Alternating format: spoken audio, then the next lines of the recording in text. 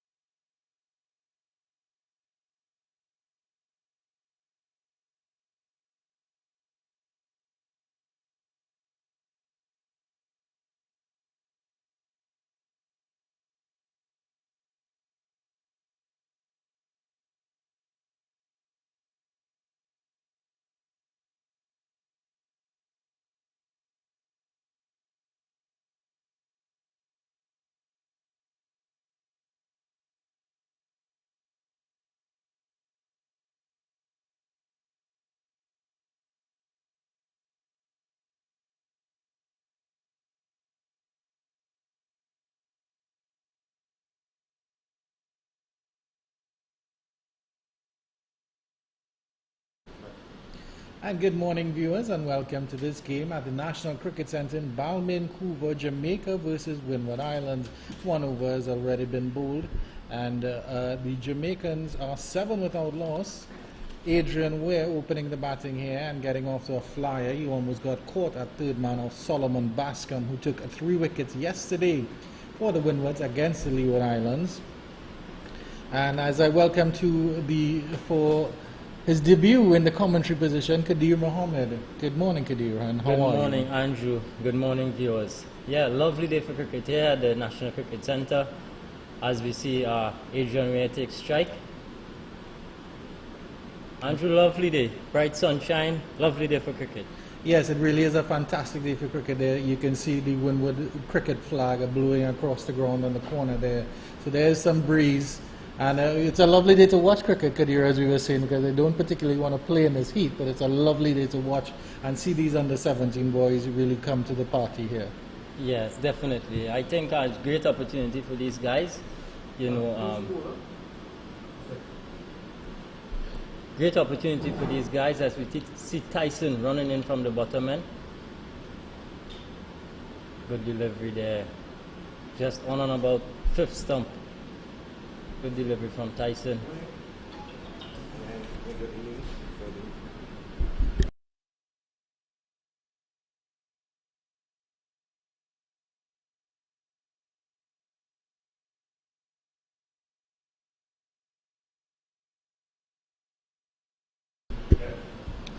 Yeah, so Tyson continuing, and he and Bascom had a very good opening bowling partnership, sharing 5 wickets here. It's up in the air, and that's over the cover region. Lofted, and they should get 2 quite comfortably for this one. Opening the face again, Ware seems to be a very pugnacious batsman, Kadir Mohammed. And what do you think so far? I mean, you've not seen much of these young fellows, but they seem to clearly have some good talent with them. I think he sort of has a free license to go. Once it's up, he's going. Once it's full, he's chancing his arm and he's going over the top. And so far, he's done well. He's 8 off 8 and getting the Jamaicans off to a good start. 9 without loss after 1.3 overs. Here he is again, smashing this one past long on, mid on, and into the boundary. Wonderful shot there, playing a little bit across the line. Maybe that ball was on the line of just maybe about the 4th or 5th stump, maybe 4th stump, but it was full. And we're tugging across the line. He seems to be a very strong batsman, and he's throwing his weight behind those shots. So a little bit of a challenge here for the Windward Islands bowlers here, because as I mentioned, they were able to restrict the Leewards yesterday. It got them to 18 for 5 in the 7th over. As Tyson continues again, and Ware is flicking this one down to the fine leg region, wide fine leg region, and they're contemplating a second. That is definitely not on. So Siobhan Morrison just really has to play the supporting role here for Ware and just turn the strike over. Kadir. Yeah, he just needs to find those ones and get Ware on strike. He seems to be taking the bowling apart. He's looking to take them on. Morrison just facing one delivery so far, and he's won. And of course, it was nice to talk to the Jamaican manager earlier today, and he was talking about how the Jamaican players are coming from the rural areas, so they're decentralizing the search for the cricket. And of course, we had a lovely discussion about getting those singles and making sure that there are no dot balls wasted as Tyson comes in again. A wide delivery down the leg side, striving for that bit of extra pace and swing maybe, and that directed wide down the leg side. Devon Joseph with a good take. The vice captain of the Windward Islands team, and he's a classic left-hand player and very, very good behind the stumps as well. 38 not out yesterday against the Leeward Islands.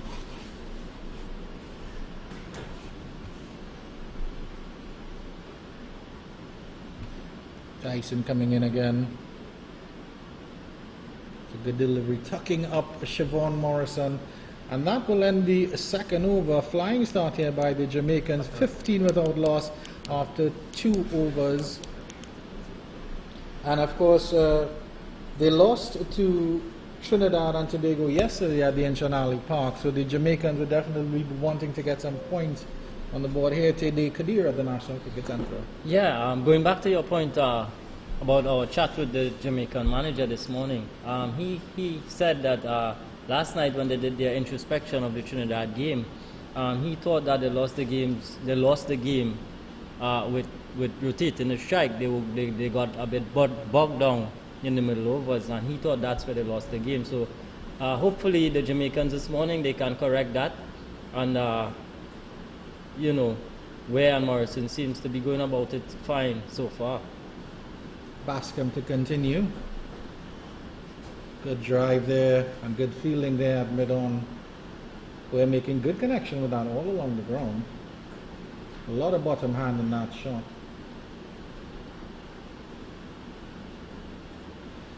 But maybe the Windwards have missed a trick here then, could you, based on that point, it'd be based on what you said, because the Windwards manager said he's playing the extra pacer based on the pitch, but if the Jamaicans got bogged down in the middle overs by the Trinidad spinners, then maybe they should have maintained the 3 spinners that they used yesterday. But we'll have to see how it plays off. We have to see how it goes. I mean, based on the surface, it looks hard.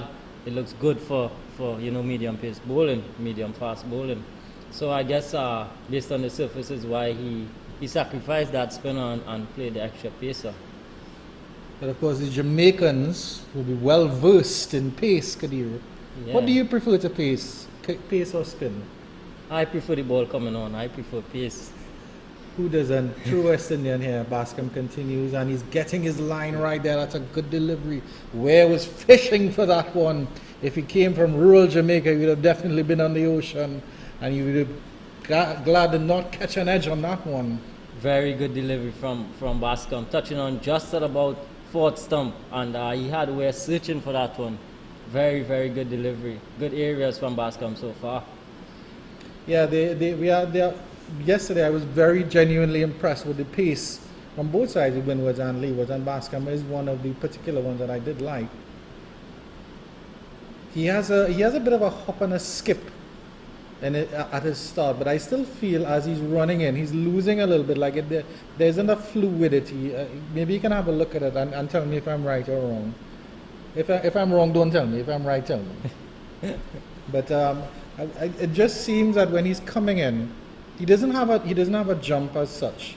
But when he's coming in, it doesn't seem to be as fluid, and he may be losing some momentum as he approaches the crease. One's flicked down into the leg side, and that will be 4 more runs. We're getting connection, and one will badly aligned by Bascom, drifting onto the leg side and helped on its way down to the fine leg area. 4 runs. Where he's really going after these Windward Islands pacers here. He's really taking them on. He's 17 or 15, and remember we are playing a 50 over game. He's really taking his chances in this power play. Jamaica 19 without loss after 2.5 overs. Going back to your point, Andrew, Bascom, he looks good. He has a nice action. He has a flow in action. His run up. He could do some work on his run up, but again, these guys are only under 17, so they are in their developmental stage. So they're gonna be looked after quite well, and they're gonna have those things adjusted going forward. Jamaica 19 without loss after 3 overs. Their run rate going up just over 6 runs and over. And at this stage, Kadir, in this very important stage of developmental aspects, what do you think are the most important things that these managers and these coaches have to instill in these young players? Tyson, it looks like Tyson will be continuing from the northern end of the ground. I think what we would want to see is that they do the basics right. We far too often we think too far ahead, and we're not staying in the moment, and we want to do the basics right. I mean, they are under 17, so we want to see them do the basics right. Put the ball on a line and length for a considerable period of time, and let the batsmen make the mistakes. Same as the batsmen, we want to see them play on merit, and don't go looking. You have a lot of overs to bat, and we want to see you bat long. Well, of course, and it's a problem at the international level, because, of course, the West Indies coach Phil Simmons and Nicholas Pruan have stressed that the West Indies need to bat 50 overs in the ODIs, use every delivery. And as the Jamaican manager was saying, we're not playing 50 overs, we're playing 300 deliveries, legal deliveries. Which mentally, when you look at it, breaking it down, 300 deliveries, it sounds more reachable, to players, rather than you say we're playing 50 overs. 50 overs sounds a lot of cricket, but 300 ball just narrows it down quite nicely.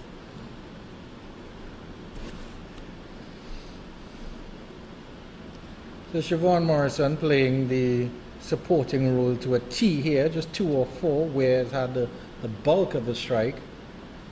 Devin Tyson definitely sharper than Bascom. You'll have to see if he maintains his back of a length line towards Weir. And that one is flicked beautifully high, hard and handsome down to the deep mid-wicket region, and they will get it. They will come back for 2. He's gotten a couple boundaries where, but he seems to be hitting the ball high as opposed to far right. Offside field. He has a point, cover, mid-off. Why is he drifting onto the legs? Keep him outside off stump and let's see how he plays going through the offside. Of course, Weir is probably taking advantage of some maybe slightly heavy legs from the Windwards bowlers, because they did bowl yesterday. And that back of a length, that's a good adjustment there from Devin Tyson. It's good to see those sort of adjustments in the game. He realized, I'm pitching it up too much, I'm letting Weir free his hand, so therefore I'm going to pull it back, and he has a new delivery, so he's getting that bounce, and it's just going to rise up on Weir, even though Weir played it quite comfortably. Yeah, Weir looks solid so far. Devin Tyson, again, none for 11 in his midway through his second over. This one turned behind square on the leg side. It'll run down to deep backward square leg. Actually, it's about forward square leg position, I should say. And they hustle back for another double there. That was actually well played by Weir. He got inside the line and he tucked it leg side. Outside off some good line by Devin Tyson, but Weir manipulating him on this occasion and working him through that square leg region and picking up 2 valuable runs. Meat and drink for the Jamaicans, pace on the ball. Stuttering runner, but he really builds up pace as he comes in as Tyson. Back of a length again, tucking him up. A good moral victory there for Tyson. Yeah, well bowled, back of a length, hard lengths. Adrian Weir, he likes it pitched up so far, Andrew. After 4 overs here, we see the Jamaicans 22 without loss. And Adrian Weir, he likes the ball when it's full. He's going hard at it when it's full. So we want to see that back of length. We want to see hit back of a length areas. And let's see how he goes. We'll have to see how Bascom can adjust his line now, because he will be facing up to the very sedate Siobhan Morrison at the other end. Once again, just facing 4 deliveries, so Jamaica 24 without loss after 4.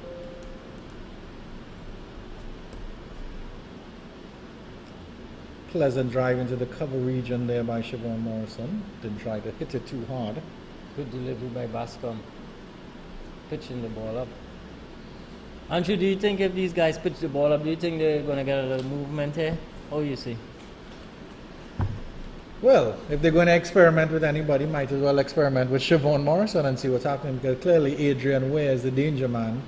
So as you have the little more sedate and quiet Morrison, who's just trying to feel his way on a leg stump line, crosses a little bit and he gets the edge. Oh, wonderful dive by Diavoni Joseph. Didn't quite hang on. I think it's one of those that either sticks or it doesn't. He flung himself to the right and unfortunately couldn't come up with a catch, the vice captain for the Windward Island. Fantastic effort nonetheless there. I think Bascom is going to be a little disappointed, but fantastic effort on behalf on Devoni Joseph's behalf. And we see there, first slip was a bit wide on that occasion there, Andrew. Well, the Windwards good delivery from Bascom. The Windwards only have 1 slip in place. Against the Leewards, they had 2 slips yesterday. And you're quite right, there is a wide gap. But Devoni Joseph did make the distance, so I think he was very, very disappointed that he didn't come up with that catch. it seemed to have hit in the lower part of the hand as opposed to the pocket, Yeah. where it needs to stick for the keepers. Have you had much time behind the stumps, Kadir? Yeah, I did some keeping. I did quite a bit of keeping growing up in my youth days.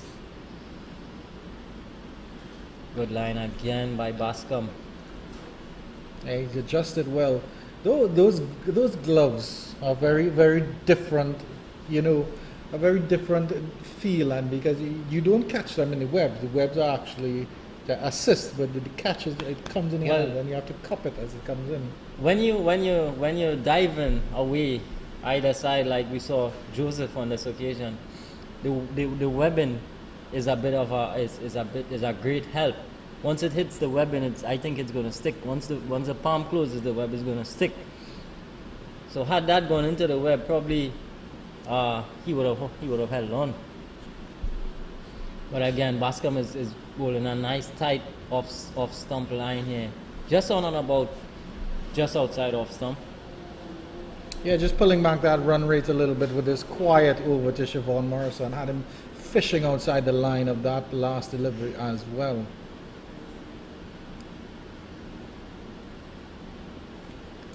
Very straight run up, very close to the umpire as well. It's drifting down the leg side.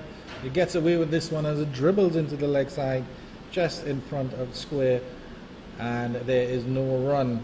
Good over there by the Windward Islands between Bascom and Tyson. They're starting to build back a little bit of pressure after Weir released the shackles at the earlier stages, but after 5 overs, the Jamaicans 24 without loss at the National Cricket Centre.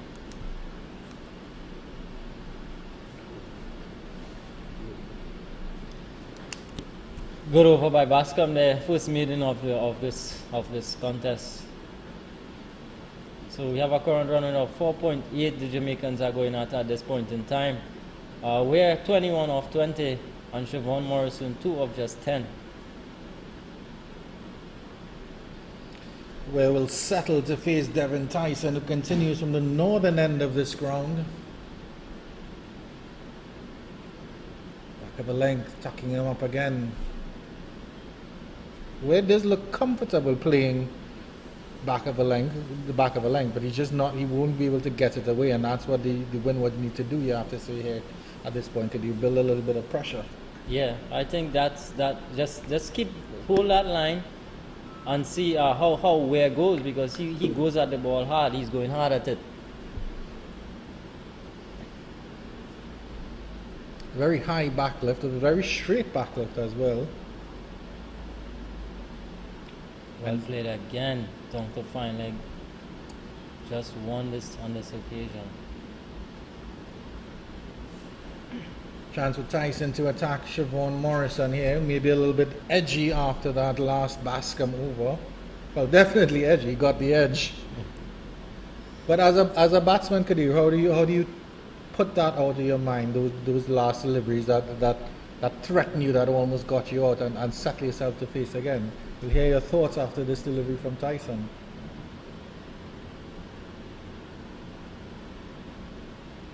Tucking him up again. Well bowled, Tyson.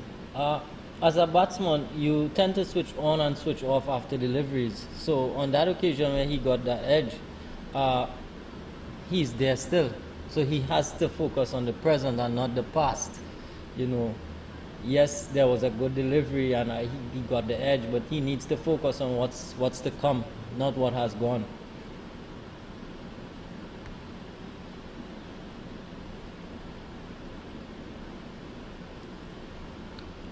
Tyson coming in again to Morrison, trying to get a pull on that one, and he'll get some runs down here behind the square.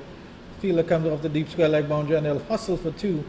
Morrison is very quick between the wickets. Weir not so much, but he gets down to the other end safely. And 2 very happy runs there for Morrison. Yeah, 4 of 12 now. Very good start from the Jamaicans so far. Weir took his chances early on, and the Jamaicans are 27 without loss after 5.4. Good start, Andrew. Do you think that the coaching staff is going to be happy with the start so far? Yeah, most definitely. Tyson comes in again. And Morrison, confident after those 2 runs, happily leaves this one outside the off stump.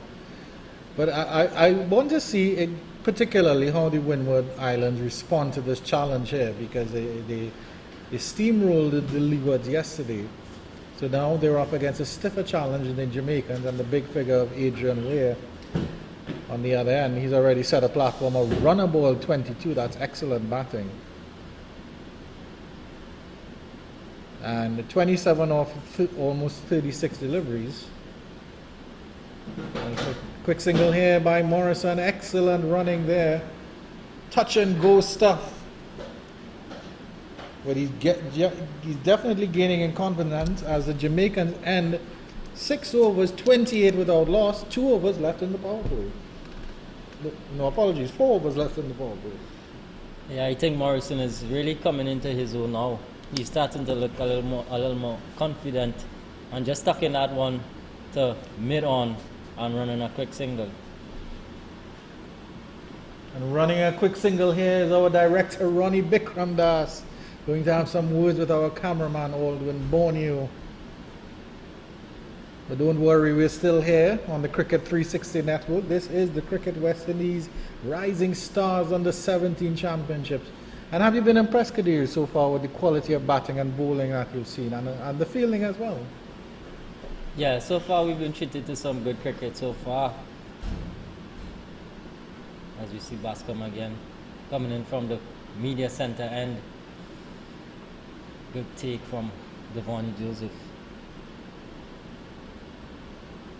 He seems to be a natural keeper, Andrew. Yeah. Devon Joseph. He's taking them very easily. I mean, it's genuinely good to see that these fellas, I mean, they're young fellas and you know they're strong, but they are in peak physical condition for their age. We know they can get stronger. We know they can get bigger. And he gets a chance to free his hands there and cuts that one beautifully in front of the square. That'll be 4. That will give Siobhan Morrison the world of confidence. The bowler who harassed him in the last over, and he gets 4 this over. Good shot.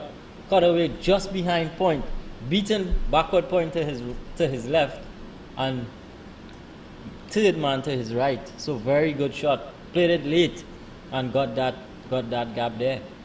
Very good shot from Morrison. 9 of 16. He's growing in confidence now. Bascom showing on this occasion and paying the price. Well, it is a batter's game, and the margin for error for the bowlers is so slim, Kadir. You know, these top edges fly for 6 with these new bats. And these bowlers are still long suffering with this ball. A wide there by Bascom. A little bit fuller, tempting Morrison for the drive. And he did go for the drive, but it was just too wide. A little bit rattled here, the Windward Island bowlers.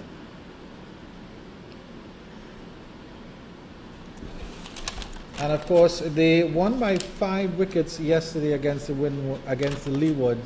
So their batting really, other than Devon Joseph, who scored a lovely 38, and Tariq Edward, who scored 21. Bascom comes in again. We're seeing a very interesting field here. We're seeing a first slip, and we're seeing a sort of a short gully for Siobhan Morrison. What do you make of this, Andrew? Well, maybe they're trying those back of a length deliveries. Maybe they're hoping that a short delivery might fend one. Morrison looks comfortable now at the crease. So you'll have to see what happened. Maybe they're just trying to get another field in his ear, just to put him under a little bit of pressure. But that first slip is still wide. Very wide. It's almost a second or third. One down the leg side. No wide signal by the umpire. Must have brushed something. Maybe more than likely flicked the thigh pad on the way through.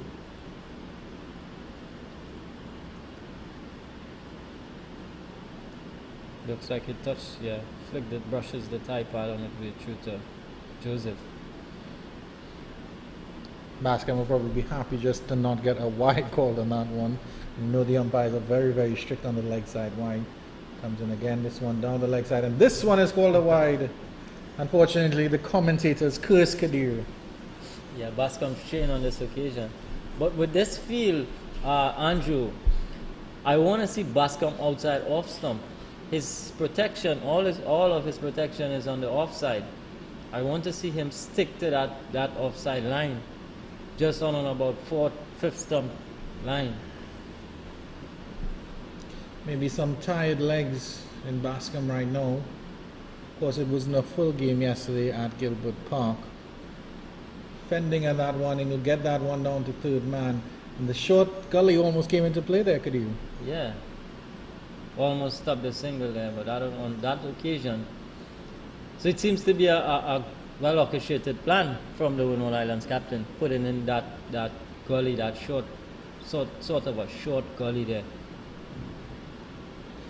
Well, the Windward Islands Pacers definitely do have that little bit of zip about them. So I think maybe they thought with Siobhan Morrison being slightly shorter than Adrian Ware, they could tuck him up a little bit. But Bascom has a different challenge in his hand now with the big man Adrian Ware. Field goes back normal for Adrian Ware. Zigzaggy run up there, some adjustment interesting there. Maybe just trying to throw Ware off. Yeah. And it seems to have worked because he got a dot ball. Good thinking from Bascom. So that ends the 7th over, and at the end of 7 overs, the Jamaicans progressing quite smoothly here. 5 runs and over. They are at 35 without loss.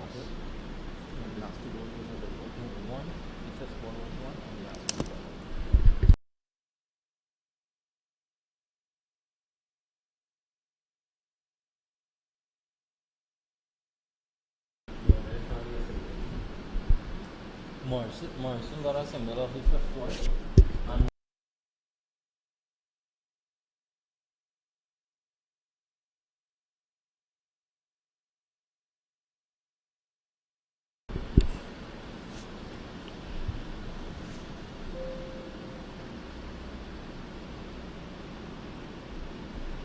action continues here at the National Cricket Centre. There may be a change in bowling from the northern end. We'll confirm as soon as we can see that player's number.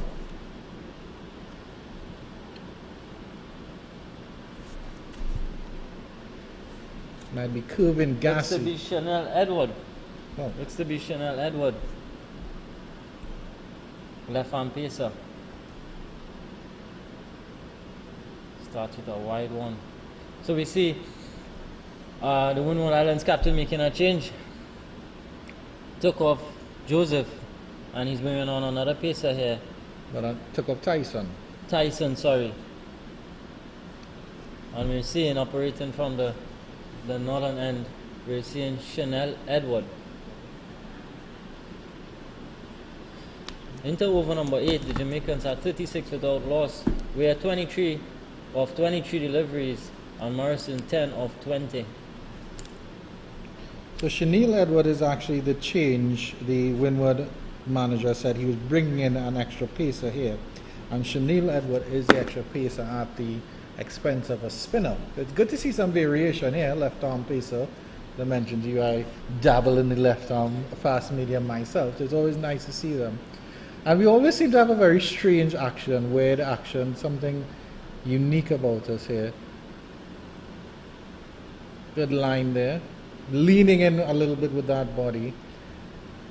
I think it's always a bit of a bonus when you have a left arm spinner or a left arm pacer. Yeah. They always offer a different angle. Yeah, the angle, we are a little strange, so we always look a little bit awkward. I don't think I've ever particularly seen, as you mentioned, Jerome Taylor and other bowlers, right arm fast bowlers, look so fluid. The left arm, they always look a little, they're always dropping the shoulders or they're leaning forward with the body. Like, it looks like his right arm is pumping so hard. This one is wide and cut away well by Siobhan Morrison. He should get 4 more here. He seems to love the cut shot and he plays it quite well there. 4 more to Morrison. A good shot. On this occasion, he got the width and he made them pay through the cover point area. And he accumulated 4 more runs. So he moves on by 4 to 14. And the Jamaica score moves on to 41 halfway through the 8th over. So good start from the Jamaicans here. Yeah. Ware has ridden his luck, or rode his luck a little bit earlier in the inning, but he made some good connection. Morrison starting to come into his game here. Chanel Edward will continue from the northern end, steaming in, and that will be a wide delivery. And you can see what he was striving for. He was trying to get that full delivery coming back into the right hand, and he did get it, except it was badly lined. Badly lined. I actually think that these two opening batsmen for Jamaica, they complement each other well. Where he's taking his chances, and Morrison seems to be more sedate and hit the ball along the ground and rotate the strike. And you can see that as Morrison is coming into his own now, Ware has taken a bit of a backseat. So it's nice that they have that understanding. They're both not trying to go on the attack, and it's nice to see that they understand the ebbs and flows of this very strange game that we love so much. Fishing at that one, that was a good delivery outside the line of the off stump. Edward finally getting his line a little bit right there. I think the Windwards will want to be a little bit more consistent with their lines and lengths. They're a little bit all over the shop here into the 8 over, and we're not seeing a proper consistent line and length. Well, this of course is Edwards' first game of the tournament. He's probably just a little bit rusty. He's getting better. That's a good delivery. Should have been stopped on that occasion there. Yeah. Good little moral victory for him, because he got a thick outside edge on that one that just got past the slip fielder, didn't run down to the boundary. He'll be happy with that one. Not the worst of starts. He'll be hoping in his second over to get about 1 or 2 runs and over, pick up a wicket here. The Jamaicans look very, very happy now. Let's see how... This will be an interesting challenge here. Adrian Ware facing up against the left arm pacer. He hasn't had much of the strike, to be honest, actually, in the past couple overs. Ware.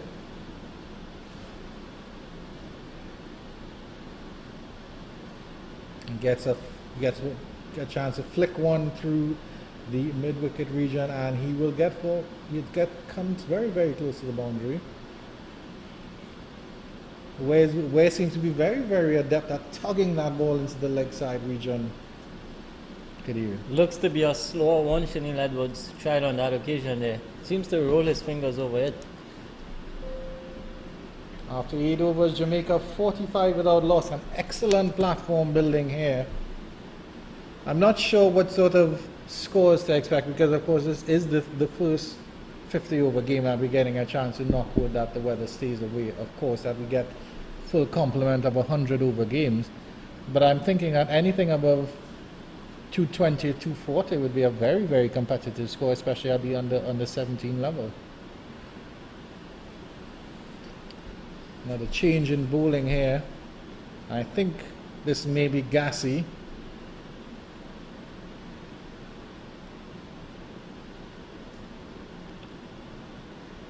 Should be able to see the number very, very shortly and confirm.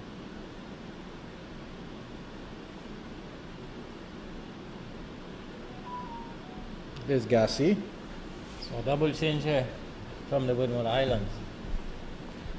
I was impressed with Gassi as well, because Bascom and Tyson were the opening bowlers, but Gassi was a first change bowler and he looks very good as well. So we'll have a look at him here. Coming up again on back of a length delivery, starts off with a good line.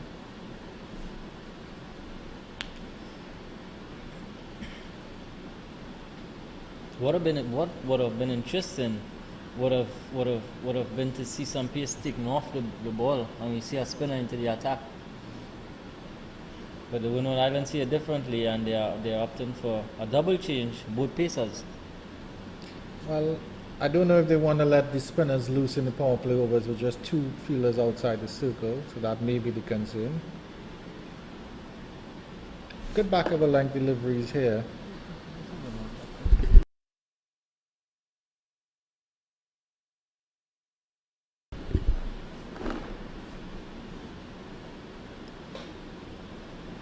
You might see, you're quite right, Kadir, but you might see the spinners starting to operate in maybe the 10th, after the 10th over.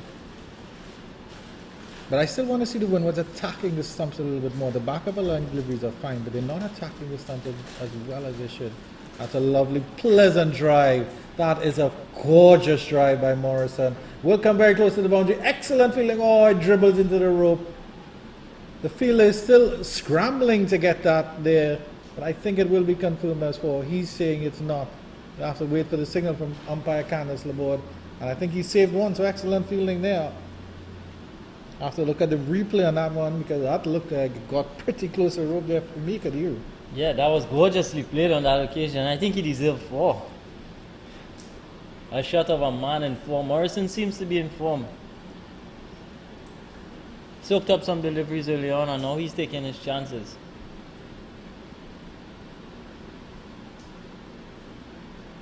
Good delivery. Again, Good response there. In terms of the batsman, so we see here that Morrison is more of a classical batsman, where is a pugnacious batsman. In your experience, did the batters generally fall into one of those two categories? Have you seen many crossovers in terms of the classical versus pugnacious? They seem to form a good partnership, certainly. You know, when you have one batsman who's taking on the bowlers, and then you Flicked away, and that's beautifully held. That's 4 runs. Wonderful shot by Adrian Ware, pugnacious at its best. he took that one off the stumps. Beautiful Rather shot. nonchalantly flicked that one over mid-wicket. And that's the 5th day for the Jamaicans in just the 9th over. As we see that one, took it off middle stump. A lot of bottom hand involved in that one there, Andrew. Good shot nonetheless. He played with the angle, of course, because it was a delivery coming into him. If he did miss, though, he'd have been plumb LBW. He did take a chance here. But I'm talking about batsmen in general. I'm not talking about this Ware and Morrison partnership, who have just put on 50 runs with that wonderful shot. But generally, the classical versus pugnacious, is it always like that, or do you see batsmen that cross that line? Generally, I think nowadays you would see their crossover. A lovely pull there, good fielding down there at the deep forward square leg region, and they'll hustle back with 2. Good throw. Ware had to hit the ground, the deck, because that throw almost came into him. Well, good fielding running in the end. Yeah, and at the end of that over, at the end of 9th overs, the Jamaicans are rolling, rocking and rolling their way to 52 without loss, 54 without loss. Yes, Andrew. So I want to say that in this modern time, I want to say that some of these batsmen, they're transgressing it now, where we're seeing a sort of a in-between between pugnacious and classical, where we see batsmen, they're willing to take their chances. They're all wrong, you know, but generally this seems to be the trend, where it's either you go hard at it or you are a bit more classical, where you play under your eyes and you play out of the coach's manual, so to speak. I mean, like, okay, so if I think of classical, so let's look at a left-armer, obviously left-hand batsman, obviously the classical Brian Lara. Pugnacious to me would be somebody like Ridley Jacobs. He's not particularly attractive looking to watch when he's batting, but effective. Now that's what I consider to be pugnacious. But then if you look at somebody like Kyle Mayers, I would say he sort of crosses that line, because he has that power hitting, but he still has the classical flow of the bat. And it's interesting here. You make a quite good point. I think I misunderstood your meaning of pugnacious there, Andrew. Oh, what did you think of pugnacious as? I was thinking just a basher, a sort of once it's up, it's out, sort of. Well, yeah, well, okay, I understand what you mean. Yeah. Aggressively Yes, you're quite right. We'll have further discussions about language and literature off here. But yes, you're quite right. But yeah, what I meant by pugnacious is not, it's sort of like Muhammad Ali would be classical, Mike Tyson would be pugnacious, Muhammad Ali with dancing, the movement, while again, Tyson ugly but effective. Punch was harder. Yeah. Sporting analogies abound as Edward comes back in. How he settled in his second over. And now a lovely drive again there by Morrison. Trinidad Edward seems to want to take pace off. He seems to want to take pace off the ball. Probably trying his Which variation. is probably interesting to me, because the ball is still fairly new. It's only 9 overs old. So seems to be a bit of a T20 cricket is sneaking in, where the variations come into play. Lovely shot there. Excellent feeling. Well. That fielder at point was on point. And his teammates will run to congratulate him because that was fantastic. He dived to his left, immediately got up and flicked that ball back in. In one motion. Very smooth, very fluid motion. Like the waves breaking over the Caribbean Sea. As we see here, opening the face, Siobhan Morrison, and brilliantly stopped that backward point. Ron Morrison barely got in as well. Edwards follows that up with a wide. And that piece of fielding was so exquisite that the cameraman couldn't even catch it. He only got the fielder sending the ball back in. Absolutely fluid work there from that fielder.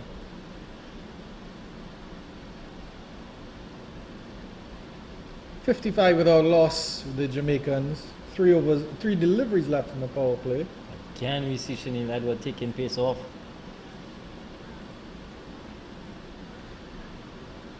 But I think it's a good thing that those variations are coming more into the regular format of the game, because if you look at it, maybe all a bowler had was a Yorker and a bouncer. Now Dwayne Bravo boasts that he has about 6 or 7 or 12 slow deliveries, Different variations of a slow ball. Yeah. Which is sort of hard to pick up as a batsman, if you're not looking for it. It's hard to pick up. Nice delivery there by Edward.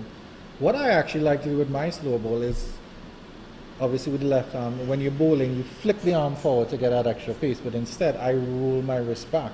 So it looks like it's coming out the exact same way, but it comes out a little bit slower. And then I would grunt as well, so they think I'm sending out a hard delivery when it's actually just a slow delivery. And then with that sort of trajectory, then it ends up very full as well. So it's almost like a slow ball Yorker sometimes. Edwards with 1 delivery left in the power play, and he finishes off. No, he does not finish off strongly, unfortunately. He lets out a wide, the second wide in the over. Sort of spoiling his figures here. None for 9 of his first 2 overs, and it would have been a maiden if he hadn't bowled those 2 wide, but a good response from him, just 2 runs in his second over so far. But I think the Jamaicans, they would be mightily pleased with the start so far. 56 without loss after the first power play. Yeah, that's almost a runner ball. I think they'll be extremely happy with that. Another slow delivery, half stopped by the bowler and cleaned up there. Tariq Edwards will get a little bit of a knock on his foot there, but at the end of 10 overs, the Jamaicans 56 without loss, 5.6 runs per over, and that's the end of their power play. The Windwards need to regroup here. Definitely, I think they need to talk. They need to hold those areas for a little bit longer and see how these Jamaicans go.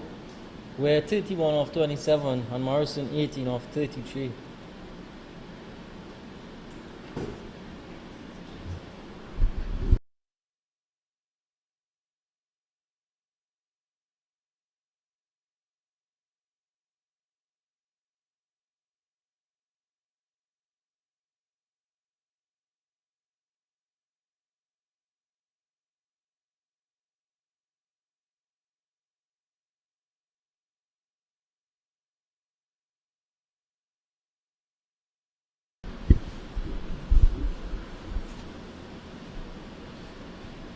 So the power play has ended for the Jamaicans, and they are definitely the team in the ascendancy right here.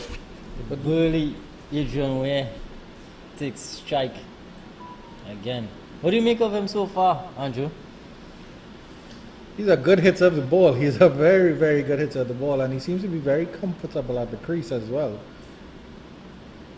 As Gassi continues. Push there by Adrian Ware into the cover region. There's no run.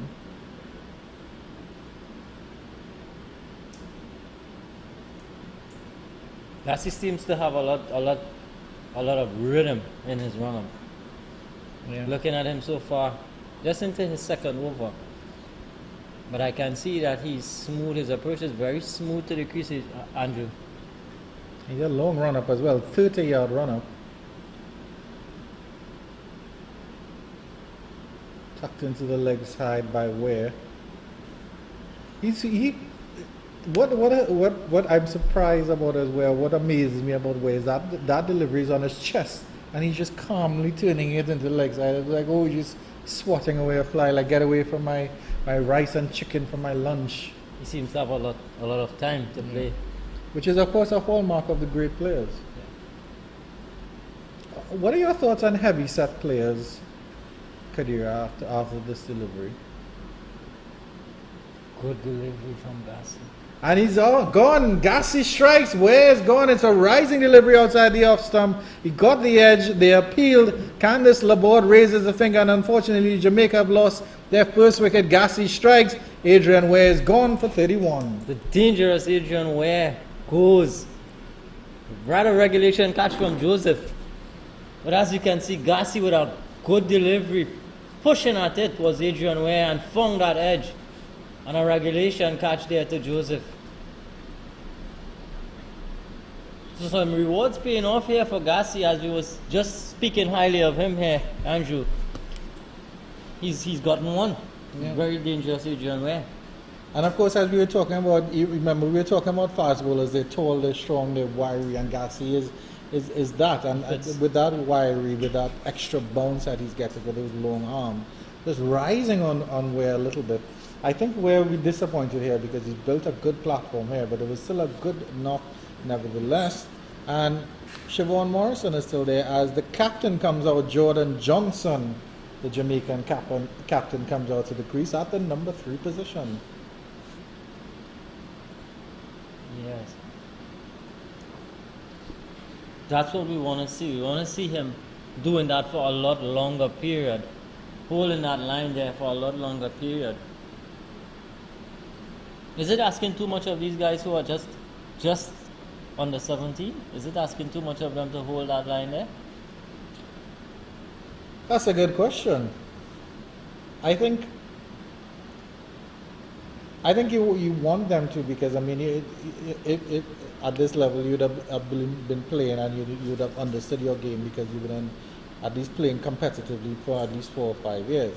I mean, you do expect mistakes, of course, because these are young fellas. I think what needs to happen is that you have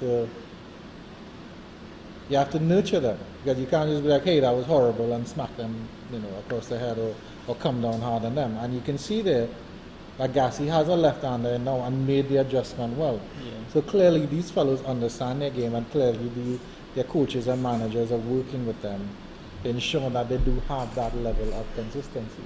I was very genuinely impressed with the consistency, because we haven't seen too many wides. There have been no balls so far. Left-handed Johnson takes strike. So for Johnson here, we're seeing that there's a deep backward square in position and a fine leg. Third man, those are the 3 fielders out. Interestingly, he's just come to the crease and there's a deep backward square. Maybe they know something of him. And there's no slip either. There's some conference mid-pitch. You're not exactly sure what's going on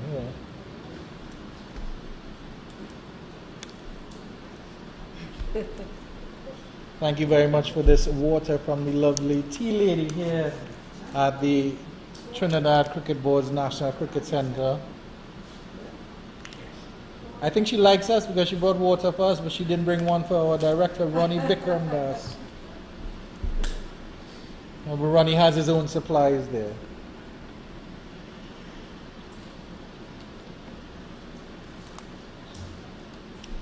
So the Jamaica's captain, Jordan Johnson, takes strike for his second delivery.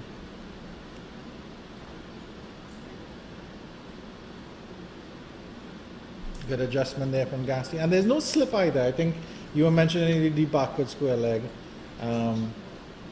And of course, in talking to the managers, I was asking them, because I'm genuinely curious to know how much they know of each other. And they would have said, well, they might have known a couple of the players from the regional under 15s or West Indies under 15, because of course some of these players will come through the run.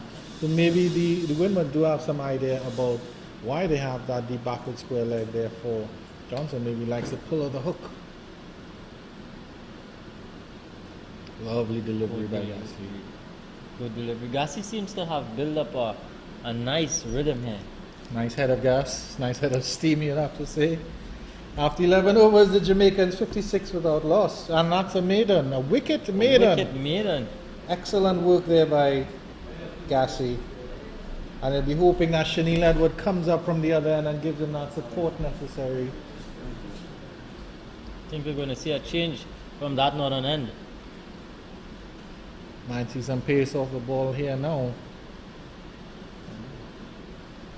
No, it looks like Shanil Edward, he's still going to continue. Yeah.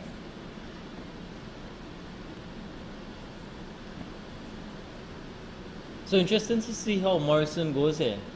With the fall of that wicket, Ware was the one who was doing the bulk of the scoring. Morrison just got into it a bit. But now there's a new batsman. He has the captain of Johnson on the other end. Interesting to see how he goes about this period of play. Well, of course, he'll have to settle the nerves and just reconsolidate here. And he would definitely not want to lose his wicket here, because two new batsmen at the crease will will allow for the Windwards to gain some momentum here. Edwards comes in, and that's pulled away. That's beautiful. Forward of square, and that's 4 runs. Well, we see how Morrison is going to approach this. He's going to attack the bowling, whatever. Doesn't matter. Maybe he might play the attacking role. He might have his own Adrian way inside of him. Good shot on that occasion. Hit way in front of square. So he had a lot of time there on that occasion. 4 good looking runs for Morrison again. Fetched beautifully, yeah. The fielder was in the deep square, forward square leg position, and that was way forward of square, almost to the mid wicket region.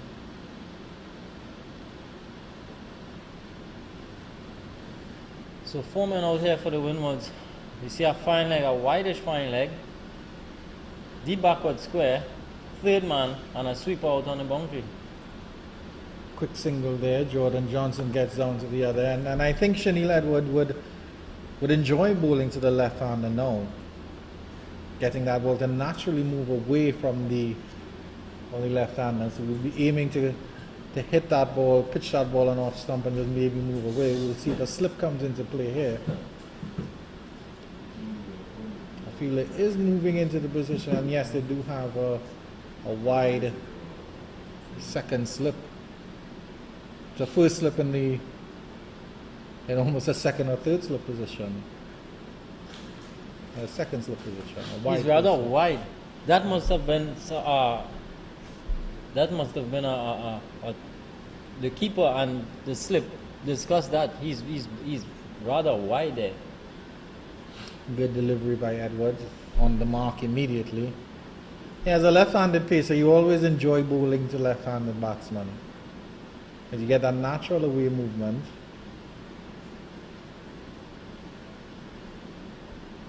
And that corridor of uncertainty, that 3rd and a half stump, 4th stump, Kadir Mohammed. Are you a right-handed batter or left-handed? Left-handed. And I don't like that ball coming back into me from those left-handers. I don't like that ball getting back into me, Andrew. Interesting to see how Johnson goes. Tucked up. Johnson will get off the mark with a turn into the leg side. Too straight on that occasion there from Edward. Leg back, so he doesn't get off the mark. No, unfortunately. Shanil Edwards, he seems to have a little bit of pace. He just needs to find that right line and length. You just need to work on those areas now. And again, it's all about rhythm, as we've talked about Kadir. If you have the pace, but you're not having that line and length that you want, just slow down a little bit. Just feel your approach to the crease. Feel every run up. Feel comfortable. And again, this one a little bit too straight here. Easily tucked into the leg side for easy single. Jamaicans going along nicely here. Yeah. 62 for 1 in the 12th over. Yeah. Making use of these good conditions here, good batting conditions. As you see, the sun is out in its full glory. Blue skies above us, a nice breeze.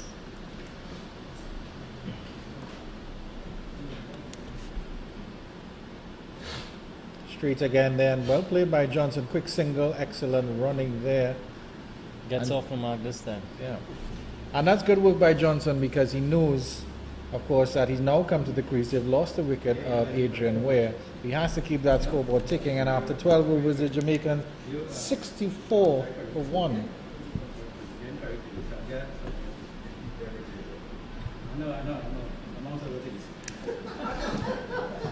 And I believe the Jamaican manager did mention that that their skipper Jordan Johnson is one to look out for in the future as well. Seems to be a very capable batsman. Our director is telling me yes, Johnson is quite one of the good players. He actually was involved in the West Indies under 19 setup. And he's only 16 or 17, so that shows that the that says a lot on his has some behalf. talent. Gassi returns. Good leave there by Johnson. Gassi has really impressed me so far, Andrew. He has been the one to really stick to a good, nice line.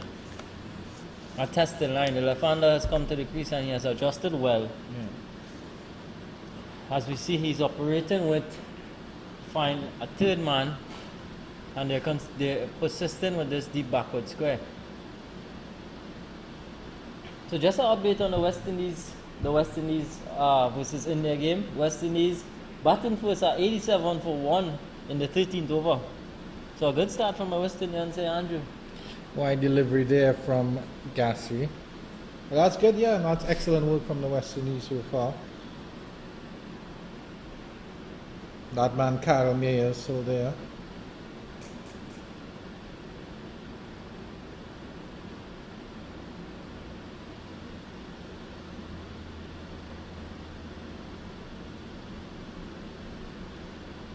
One from 7 is Jordan Johnson. So he's a little bit under some pressure here. One just off 7 deliveries. Pleasant drive by Johnson straight down the ground, but just a single. Yeah, so West Indies 87 for 1 after 13 overs. Shea Hope not out on 34. Kyle Mayers, a little bit of impetus to start there. 39 off 23. And Shamar Brooks 13 off 11. So hopefully Shea Hope comes to the party today and gets some runs on the board. Shamar Brooks disappointed me in the last game because he got a good start and he was doing quite well against India, and he and Mayers got a 100-run partnership and then basically throw away his wicket. I want to see Shamar Brooks. Shamar Brooks has the capability and the class to have those big innings, and I want to see those big innings. As Morrison faces up to Gassi here at the National Cricket Centre, and this is the Cricket West Indies Rising Stars Under 17 Championship. Rain-affected tournament, but we're trying to get as much cricket out as we can. And Kadir is going to give us an update from the other games.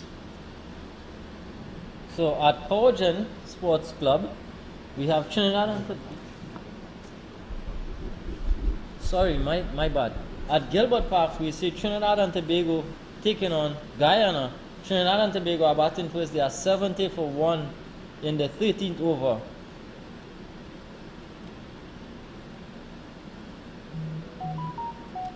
And a pleasant drive by Morrison to the cover region, the no run.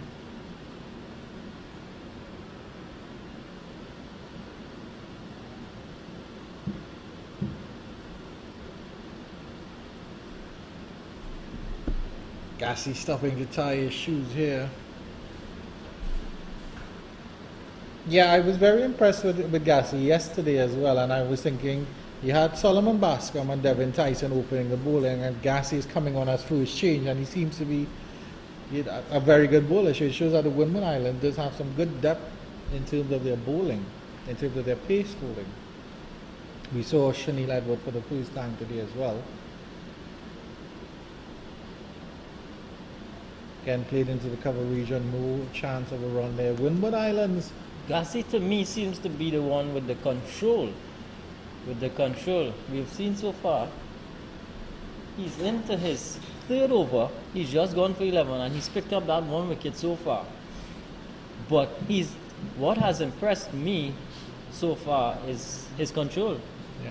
He's adjusted well. There's a left-hand, right-hand combination at the crease, and he's adjusted well. Very clean run up to the crease. Close to the umpire as well. Drive again by Morrison. No run. Good feeling from that short cover there. So we're seeing a trend here, Andrew. We're seeing that all the teams batting first this morning has got off to a good start. Right. We're seeing here the Jamaicans are 66 for 1. Midweek, at the end of 13, they're 66 for 1. We're seeing the West Indies are 80 odd for 1. And then we're seeing Trinidad versus Guyana. The Trinidadians are 70 odd for 1 as well. So we're seeing a trend here this morning. Seems to be good batting conditions all around. Well, we'll have to be unbiased as it comes to the regional under 17, but I definitely hope that the West Indies keep up that momentum against India.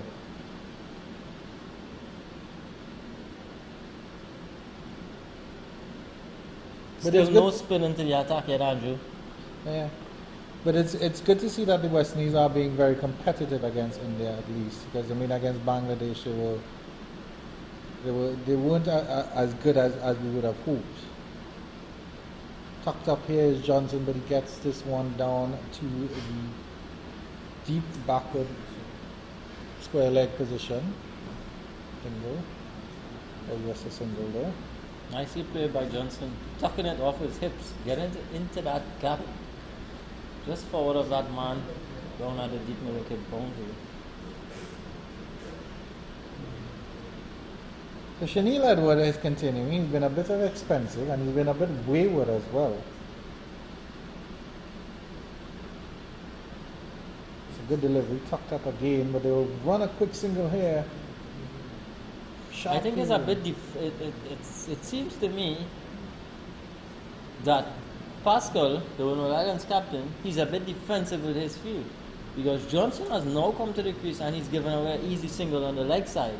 He has that man on the boundary when he could have been inside the circle cutting one. Put some pressure on Johnson as he's just come to the crease. You're quite right. Yeah, that's a very good point, Kadir. Because even when Johnson came in, there wasn't initially a slip field at all, despite the fact that you had Gassi bowling some good pace. Slow delivery there. Morrison is able to squirt that one behind the leg side. Behind the square on the leg side for another single. What do you make of Shanil Edwards' slow delivery? Well disguised. Very well disguised.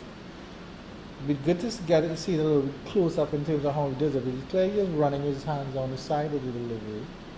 Maybe a bit of an off-cutter sort of style. But it's good to see that he is working on his variations. And there's no discernible change in his action as well, which is also very impressive. I think it would be more impressive if he gets his line and length right. And Johnson helps this one in forward of mid-wicket, and that should run away for 4. Loose shot, loose delivery there by Edward.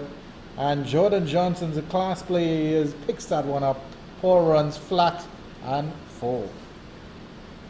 Yeah, that one, he put away that one with a lot of authority. Disdainfully attacked on that occasion. Way in front of mid-wicket there. So good shot by Johnson. But again, Andrew, I would like to see that man. He's new to the crease. He's just faced 11 deliveries. He's rather new. I would like to see that man up.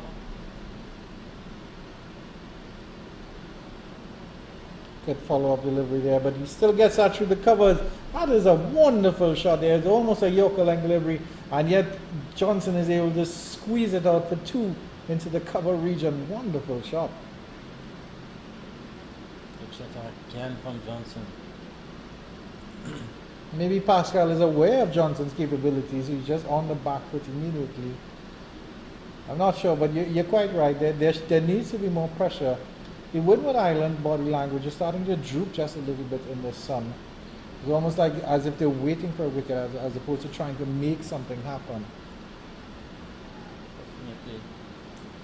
Definitely we're seeing that.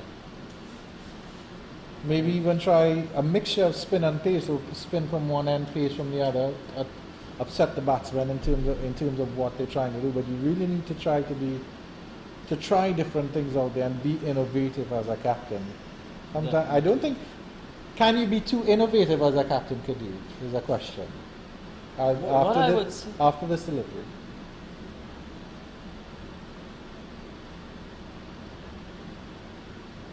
We saw him jump wider there, and he actually slowed down his arm coming through there. With that slower one there, Andrew. I don't think it's innovative. What I think it is proactive rather than reactive. You have to make it happen. You have to set those fields to make it happen. You can't be too defensive and just wait. You can't just sit back and wait on something to happen. Yeah, the Jamaicans are going along nicely at 76, just after 14 overs, but you still want to be proactive. You don't just want to sit back, and by the time 20 overs, the Jamaicans want something going down. You want to be proactive and you want to make things happen. What is interesting for me, we'll continue this discussion after break because of course the players will take a break, so we'll continue our coverage of this game shortly after a break.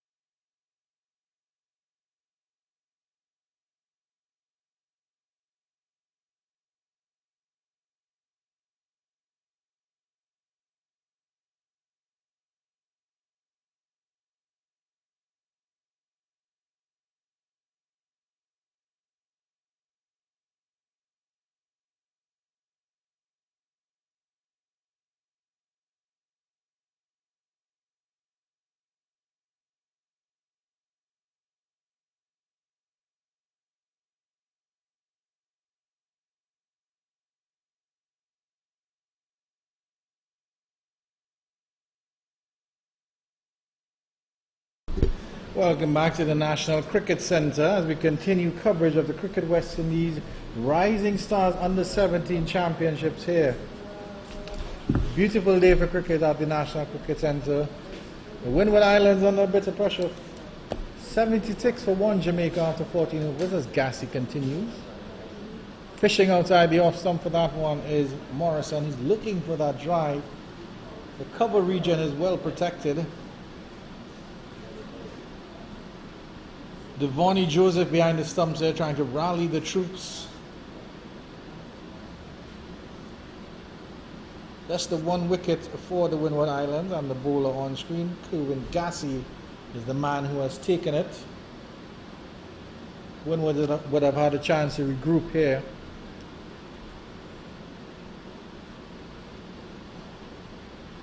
It's driven down to the mid-off region and they scamper a single.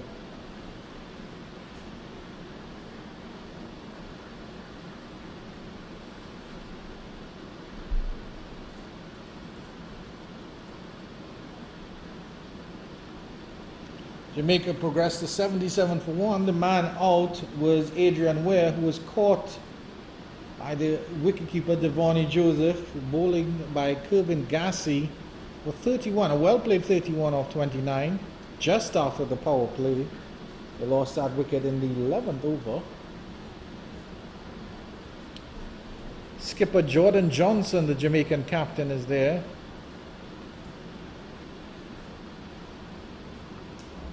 Might be only 17, but he's had some West Indies under 19 experience as Kadir Mohammed returns to his commentary position, retakes his guard, and settles himself. Gassi again. The impressive Gassi so far. Into his 4th over and just going for 12 runs. He's been one of the more economical bowlers, definitely, for the Windward Islands. Wonderful bowling, and made the adjustment immediately for the left-handed batter Johnson. Again, good lines, good lengths from Gassi. He's just where you want to be. He's asking a lot of questions from those batsmen. He's troubling both edges. He's a little bit straight and he's going outside off some, and he's troubling the outside edge as well. So good from Gassi. Impressive so far.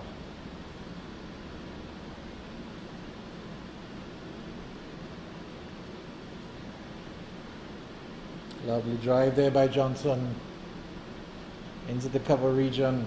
Good connection there, but good fielding as well. Pleasantly played. Either side of cover, he may have gotten 2 or maybe 4. Maybe 4.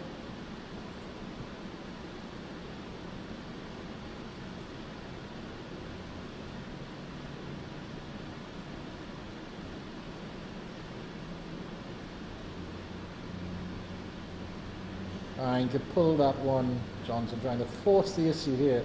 But I don't think Gassi is the bowler to force the issue against here. Jamaicans end the 15th over at 77 for 1. Yes, Andrew, I think that they just need to go along the same trajectory that they are on right now. 77 after 15. Any batting group is going to take this at this point in time. So I think they don't need to do anything differently. They don't need to try anything. Play it as you see it. The runs are coming easy. I think we're going to see a change on the northern end. Maybe we're going to see some spin into the attack for the first time. Yeah. We'll have to see how the Jamaicans fare against the slower deliveries. They've had it quite comfortable against the pace other than Gassi.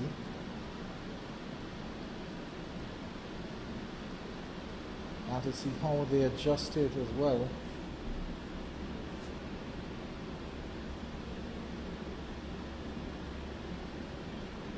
Are you comfortable batting with a helmet, Kadir, or is it, if a spinner comes on, they immediately call for your cap from the pavilion?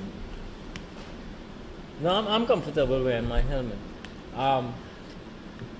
Those guys those reserve guys who bring on stuff helmets and stuff, they don't want to come on every over. If you have a pacer and a spinner bowling, and every over you want to take your helmet off, they get vexed with that. So Tariq Edward will be taking up the action from the northern end. Right arm spinner here. And immediately Morrison launches him over extra cover. Doesn't get all the way to the boundary and they'll just get a single. So obviously Morrison is showing his intent. He's not going to let the spinners settle.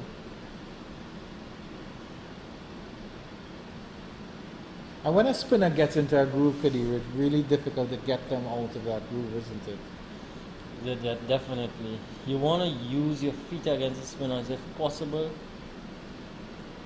And you want to sweep. You want to play. You want to be a little more attacking to them. You don't want to let them settle. It's hard when they settle, as you say. So you want to be a little bit more active against them. So there's a deep cover and a deep mid wicket here. As that fielder comes back, I would say to a more deep backward square leg. So that deep backward square leg remains in place. That's a pleasant drive all along the carpet here, long off. Has some room to come around and cut that off. Johnson trots back for two quite comfortably. So he and Morrison have maintained the pace despite losing Ware, who was the pace setter in the 11th over. Johnson and Morrison have done this rebuilding job quite well, you'll have to say. Yeah, they're rebuilding, and they're also scoring, which is good. You see a slip coming in now for Morrison. Attempted sweep there, more a victory for the bowler. Johnson trying to force the issue. Devon Joseph fast behind the stump. Had the bails off in a flash. Quick hands, those keepers. I never felt comfortable keeping. Maybe it might be because of my height. And the gloves as well being very awkward and cumbersome.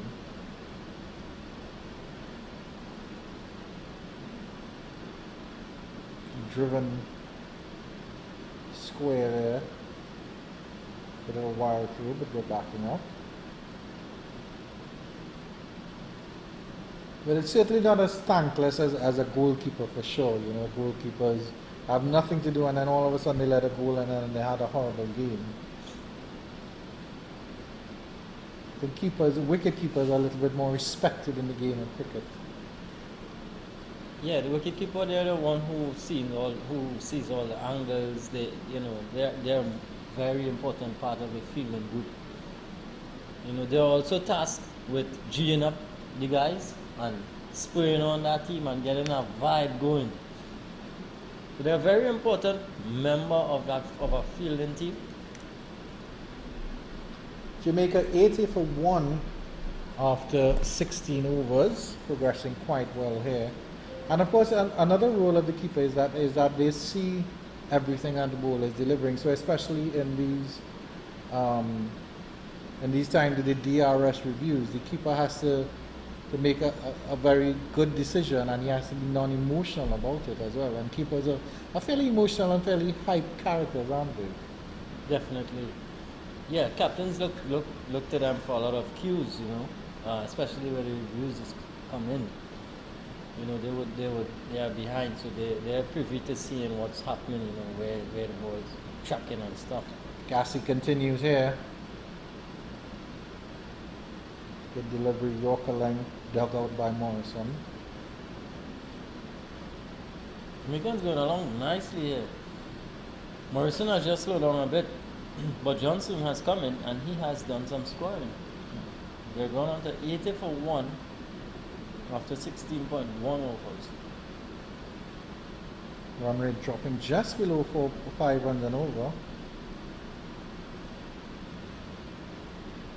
Pulled, attempted pull by Morrison.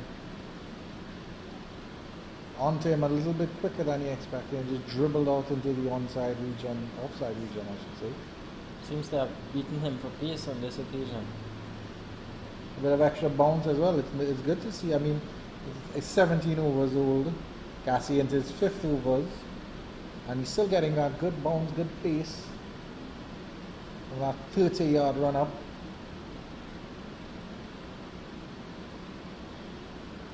Tucking up Morrison there. Not Impressive much. again from Gassi. Impressive again. For me, thus far, he's been the most impressive Windward Island bowler we've seen on show today so far. He's held his line nicely. His lengths, he's mixed it up. He's gone about his work so far. He's just conceded 12 and he's picked up an important wicket. You know, he's into his 5th over. And he's asking a lot of questions of these Jamaican batsmen. He's testing their technique. Tucked up again. Chance for a single and well taken there by Morrison. And that's good awareness from the batsman. They're looking for the opportunities to take singles when they realize that Gassi's bowling quite well, so they have to look to get the singles where they can, playing that on soft hands in Morrison. Yeah, he's slowed down quite a lot, Morrison. Johnson, not too long in the crease there. Only been there about 4 or 5 overs.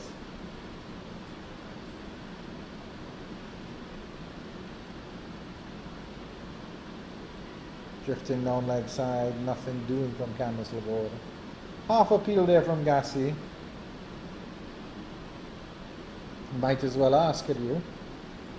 If you ask, you don't get. If you don't ask, you don't get. But yes, again, Gassi is operating on a nice line. We see the replay here again. And you can see.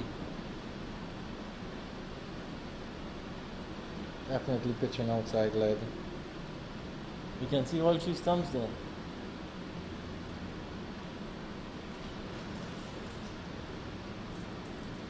Wide delivery down the leg side. It seems to be a modern trend that batsmen are batting or taking their guard in middle, and then they sort of do the back and across movement. So by the time they do back and across, they're on the middle stump. Where do you take your guard to? It depends on whether you have that trigger movement. Some batsmen do have that back and across movement, whereas some batsmen, they just stand still. So if they bat on middle, they stand on middle. They don't trigger per se. Lovely push there by Johnson. Easy hands, and that's a good single there. And that should end off the 17th over. Jamaicans progressing quite well. 83 for 1 after 17. Gassi completes his 5th over. He's just gone for 15, 1 for 15 in 5. And we're going to see Tariq Edwards continues from the... So the Windward Islands bowling. Bascom 4 was none for 19. Tyson 3 was none for 17, a bit expensive. Edward 4 was for 28. Gassi, the impressive Gassi 5 was 1 for 15, and Tariq Edward just 3 runs from his first over.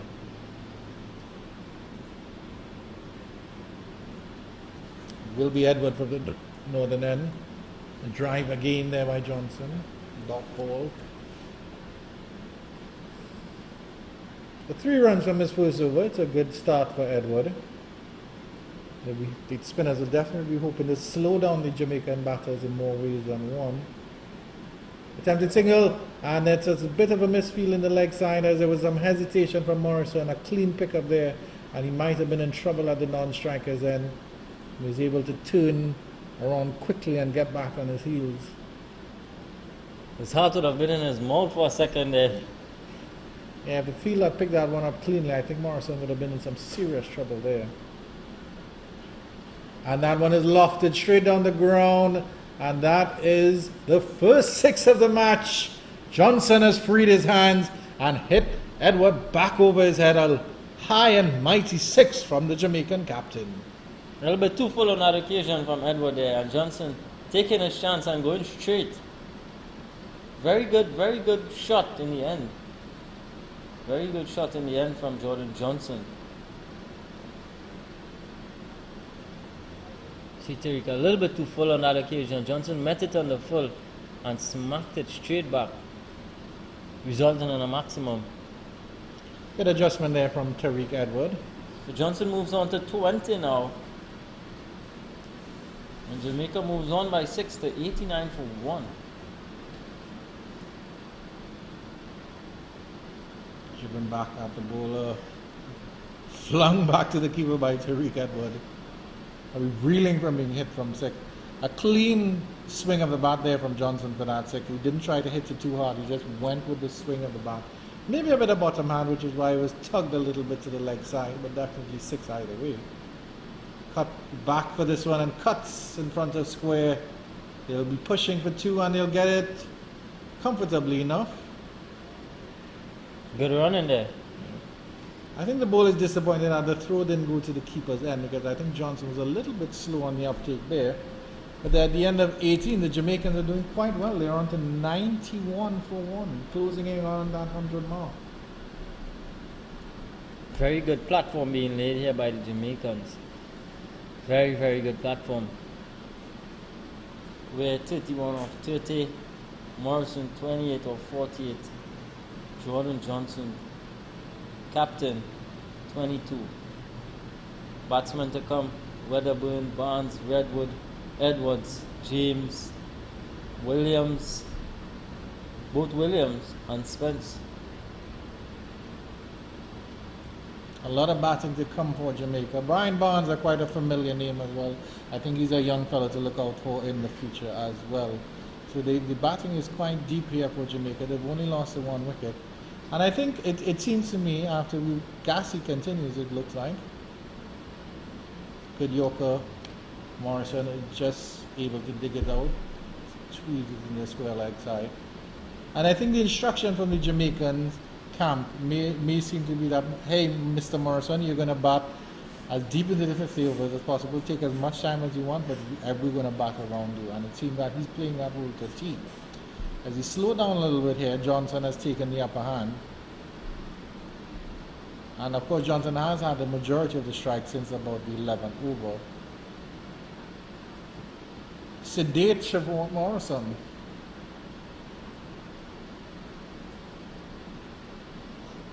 That's pulled away, and that's 4 runs. Well, he's decided to get a bit of a move on here, tug that wide of the mid-on region, and that's 4 wonderful runs for Morrison. Swatted away there, just wide of mid-on. Garcia a little bit too short on that occasion. As you can see, took it from outside off stump and tugged it through mid-on. So good shot there from Morrison. Goes on to 32. So he's going on well. 32 off 50. Yeah. Hasn't been the most fluid of knocks, but it's been a valuable knock for Jamaica nevertheless. Good adjustment there by Garcia and good lead there by Morrison. Been a wide one, and you'd have been tempted to follow up that forward, maybe another cut. And we know that he's quite good at the cut, Morrison. Played a couple of delightful cut shots in his innings so far.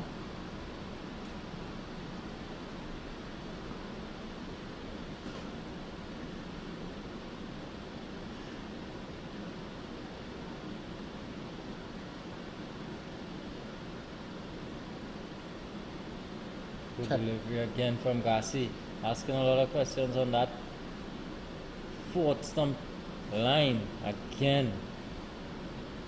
Tempted Morrison to play there. And it seems so long ago that Morrison was dropped, I think, in about the 2nd or 4th over from Giovanni Joseph. Caught a difficult catch behind the stumps of Bascom. But he's moved on quite well. He's really put that behind him, and he's doing quite well for the land of wood and water. Again, a little fling at that one, and there's the edge. They've gotten the edge. They've gotten strikes again.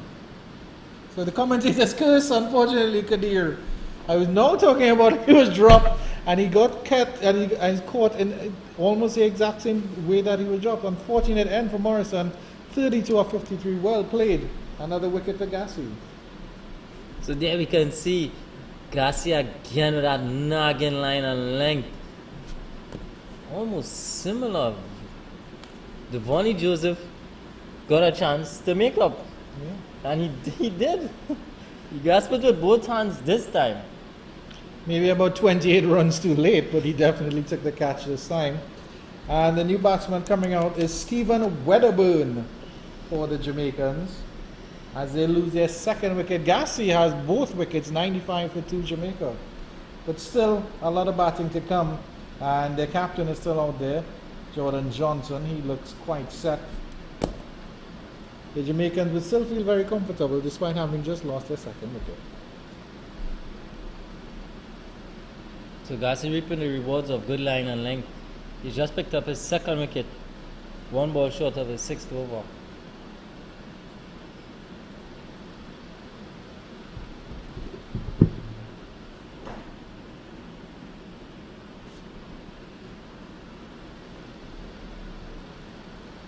The left-handed Wedderburn.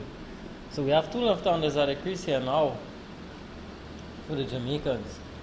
Wedderburn with that famous number 55 on his back. Famous number 55 of Kyron Pollard. Yeah. Just to give you an update of what is going on at the Queen's Park Oval, West Indies have progressed to 127 for 2 off 22 overs. Shamar Brooks, yet another start, going for 35. Cassie continues. Delivery down the leg side. There's 2 left-handers at the crease now. Shea Hope has progressed to 51 off 70. Done a lovely half century for him. Brandon King is now at the wicket. Shamar Brooks 35 off 36. So once again, getting that good start, showing that he has the class, but not pushing on to get that big score. In terms of the bowling, Mohammad Siraj 5 overs, none for 15. Excellent bowling by him. Deepak Huda 6 overs, 1 for 23. Aksar Patel 4 overs, 1 for 18. Yuzvendra Chahal 3 overs, none for 21. Avesh Khan 3 overs, none for 36. A good platform here from the West Indies, as we see here with the Jamaicans as well. We're hoping that the trend continues. Definitely for Pascal and his Donald Islands team. They will want to hope that 1 brings 2.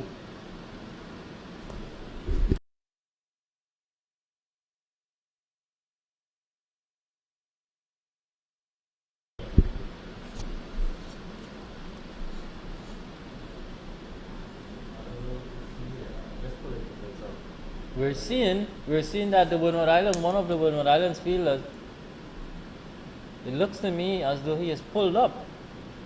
He's receiving some treatment now from the trainer. That brings a halt to play. Seems to be a situation of concern as well, because all the Windwards players are trotting over to their fielder on the boundary. That's to the right of the pavilion here at the National Cricket Centre.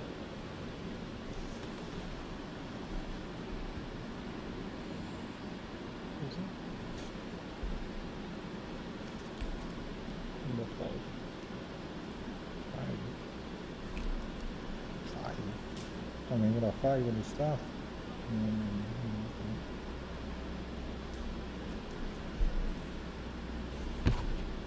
Substitute.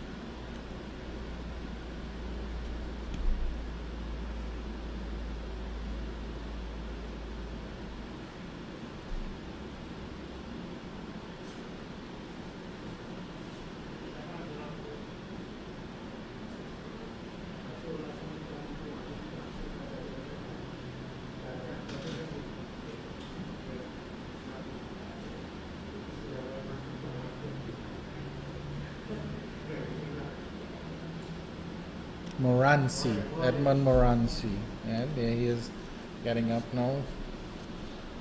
Seems to still be walking a little bit gingerly here.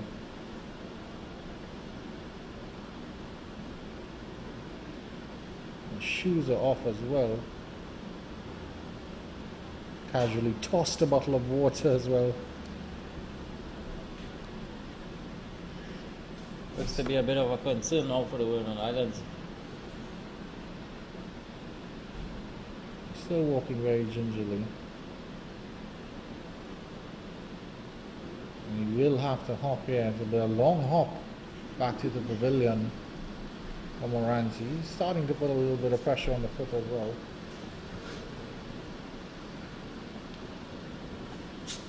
But not a good sight here for the Windwards.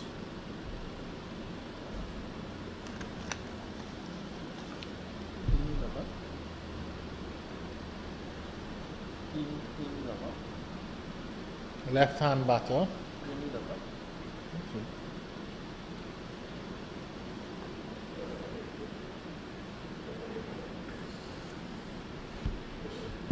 Unfortunate there for Moranti.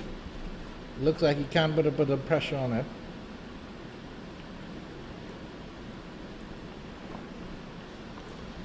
We'll see if he's able to bat. I'm not sure. I don't think he contributes with the ball for the Windward Islands team. But it'll be very unfortunate if the Windward Islands lose a batter here.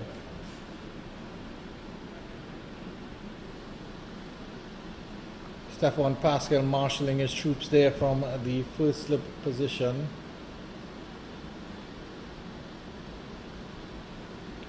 Johnson has 22 of 30 deliveries and he's wearing the number 22 on his back. Wedderburn, the new batsman, yet to score. As Tariq Edwards continues. Delivery down the line of the leg stump and he's tucked to the leg side. Johnson will get a comfortable 2 as a fielder from deep back of square leg, has to run around quite a bit of way and collect that one. Substitute fielder came into play immediately.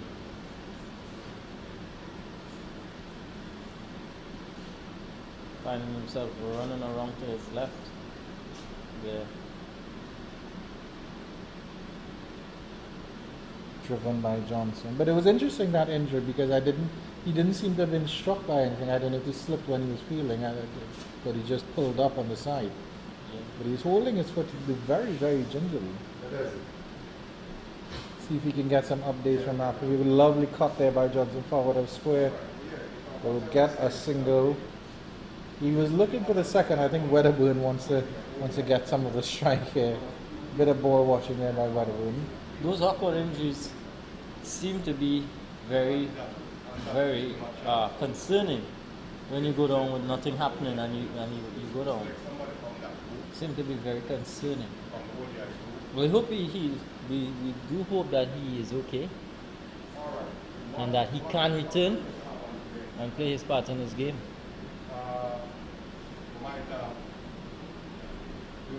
Must be extremely disappointing as a player. I mean, if you get an injury so early in a tournament and you're excited, and of course the tournament was delayed by so many days because of the rains. You finally get to play cricket. You get to play one game and then you're out. That will be disappointing. We hope that there's nothing serious there. Push up to the mid-off region by Wedderburn. That was a very risky single, a direct throw. He might have been in trouble there. The wild throw over the stumps. Wedderburn gets off the mark. Score moves on by 1 to 99 for 2. So how do you feel as a batsman, Kadir, coming in? You have no runs on the board as you watch his delivery from Edward. Wedderburn trying to drive, and there's a peel and he's stumped. Wonderful work by Devonnie Joseph. Wedderburn was off balance there, and Devonnie Joseph had that ball off in a flash. Correction, it's Johnson, Captain Johnson, who's gone. It's Captain Johnson. Very good work there behind the stumps from Devonnie Joseph. Andrew, you spoke about his glove work pre-game, and we're really seeing here now that he's an excellent glovesman.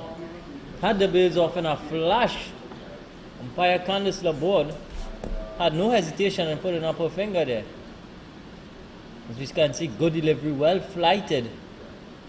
Well flighted. Back foot skate out. And very good work from Joseph. Picking those bails.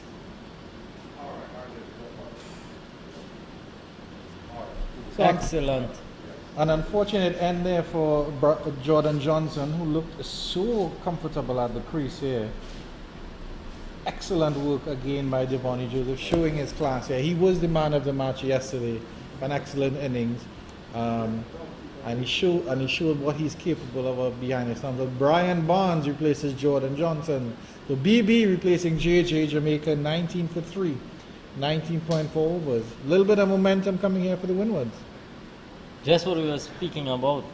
We was hoping that the Windwards, on the Windward Island behalf, that one brings 2. And of course, it clearly shows that the spin will have a good effect on this game, because that was a wonderfully flighted delivery by Edward. To have Eddie pull Johnson into the stroke and had him off balance. Classic off spinners there. Brought him forward, draw him forward, and spin it away. And that's why you don't like the spinners, kid here. They make you look silly. Good ball again to end the third over of Edward. He has 1 for 15 after 3 overs. Jamaica 99 for 3 after 20. Wedderburn 1, and Brian Barnes has just came to the crease. He's faced 1 delivery and he's yet to get off the mark. So the Windward Islands now, we'll have to see how Stephen Pascal approaches these 2 new batsmen here. Because you have 2 new batters at the crease, brand new batsmen. They've only faced 3 deliveries between them, and you'll definitely want to see some more pressure put on these new batters here.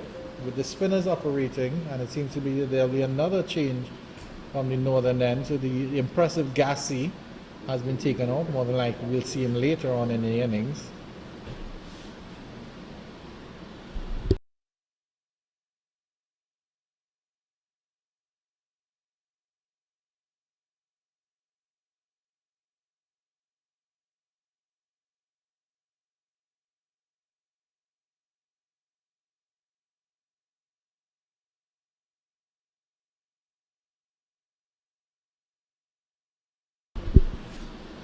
And we've just been reliably informed, Kadir, that according to parameters, fast bowlers, these young boys can't bowl more than 6 overs in a row. As Devin Tyson comes back into the attack, and his first delivery is good line here, straight back up to the bowler.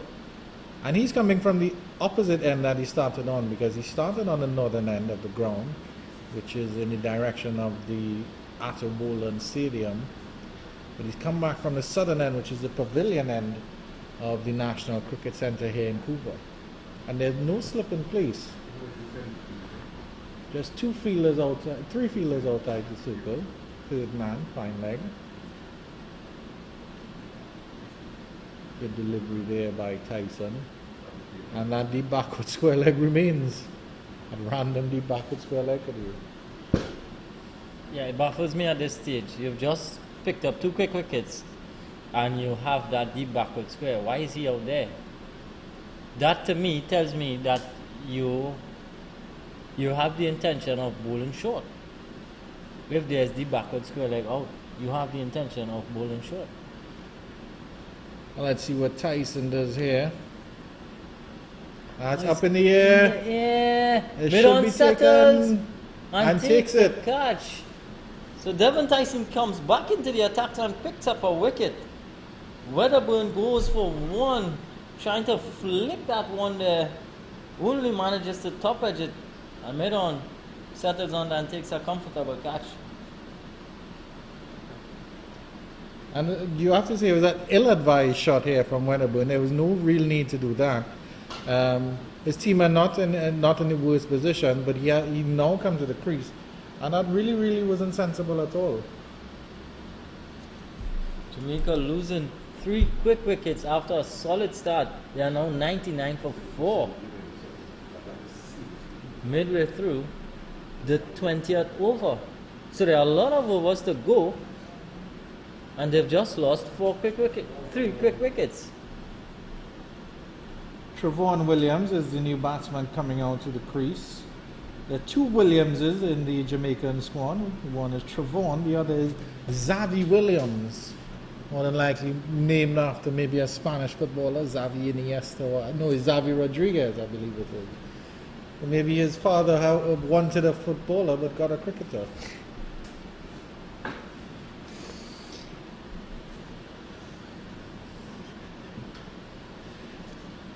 But Trevon Williams joins Brian Barnes. And these 2 have a big job to do here. Jamaica slipping quite drastically, because if you look at the scores at the end of 18 overs, they were 91 for 1, and now they've slipped to 99 for 4, halfway through the 21st over. Yes, definitely. Now a rebuilding job has to take place here again. On the Jamaican behalf. Brian Barnes and Trevon Williams, both left hand. No, this is Barnes on strike. They crossed over. Pleasure drive, no run. Good feeling again from the captain there. So Tyson doing just what his captain asked him to do. Brought him back and he got that wicket. Yeah. Switch turns and paid dividends. He was rewarded.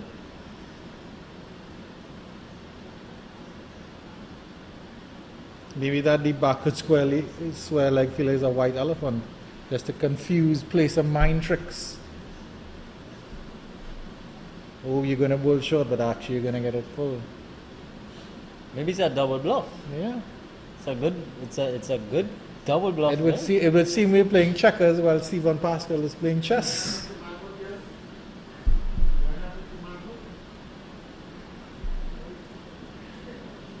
Jamaica 99 for 4, 1 ball left in the 21st over.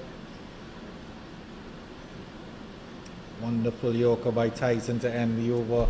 And that's 21 overs gone. Jamaica a little bit on the back foot here. You have to admire the Windwards for coming back here. It's 99 for 4, the Jamaicans. Devin Tyson seems like he's smelling blood there. He's going for that block hole. Good thinking from him though. New batsman. Just testing him out to see how quick he's going to get that bat down. I've been very impressed with the Windwards outfit because you could see that their shoulders are drooping a little bit. I think maybe they had a little bit of a water break and they regrouped. They got a couple of wickets. They have the Jamaicans on the back foot. They're maintaining that intensity, and it was also impressive to see Tyson come back. He hasn't bowled in the 15 overs or so, maybe 10 or 15 overs, but to come back and immediately hit his line and hit his length. And the pressure is back on the Jamaicans here. Williams will be on strike here against Tariq Edward.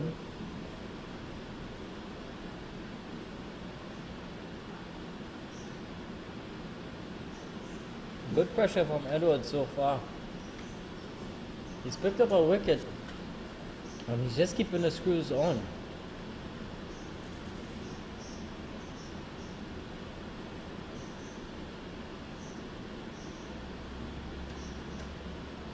Bit of a holding job here, you would say, from Tariq Edward.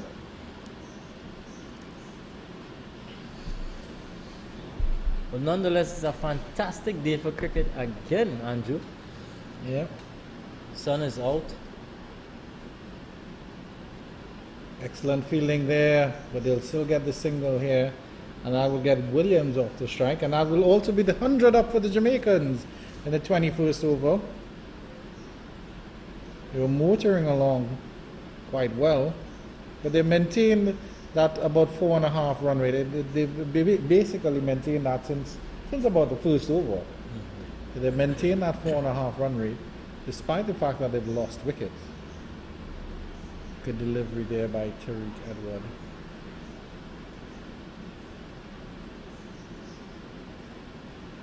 I think Brian Barnes needs to curb his big hitting ability and just buckle down for a few overs and just bat. This is what your team requires at this point in time. You want to probably bat until about 35 overs or so without losing another one, and then you have that platform to launch in the last 15 or the last power play in the back 10. Well, it's always revealing. I think the 40th over is always revealing as to what score they are. Because you'd expect at the 40th over, if they have wickets in hand, that they can add at least another 50 or 60 runs at this level. And at the end of 22 overs, it's 101 for 4. So, of course, in international cricket, when it's at the 40 over mark, you're looking at something like 80 to 100 runs. Yeah. At this level, you would expect that they try to get at least one a ball, which would be about 60. A 40 over mark. And then, of course, we'll see how much wickets they have in the bag. Yeah, that really determines how hard you can go in that back 10, depending on how many wickets you have inside. Tyson to continue. Lovely delivery. Played up the pitch. And ironically, he's going to number 40 on his back, Devin Tyson.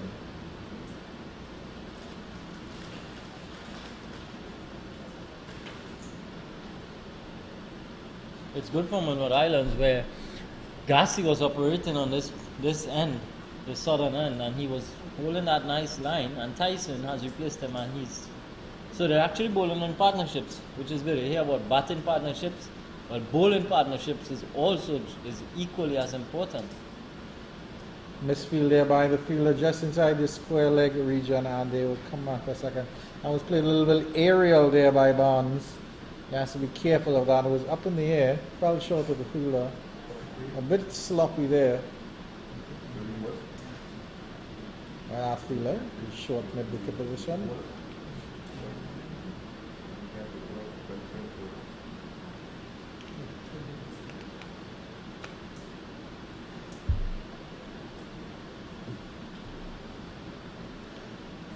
Tyson not comfortable with something there. Decided to abort his run. Dead ball should noted by Candice Laborde.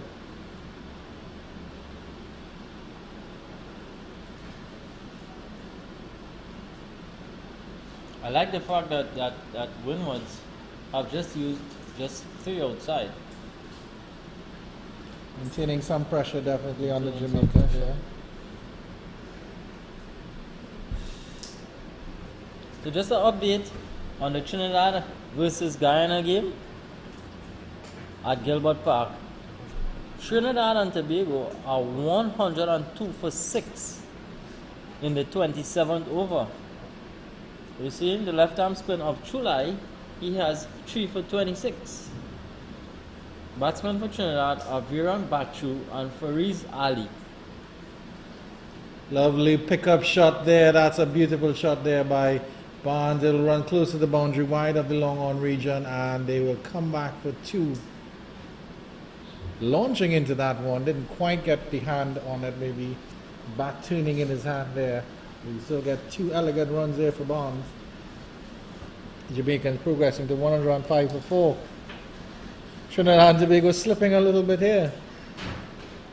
The Jamaicans have slipped as well, but not as bad as the Trinidadians.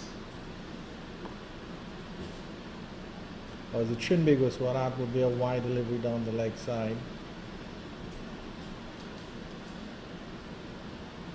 So at least that's good to see for Kadir. There's the competitive nature is still there. We saw Windward Islands on the back foot. They pegged back the Jamaicans a little bit. Guyana were on the back foot, and they've been able to peg back the Trinidadians a little bit as well. I don't know if spin is having an effect on that ground there at Gilbert Park. Well, definitely, it's good to see that competitive nature. You know, they're not getting flustered when too many runs are being scored. It's good to see. Outside edge, and a run close to the third man boundary. Excellent fielding there. Appreciated by his teammates there. And they get 2 more runs.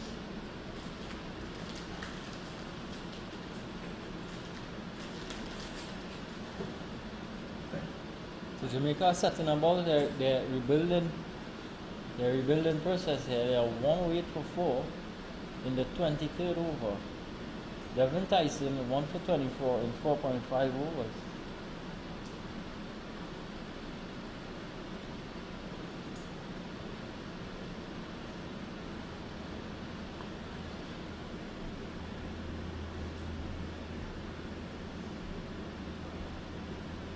And he'll end the 23 with a good delivery, tucking up Barnes. And Jamaica will end the 23 at 108 for 4.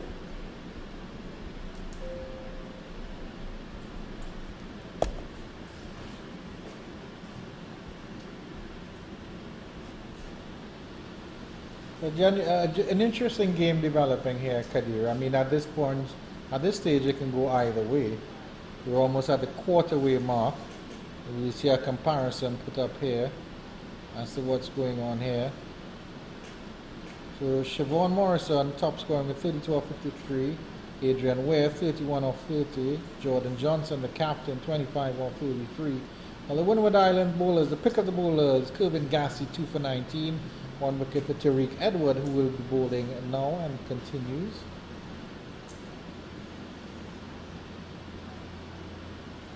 Devin Tyson just picking up a wicket the last couple overs. I think Tariq Edwards is doing a fantastic job here from that northern end. He's really not letting up. He's really holding that pressure. He seems to be a very tall spinner as well, because if you look at him, he's almost the comparable height to Devin Tyson and Kirvin Gassy, who are the pick of the bowlers here today for the Windwards. Uppishly there, driven into cover by Williams.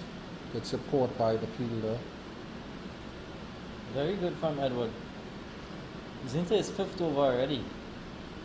Just gone for the 17 runs. Commentators curse striking there for Kadira, as he says, as he's bigging up his boy Tariq Edwards. Edwards sends a wide down the leg side. As often as that happens. How ironic. Do the players hear it?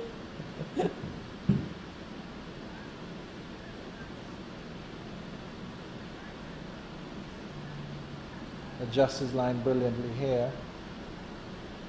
He had Williams reaching for that one just a little bit. Got a good stretch down the ground, Williams.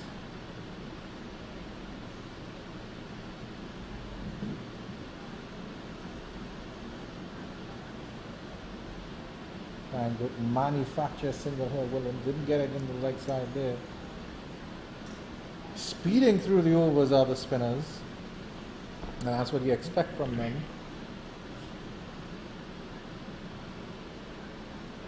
Is there a mindset to facing spinners, Kadir? Because you get one delivery and they get through their over so fast. Look at this over is done already. It's a wicket. It's a maiden over as well. 108 for 4 at the end of that. So is it you get that first delivery and before you blink and you miss it, it's the 5th and 6th delivery of the over? How do you work out in that? You have to make sure you're settled before you face. You don't let the bowler rush you. Make sure you're settled, you're ready to face, because they're coming from just about 4 or 5 paces. So it's really that they get back to their marks and they look to send them down quickly at you.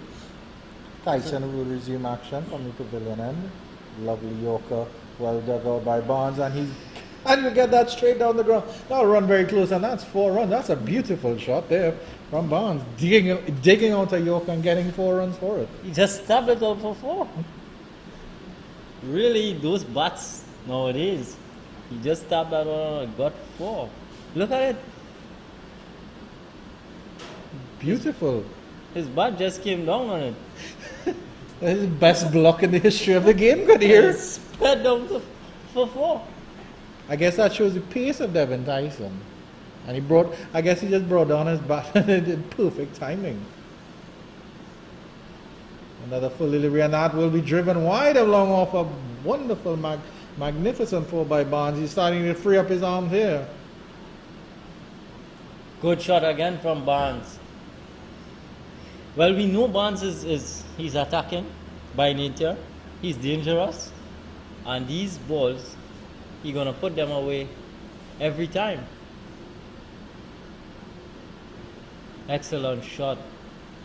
Beating extra cover and mid off. So good shot.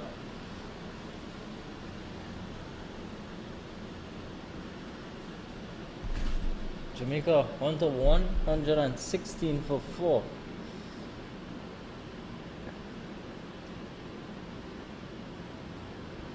Nice delivery by Tyson, pulling back his length a little bit there. I think it's good from Barnes. Even though you want to bat until probably 35th over, you still need to score. So those bad deliveries, you still got to put them away. So good on his behalf. I wouldn't even say bad deliveries, because the first 4 was an excellent Yorker. You put away the bad deliveries, and you occasionally put away a very good delivery as well. Tucked up again, playing with soft hands, and a good single there. Barnes is struggling. There's an appeal, but he seems to be just in at his crease. Candice LeBord was well positioned to see that one. Immediately said not out. I think that and batsmen are completely beaten, all ends up, and they get 4 runs. Yeah. It's a How do you batter's react game. to that? It's a batter's game. It's a batter's game. How do you react to that, Andrew? Andrew, you're running in, you completely bamboozle this batsman, and the ball has gone for 4. How do you regroup going back to your mark? At the end of the day, you have to be philosophical about it. You kind of shake your head and be like, well, that's the game. And again, it's like, fishermen, it'll always be like the big fish that got away. And you will have those as well. For the rest of your life, you'll tell that story, how you got an edge of Darren Bravo that went down in the slip, And you'll be telling that story 70, 80 years down. And of course, with that story, the next ball is, of course, he cut my way for 4 the next ball, you know what I mean? So definitely. You have to be philosophical about it, because, I mean, as much as you love the game, it's just a game at the end of the day. Definitely. And the good thing is, I mean, you still have so many deliveries. You have options to go back at the bowler, at the batsman. And then, of course, we were talking about bluffs and double bluffs and triple bluffs and whatever. I mean, you get hit for 4 from a Yorker.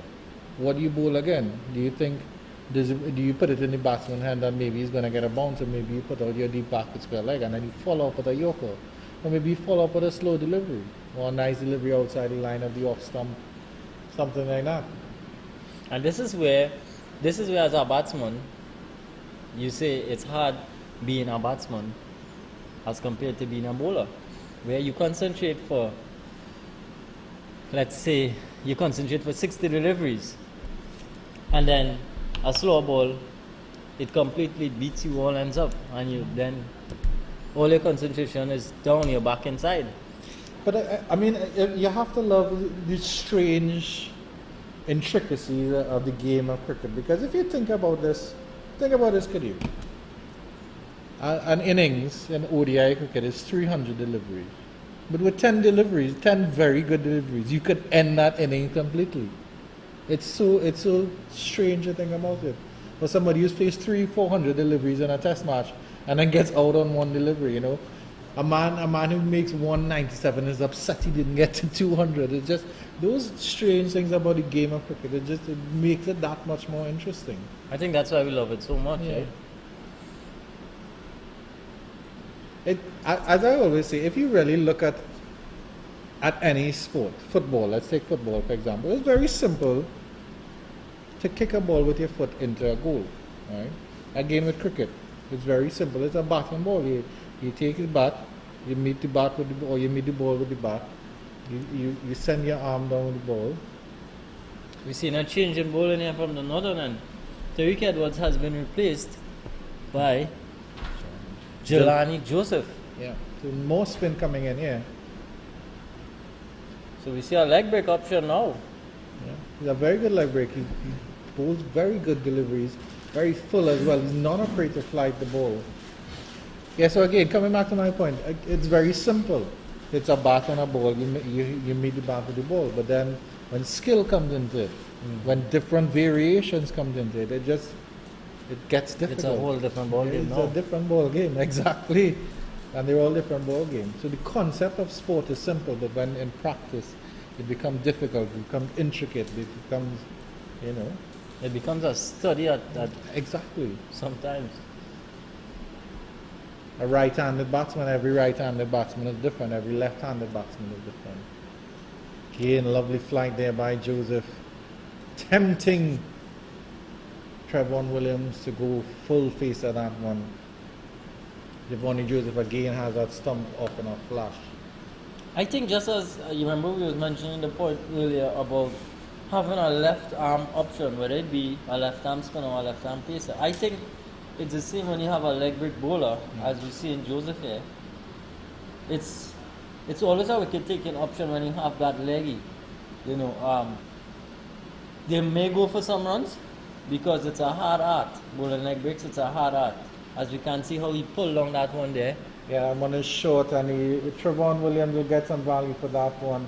He comes very close to the boundaries. He pulls that in front of the square on the leg side, down to the deep mid wicket region, and they hustle back, I think, for 2. They get 2 there. So a little bit short there from Jelani Joseph. He was excellent yesterday. I mean, leg break is such a loopy delivery and it's so hard to control. So coming out of the back of the hand to get those full deliveries, and he really bowled a bad delivery yesterday. So gets back his line wonderfully again there. Quick hands again behind the stump, Devani Joseph. It's a rather tight call there. Rather tight call there by Umpire Cole. So.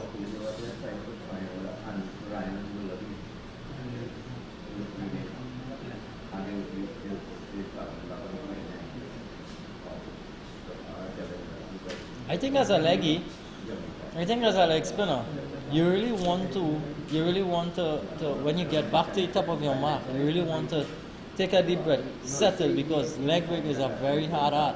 It's not as easy as a finger spinner, an off-break bowler. Leg breaks is a lot of risk involved.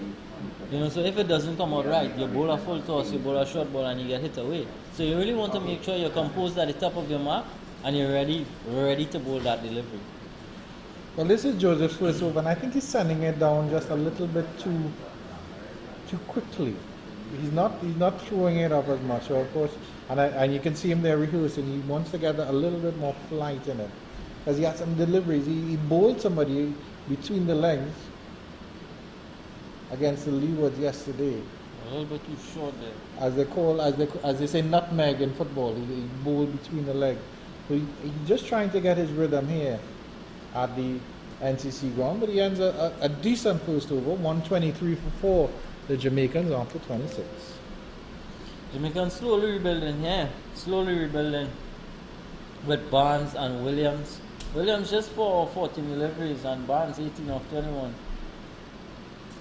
Joseph just into the attack, he just bowled the one over. And we're seeing that Tariq Edwards, he's just swapped ends.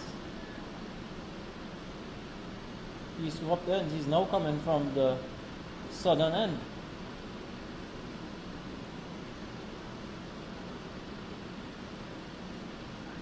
It's a really good move here by Windward Islands captain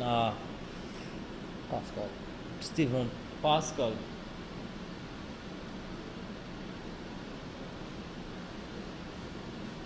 The tall figure of Tariq Edwards, as my co-commentator Kadir says, is coming from the pavilion end of the National Cricket Centre. Bowled quite well so far, 1 for 17.05. And he starts off excellently. Good delivery.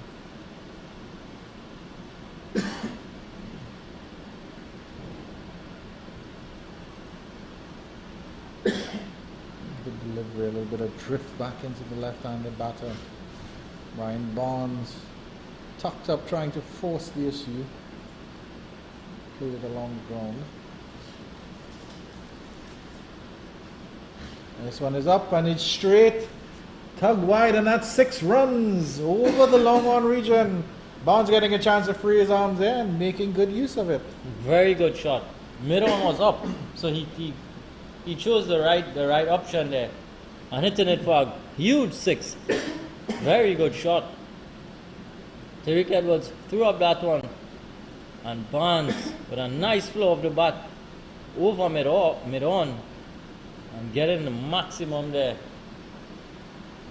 So Barnes goes on to 24 of 24. Jamaica 129 for 4.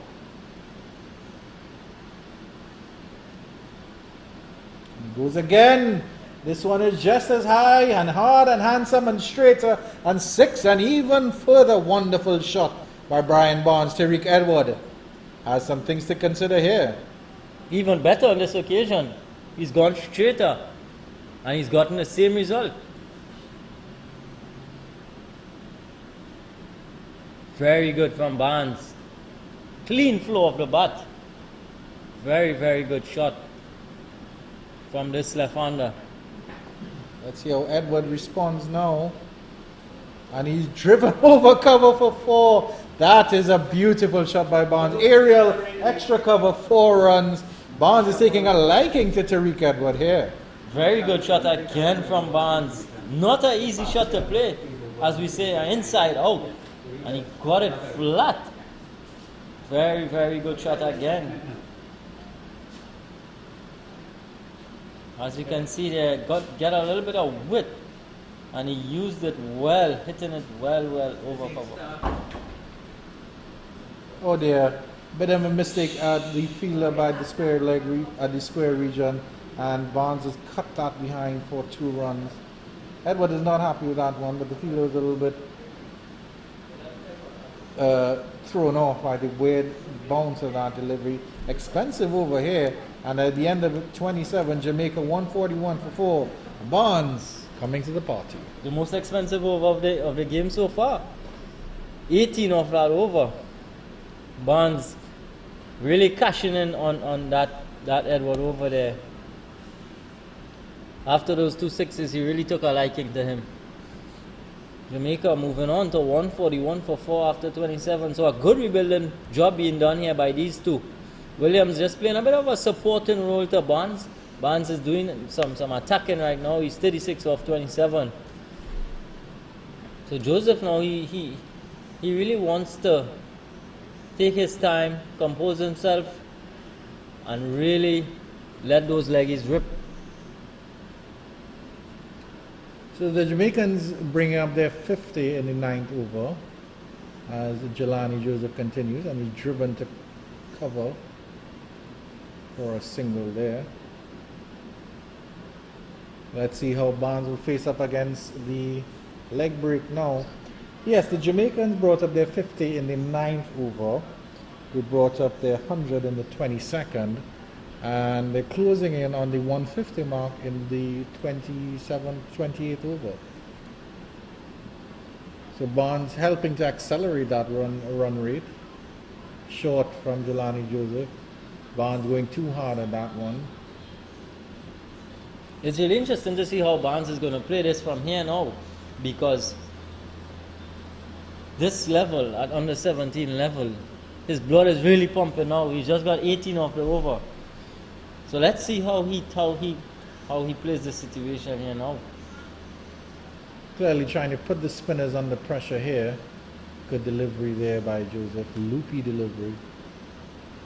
Barnes watching it very, very carefully.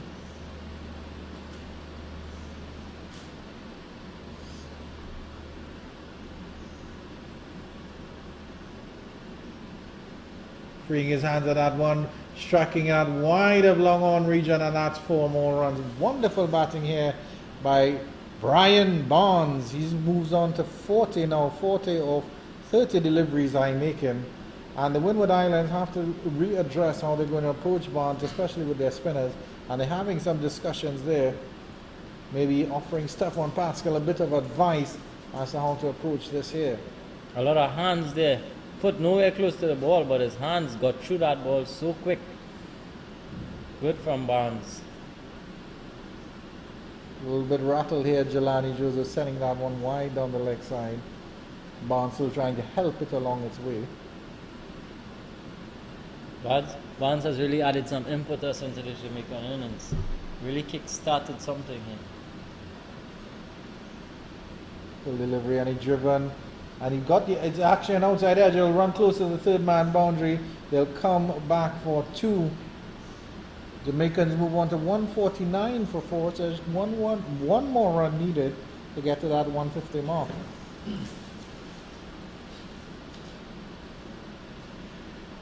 Yeah, really good stuff from the Jamaicans so far. After losing those 3 quick wickets. We've seen a good job being done here now by Barnes and Williams. A little bit short again there by Barnes, by Joseph, and they'll end the 20th over at 149 for 4. We'll take a short break and be right back with more cricket right after this.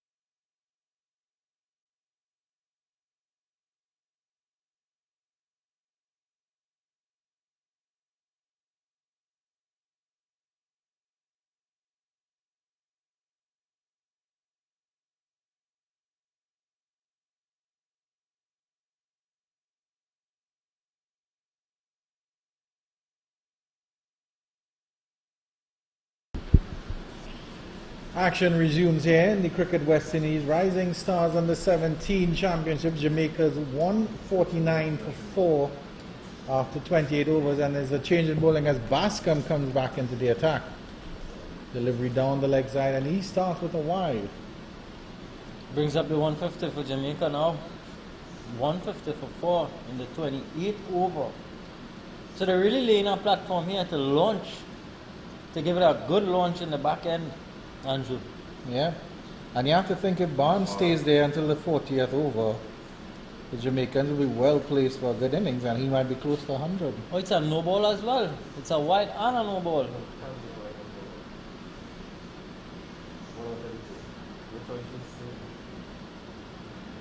No, it's a no ball. She signaled a free hit. I think she just pulled it. Signal no ball. So this should be a free hit coming up here. Big swing there by Trevon Williams, and it's over the long on's head for 6 runs.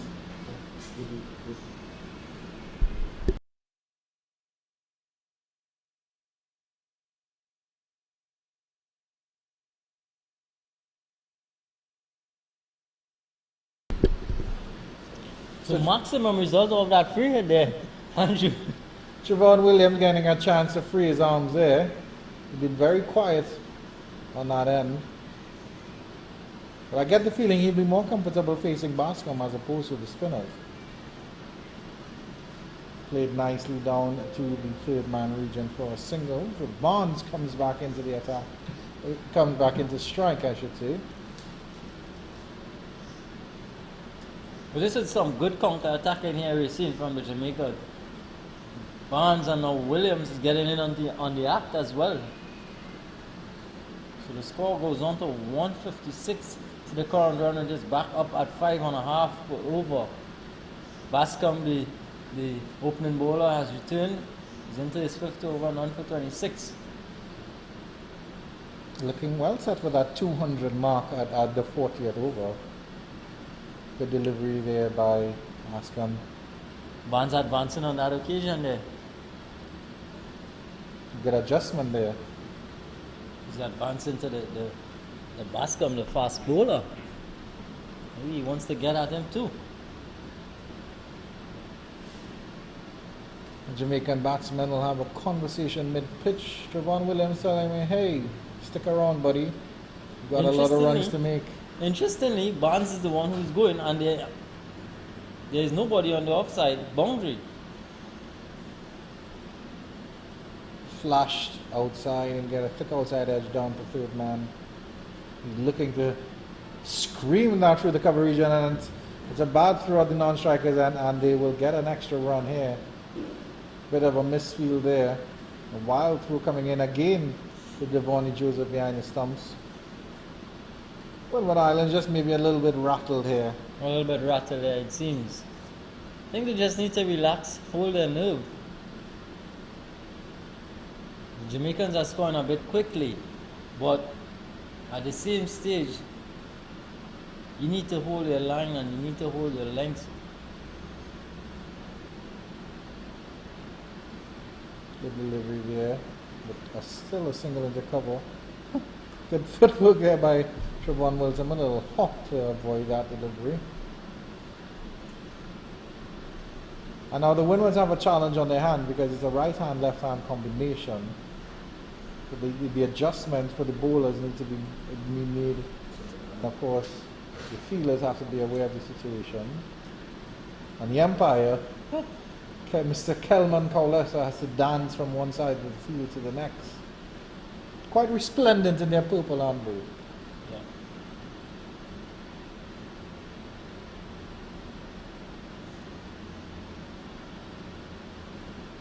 So it seems to me that the plan is to bowl one side of the wicket. But there isn't no sweeper or nobody patrolling the boundary on the offside. The end of the 29th over, Jamaicans 160 for 4. So it seems to me that the plan is to bowl one side, make them score to probably the bigger side of the ground. I think that's a dangerous ploy because both Trevon Williams and Brian Barnes are more than capable of clearing the boundaries on either side.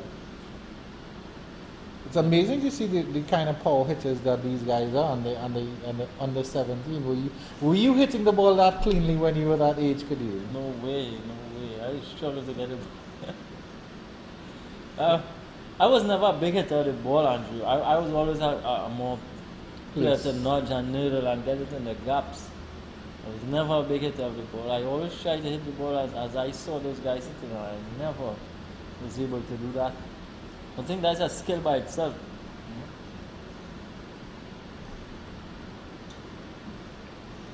Pace from the northern end again.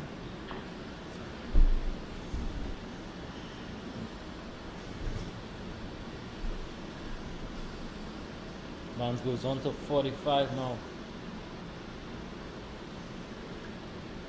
Tariq Edward, or Shanil Edward, that should be returning. Expensive in his 4 overs. We're hoping that he comes back better in his second spell. Definitely. So Brian Bond, you think here has to be the key for Jamaica to getting up to a competitive score, because the platform has already been laid between Barnes and Adrian Ware and Siobhan Morrison.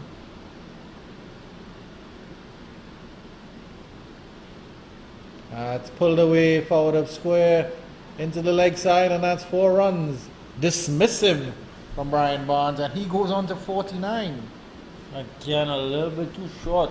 And Barnes, on top of that one, and hitting it very, very, very far in front of square. Almost the wide mid wicket. Barnes is really looking ominous here. He's looking dangerous at this point in time. The Jamaicans would want him to stay out there for a longer period of time. You can see, swatted it dismissively to the mid-wicket region. And again, this one a little bit shorter, maybe a little bit of a slow delivery, and he pulls that to the conventional mid-wicket region and raises his bat to acknowledge a wonderful 50 here. 50 of 38 deliveries from Brian Barnes. He's really set a pace here for the Jamaicans, and it's been a wonderful inning so far. Excellent counter-attacking up from Barnes. Came in with his team in a perilous position, and he's still out there, and he's really played a good hand for them. The Jamaicans would want him to bat deep into this innings and really launch at the back end. Good job by our cameraman, Aldwin Borneo, getting a nice zoom in on Barnes. But he hasn't looked in any trouble whatsoever. Tariq Edwards wide on the leg side, coming over the wicket here for the right-handed Siobhan Williams.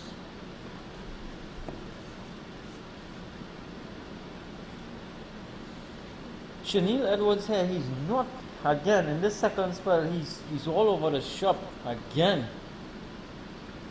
He's not bowling one side of the wicket at all. He has the protection on the offside.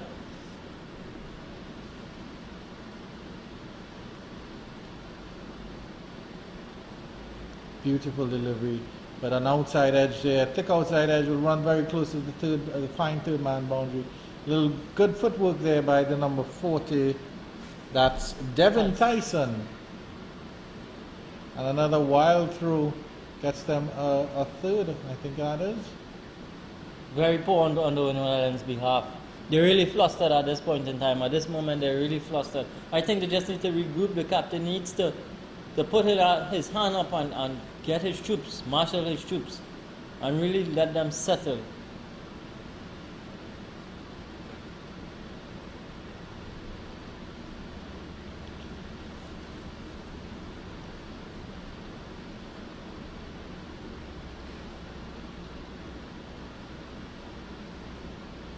Again with an easy single down to long on. Salman Bascom does the fielding there. Yeah, and it's disappointing from the Windwards that Kervin Gassi is the only bowler who has really looked to cause any problem. Devon Tyson has been steady. Tariq Edward was basically blasted out of the attack by Brian Barnes. You have to see what other options Pascal has at his disposal. Good delivery again there, wide Yorker. Dug out into the point region. Loose run there. At the end of 30 overs, the Jamaicans well placed 170 for 4. Brian Barnes completing 51 runs. So good counter-attacking from Jamaica. But there's still a lot of overs to go. As we can see, 20 overs still. You know, so the Jamaicans would want to bat out their 50 overs. They would want to play out their allocation. So Brian Barnes and Williams would need to take this a little bit deeper. Take it a little bit deeper for the Jamaican Lions. According to the Cricket West Indies officials, the parameters state that lunch is at 1 o'clock, so the Windward Islands have just 55 minutes to bowl another 20 overs as we have a look at the bowling lineup here. Kelvin Gassi, pick of the bowler, 6 overs, 2 for 19. Baskerville continues into his 6th over now. And that's up in the air. Well. Barnes almost got that to cover there. A little bit, maybe it's stuck in the pitch a little bit, bounced a little bit more than expected. Moral victory there for Bascom. Definitely. Again, we can see 98 for the 4th wicket fell on 98, and the score moves on to 170. Good fielding there, the cover position, excellent fielding there. So this player has put on 72 so far, Andrew. Yeah. Very good recovery. They're scoring at a good clip because the rate is at 5.5 per over. And that 72 has just came in 60 deliveries. Yeah, very good so far. Lovely drive into the cover region again. Yeah, so these two have been together since basically the 21st over, and they've essentially batted 10 overs because we're closing in on the 31st over, and they've done really well. Brian Barnes has just signaled to the dugout that he wants another bat. That one seemed to have, just take it deep, and probably try and eke out 1 or 2 wickets going forward.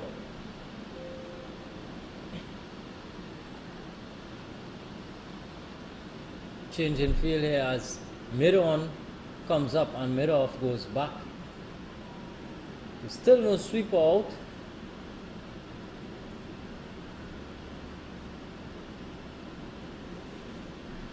Mid-on and third man, the 2 fielders on the offside that are patrolling the boundaries. Bascom advancing up the pitch again there. Barnes, I should say. The bully figure of Barnes. Yeah. Brian Burley Barnes. BBB. Good adjustment though by Bascom. He saw the batter coming. Send that ball just a little bit wider. Devoni Joseph. Very quick behind the stumps as well.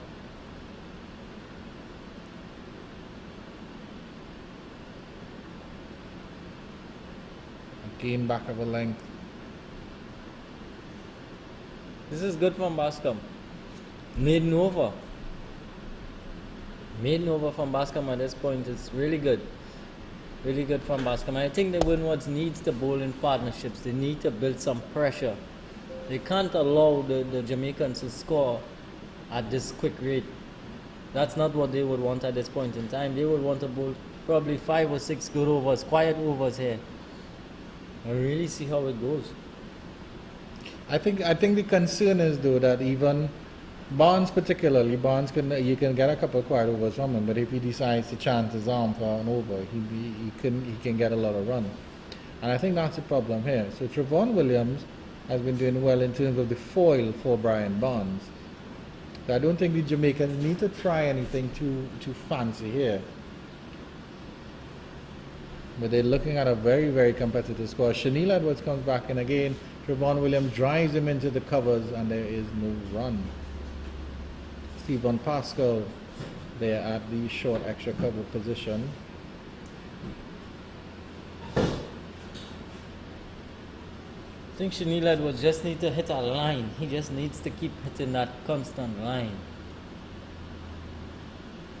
Again, it's the rhythm because he looks like he's trying to run in too fast as opposed to get that ball out accurately. And once again, you can see his inconsistency because the first delivery is wide outside the off stump, and then this delivery straying onto middle and leg and getting Williams an easy single, and he can just.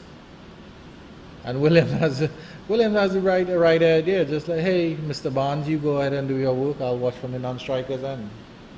Definitely, Barnes is attacking them, so why not?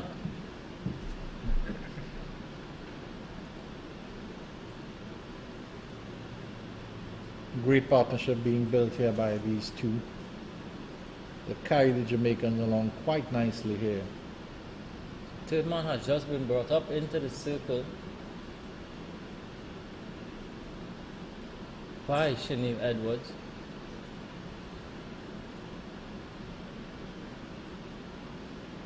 Slow one again, good slow ball. Beat Nolan's up there. It's quite ironic because when he's trying to push too hard with his pacey deliveries, he seems to be badly aligned. But as his slower deliveries have been on point, it's amazing, Kadir. It just shows that he has that control. It's just he's not using it when it comes to the pace, or losing it, I should say, when it comes to the pace. And I think this is where the learning comes in for these young guys. You know, they're just 16 or 15 years old.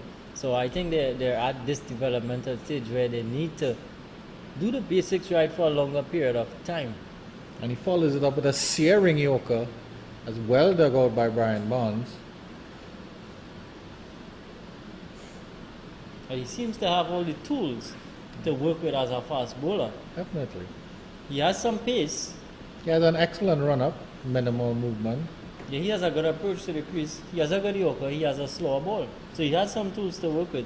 He just needs to know when to use them. Oh.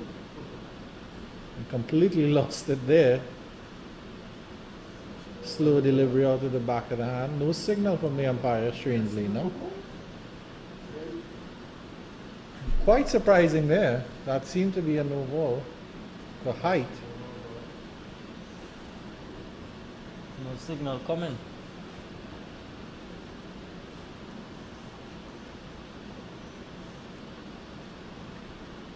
Good so far from Edward. Again, badly lined down the leg side. Wide. Ill-advised at this stage. Yeah. It's been so much of a mixed bag from Edward.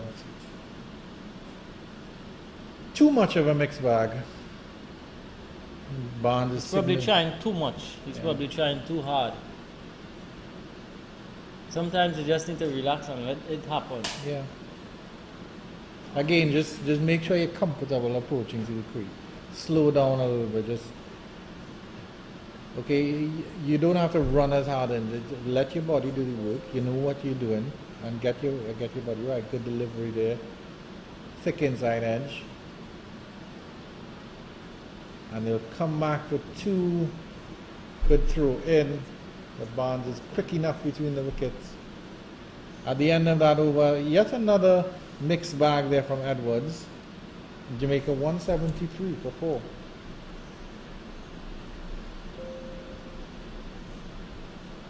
Not bad from Windwards. The 2 overs just costing them 3 runs. So good. Some good stuff. Need to build some more pressure like this. And who knows? In the last couple of overs, the Windward Islands have just pulled back the scoring a little bit. If you look at the 28th over, they were 149 for 4, the Jamaicans, and they got a couple big overs. In the 29th, 160 for 4, 30th over, 170 for 4, 31, 170 for 4. So 2 back-to-back maidens, and then just 3 runs from that over. Bascom to continue, coming off the back of a maiden as well.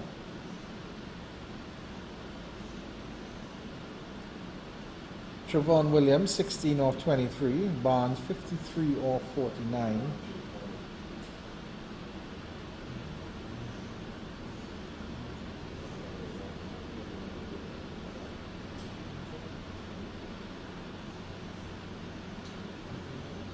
Good delivery. Played up to the mid-off region, and there is no run. Again, good from Bascom on his behalf. Just putting it down there in a good area. And just build some pressure. I think that's important right now, to build some pressure going forward. Don't allow these Jamaicans to score that easily.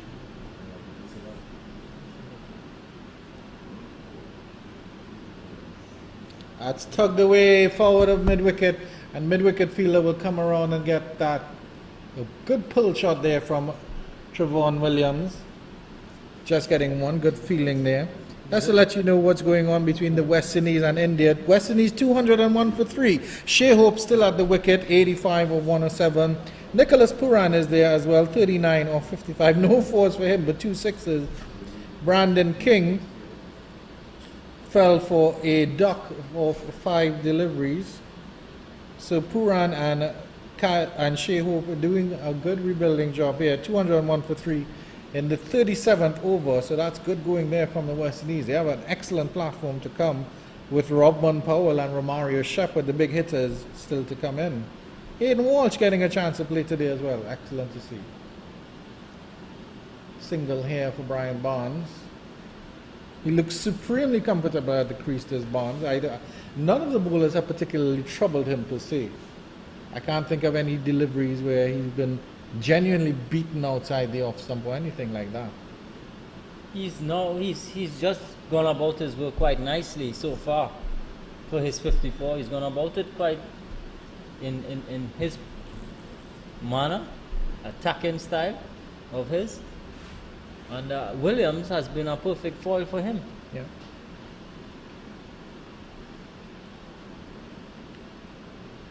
Fishing outside the line of the off stump for that one. It was quite wide. He could have left that one alone. But I admire the makeup of this Jamaican batting lineup, because they clearly have their power hitters. They have the Adrian Ware. They have their Brian Barnes. Unfortunately, we didn't get to see much of Stephen Wedderburn. But there seems to be their classical players as well. Siobhan Morrison, Jordan Johnson. And the batters seem to understand how to play the game. Stepping forward again, here's Williams. Cutting that one down to third man. And it's a misfield here. And they'll be able to get the second. Bascom throws his hands up in the air because he's not happy with that one at all. Definitely, bowler's never going to be pleased with that. He's running in, sun is hot, steaming, and then you give away an easy single like that. That's ill-advised. Fast bowlers are going to get angry for that. Well, you have to be philosophical about it, as I said. Just throw your hands up and go again.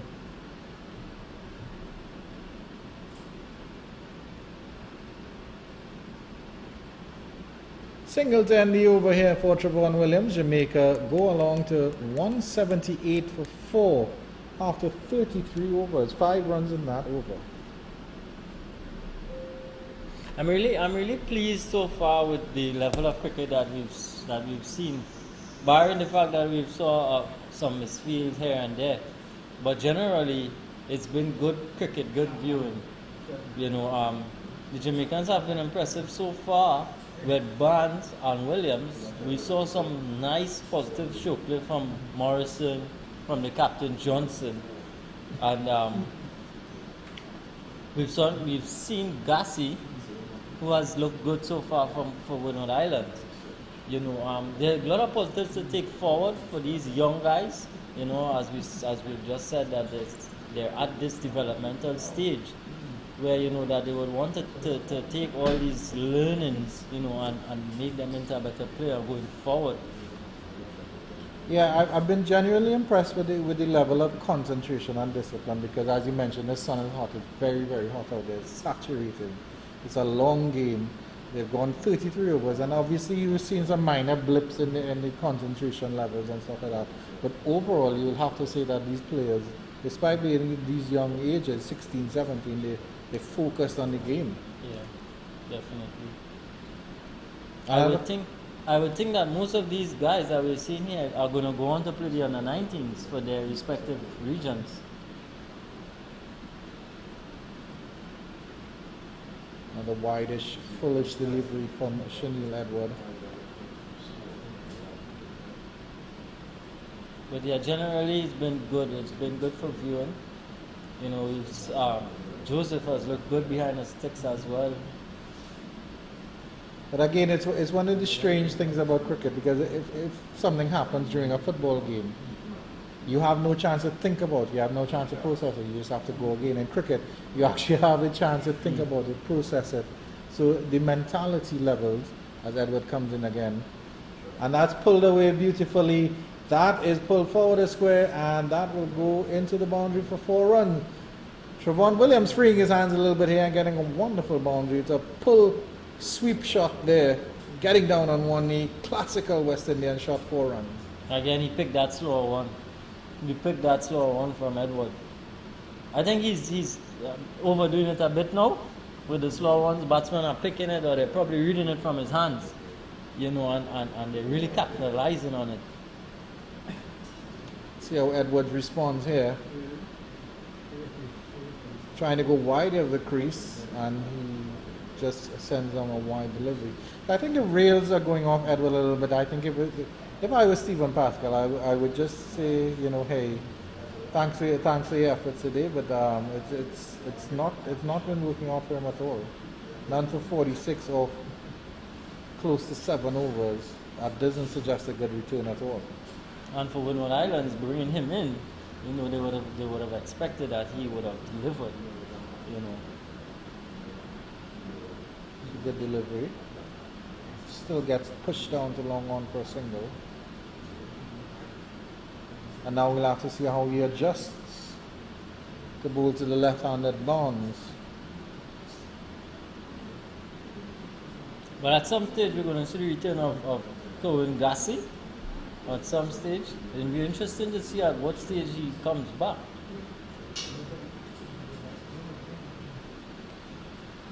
Well, that's a headache that I would not envy for Stephen Pascal, because do you try to bring back Gassi to take a wicket, and if he fails, then what happens? You have to resort to your second string bowlers to finish out the innings if he doesn't take those wickets. Another wide delivery, but not signaled wide. Barnes does not look happy with that one. It's very close to the leg stump. May have gone over the leg stump. Barnes was across the stumps a little bit. Barnes disappointed not getting that wide there. Ronnie is going to provide us with the replay here so we can see how close that was.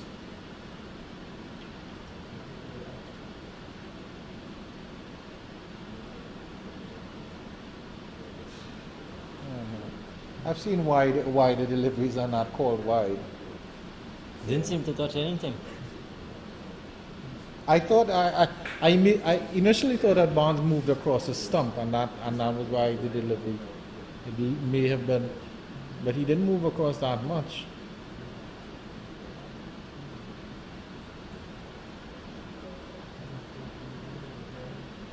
So Jamaica again going on nicely here. Williams and Barnes. Barnes just slowing down a bit. 54, 52. You're striking a bit higher than that. So Barnes and Williams here going on nicely. 184 for 4. Slower one again from Edward. Seems to be his go-to delivery. That slower one. Yeah. When your stock delivery is a slower ball, I guess you use it, but he may be using it a bit too much here. Jamaicans end the 34th over on 184 for 4. They're still in a very strong position. Some good bowling from the Windward Islands in the last couple of overs has just slowed down their run rate just a little bit. But they're still in a very healthy position.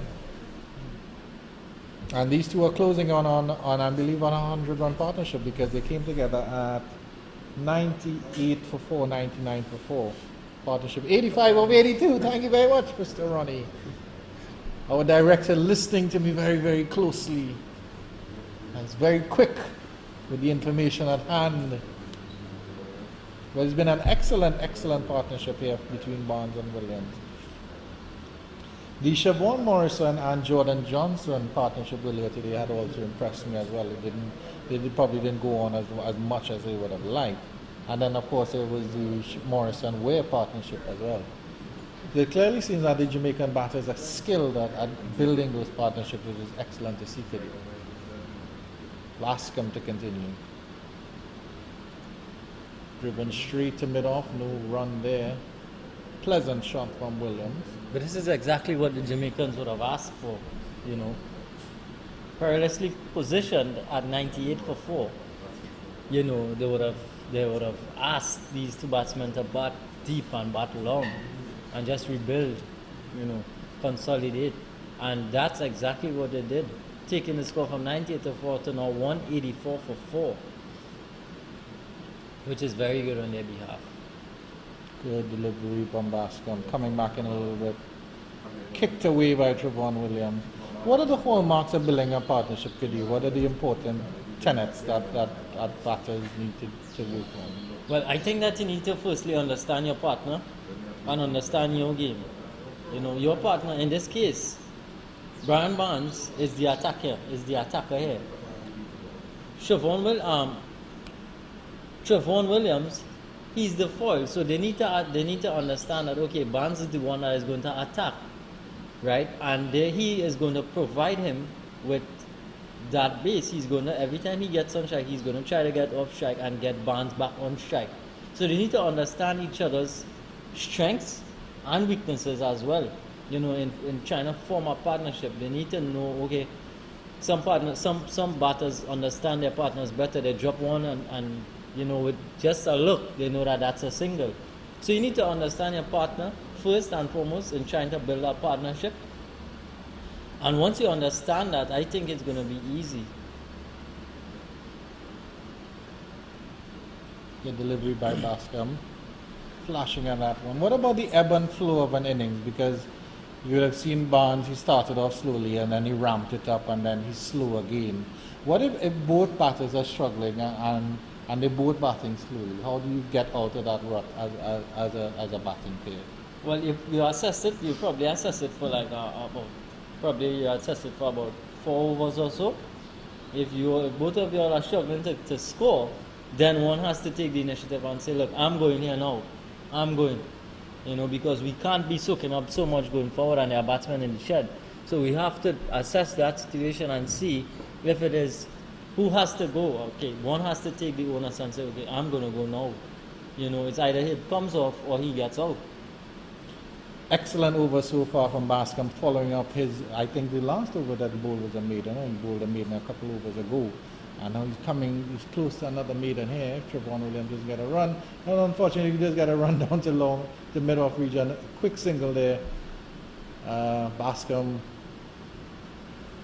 slightly unhappy with that, but he still gets a run off the last ball of the over. 35 overs gone. 15 overs left for the Jamaican. They are 185 for 4. Excellent over from Bascom. He's completed 8 now and he's just gone for 36. So he's come back well in his second spell. He's done well. Williams and Barnes, I think they're getting a bit antsy now. I think they want to score. Here we can see the scorecard where with a nice blistering 31. Morrison with a nice 32 and Johnson with a breezy 25. Wedderburn didn't stick around that long, and then Barnes and Williams have gone on to put up an 85-run partnership so far. In hindsight, the Jamaicans would be happy, but I'm sure the management will look at those top 3 batsmen and say, hey, you got started. I think you should have continued a little bit here. But that's all in the past, you'll have to say. Edwards is back, and he is welcomed with a 6. Trevon Williams launches him through the deep mid-wicket region, and that is 6 mighty runs there. The Jamaicans go up to 190, 191. Just as we was talking about getting antsy, they've got the right bowler to go after. Well, Edward immediately under pressure here. Tariq Edward under pressure here from Trevon Williams, who's batting quite well now.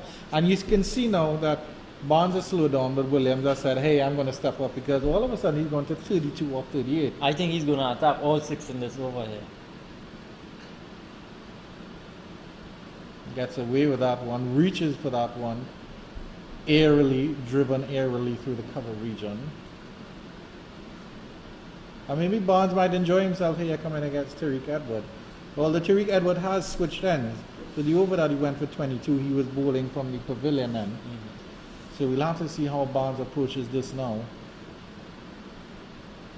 It's good to see at least Pascal is trying things, rotating his bowlers from different ends, because of course you bowl from one end, you don't know what's going to happen on the other end where you feel more comfortable.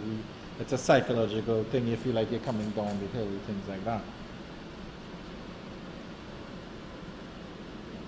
Bit short, Barnes is happy to come onto the back foot and push that down to long on for a single, long off for a single. I would have been tempted to bring back Gassi for 1. Seeing that Bascom just bowled over for 1 run, I would have been tempted to bring back my best bowler for 1. Playing it safe probably as Stephen Pascal. And that's high in the air. And that is over long on, and that's another mighty 6 there from Trevon Williams. He's taking a liking to Tariq Edward. I think Edward is just looping it up there. He's not really getting any revs behind it. There we can see. Up and out. Very good shot by Williams. Taking a safe route and going straight. Very good shot. Big hit. Big hit down there on that southern side, northern side, sorry. And it's gone into the mangoes, the fruit patch, down there. I think one of the players will have to go into the bush behind there and search for that ball. Third umpire seems to be standing by with a replacement ball as necessary. Jamaicans taking the opportunity to just shake off their pads, drink a little bit of water. And yeah, all of a sudden Williams has sped on to 39 or 40 deliveries, almost at a runner ball. I think at one point he was 15 or 33, something like that. And I think with that 6, the Jamaicans, the Barnes and Williams has brought up a 100 partnership. Oh, with that 6. So congratulations there to Brian Barnes and Trevon Williams in the middle order here, doing the business for the Jamaicans. And I think the third umpire is coming out with that box of balls here. They've put on 101. So very good work, very, very good work from these 2. Replacement ball. A replacement ball has been called for. As we see, 4th umpire Narain coming out with a box of balls here. A very good partnership again, Andrew, from Brian Barnes and Trevon Williams, of just 92 deliveries. Better than a runner ball. So very good counter-attacking, just what the Jamaicans would have asked for, from these 2. And it is a classic example of how to build a partnership as well, because they came together when the Jamaicans were a bit struggling. They were 99 for 4. They had just lost a couple of wickets, so they were 2 brand new batsmen at the crease, and they were able. I think Barnes had a little bit of a sighter before Williams came in, but they were able. So Williams was able to sit back while Barnes acclimatized himself, and then Williams took his time, and now he's starting to free his arms. And it's a good thing they don't play 6 and outs in these sorts of formats, because that would have been the end of Williams. But this, of course, is the Cricket West Indies Rising Stars Under-17 Championship. This is not our backyard cricket, our roadside cricket that we would play at the West Indies in the Caribbean. 6 and out. How many times were you 6 and out, Kadir? 6 and out and cry because you're batting good. You're disappointed, you clean up the bowler for 6 runs and then you just have to trot off. Disappointed. Let's see how Edwards, let's see how he goes about these last 2 deliveries. I'll leave alone at this stage. I think you can. You can afford to. One for 49 or 6.5. Tariq Edward. He finishes off strongly. Jamaicans 199 for 4 after 36. Tariq Edwards had 5 good overs, and his other 2 overs cost him a lot.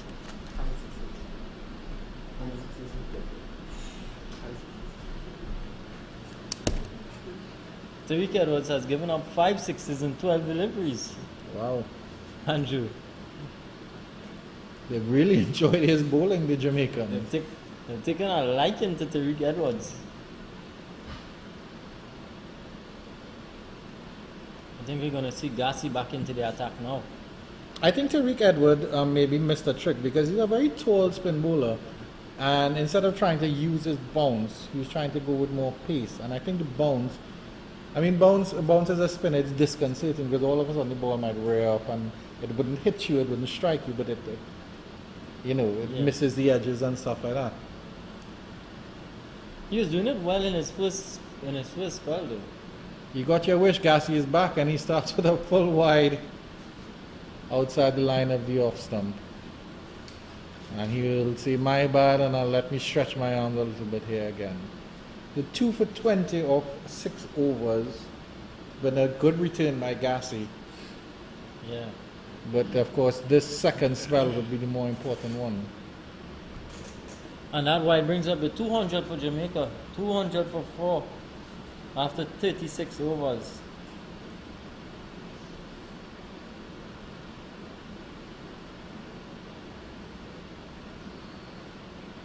Yorker delivery. I think I saw a no ball signal from the umpire. I'll have to confirm. Yes, that is a no ball. So Trevon Williams will get the chance for a free hit. So you bigged up Gassi so much, and yet he started in the second spell, Kadir. A little bit wayward here with a wide and a no ball to start. Commentators goes? And now you're really a commentator, could you? Well, I think I don't know, he did well for 6 overs. Probably he just has to get a little bit warm again. Yeah. A little bit rusty.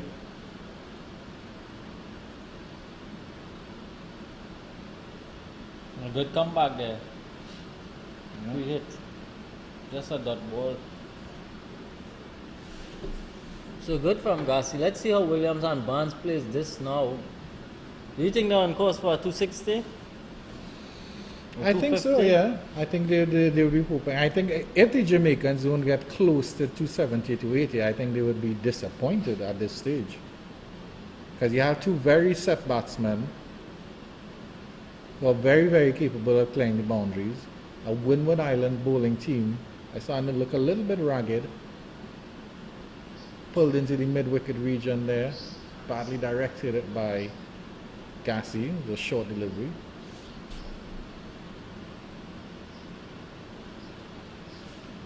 So I think the Jamaicans will be very disappointed if they don't get close to that 270, 280 mark at this stage. Because as we mentioned, at the 40 over mark, if they were at 200, you would expect 250, 260. They still have the 204 for 4 with 3 overs to go before the 40 overs. And of course, we'll have to see how the Windward Island bowlers respond to this. Are we getting in 50 overs, or is their cut-off time is at 1? Well, you'll have to ask the match officials behind us from Cricket West Indies as to what the penalties and such situations would arise. Maybe at the end of this over, we'll take off our mic and spin around like, hey guys, what's going on? But yes, as the official did mention to me that the cutoff time is 1 o'clock and it's getting close to 12:39. And it clearly seems that the Windward Islands won't be using their spinners too much, as their spinners have been carted. In Port of Spain, Shea Hope is closing in on 100, 239 for 3, the West Indians. He's on 93. Nicholas Puran, 67 off 71. 6 sixes already for the West Indies skipper. Good delivery by Gassi, driven by Barnes. It seems like Barnes is going into his shell a little bit. I think he's happy with the pace that they've set. So maybe he's just saying, okay, I'm going to get a little breather in. So as you mentioned, in the 45 to 50 overs, when he can really free his arms, maybe it's a little bit of conservation of energy here from Brian Barnes. As Williams is happy on the other end, 40 or 43, excellent batting from the two so far. Really good. I think this is really good from Jamaica going forward. This is a template that they would set batting partnerships, build partnerships. And they have done this excellently. Wide down the leg side from Gassi. So it's been a mixed bag from him to start. Wide and no ball, and now a second wide. Maybe the doing of his players is rubbing off on him.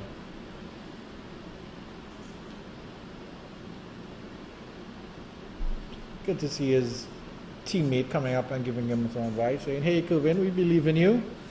Get that ball on the right line and length. We got these boys. Advancing down the pitch is Williams. And that one didn't miss the off stump by much. Coming back in, good delivery from Gassi.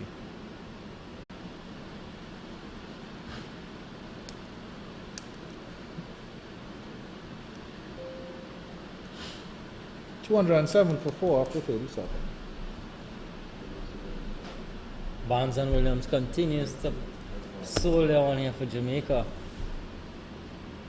Currently they're going at 5.5 to the over. So very good run rate. So far they've maintained a good run rate throughout. And they're really going to give it a whack here in these remaining overs. As we see a spinner being brought back here.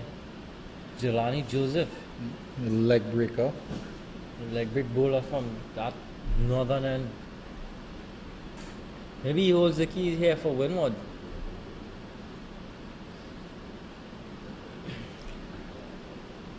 Earlier today, of course, Jelani Joseph got the Jamaican captain, stumped on a lovely flighty delivery. And Jordan Johnson, the Jamaican captain, is a left-hander as well, so he'll enjoy this and relish his challenge against Brian Barnes, who's well set at this stage. But then Brian Barnes has been a little bit scratchy in the last.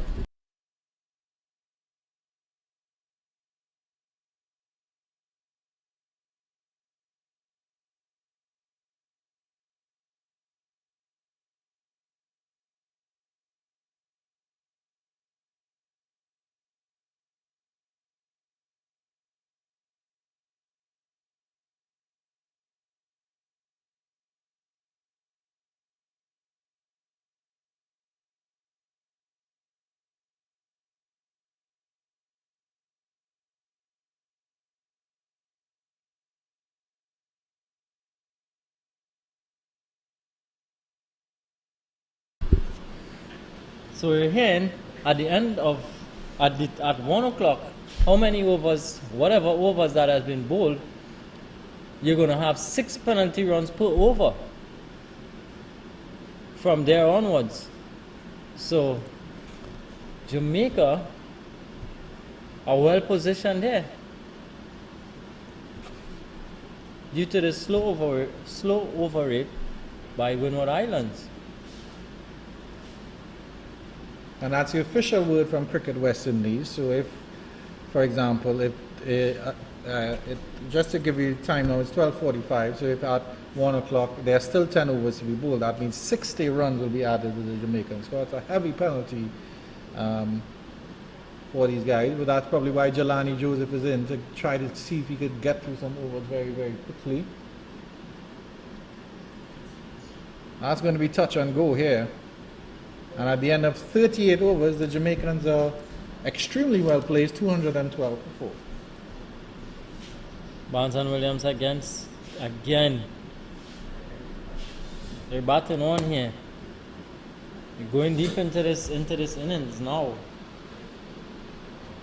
Williams doing up the bulk of the scoring at this point in time. Williams is on to 42 of 47 deliveries and Barnes 61 of 62. Barnes slightly took his foot off the gas and allowed Williams to do the bulk of the scoring. But Gassi is coming back in, so we'll see what happens now. Bring his arms there and he'll drive that through the cover region. Thick outside edge, he'll run very, very close to the boundary, and that's 2 runs there more for Barnes. And despite the fact that Barnes has slowed down, we still know that he's very, very capable of hitting those big shots. He just cleared Jelani Joseph over deep extra cover for a wonderful 4 in the previous over. So as I said, I think he was conserving his energy for those last 10 overs when he wants to, when he may want to hit a push. And if he gets one big over, well, Definitely. Gassi continues on the leg stump and tucked into the leg side. They come for a single and they'll push for the second. There's a misfield and Williams is unfortunately run out, coming back halfway up the pitch. He's unhappy about that one. There's nothing he can do. Excellent feeling. And by a bit of luck here, the Windward Islands get a wicket. Williams is run out, unfortunately, for well played 42. Yes, that wicket coming at the right time there for the Windward Islands. They would be pleased with that because they look at that stage. They look like they couldn't have broken that partnership anyhow else. By the run out route.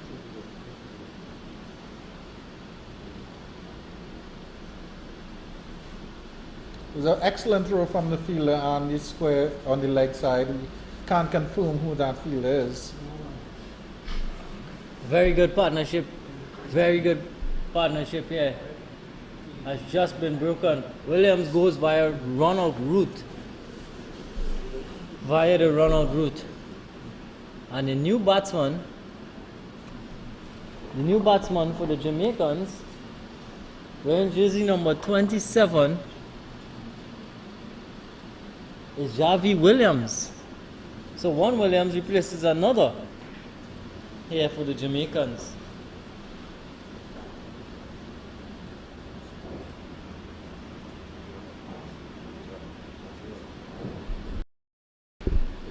There we can see a good throw. Trevon Williams turned for 2 and Brian Barnes had none of it. Brian Barnes was settled for 1 and Williams wanted 2. A good throw in the end there. And Joseph just executing an easy run out there. So I've just been informed by the Cricket West Indies officials that they will try to play the full game as much as possible and there won't be any penalties. So the Windward Islands do have the chance to bowl the full contingent of overs for the Jamaicans, and the break in between will be shortened as necessary, to a minimum of 30 minutes. So Xavi Williams replaces Trevon. Gassi continues. Wonderful delivery for the new batsman, for the new batsman. Good delivery from Gassi, first up there to Williams. Williams replaces another and he gets a good delivery to start off here from the impressive Gassi so far.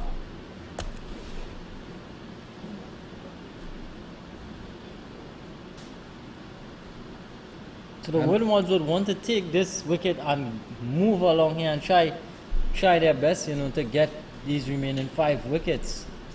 A good boost at the right time, you have to say there.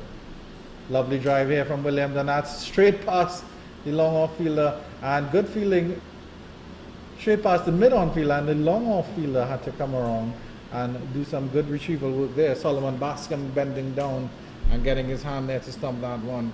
Nice drive by Williams, he's off the mark. Xavi Williams replacing Trevon Williams. And Trevon Williams, how does it feel as a batter when you get run out like that? Especially when you're in the groove as Trevon Williams. Not a good feeling. It's not a good feeling at all. You're batting so good and then that's the only way you can get off run out. It's hard. It's a love-hate relationship with the game. Good delivery by Gassi. Played forward there by Williams. Bit uppishly, but safely into the cover region, and there is no run.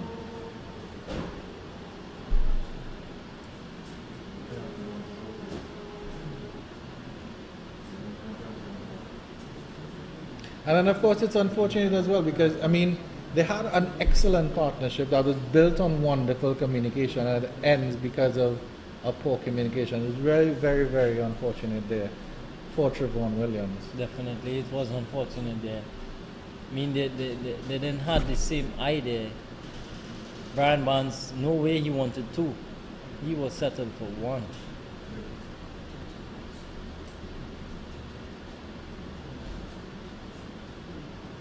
Again, good from Gassi. Good from Gassi there. Javi Williams looks solid there, blocking out that one. At the end of over number 39, the Jamaicans are 214 for 5.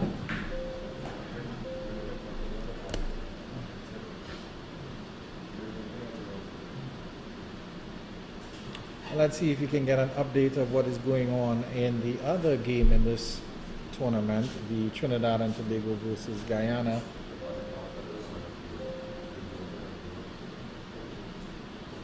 It seems that the innings has ended for Trinidad and Tobago, so we'll have to get an update from our friends at Gilbert Park, our fellow Cricket 360 teams. So we'll get an update for you on that as soon as we can. So Jelani Joseph, continues from the northern end. Good delivery to start there to Barnes. Play back up the pitch. No run.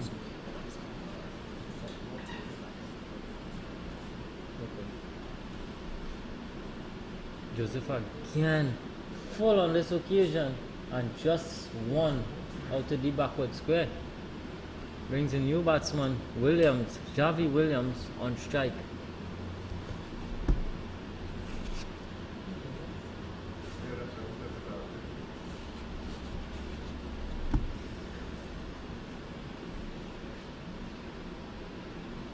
I would have been tempted to put that slip in there to the new batsman. Yeah, definitely. Get that slip in there.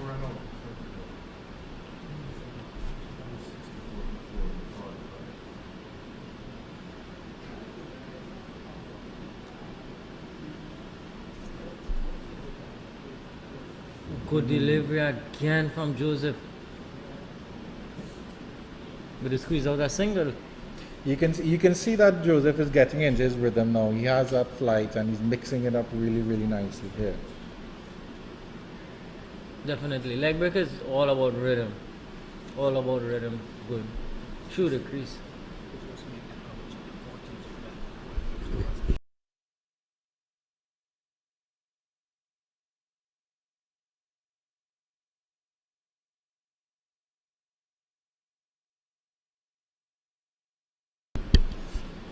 Confirmation that teams will bat their full 50 overs despite the delay here. First innings was supposed to end at 1 o'clock, coming up to 12:54.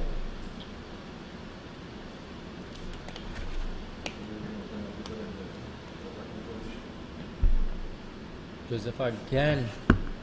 Williams looking to hoik this one over mid wicket. Good ball from Joseph there. Throwing it up and allowing it to spin. Good bowling from Joseph.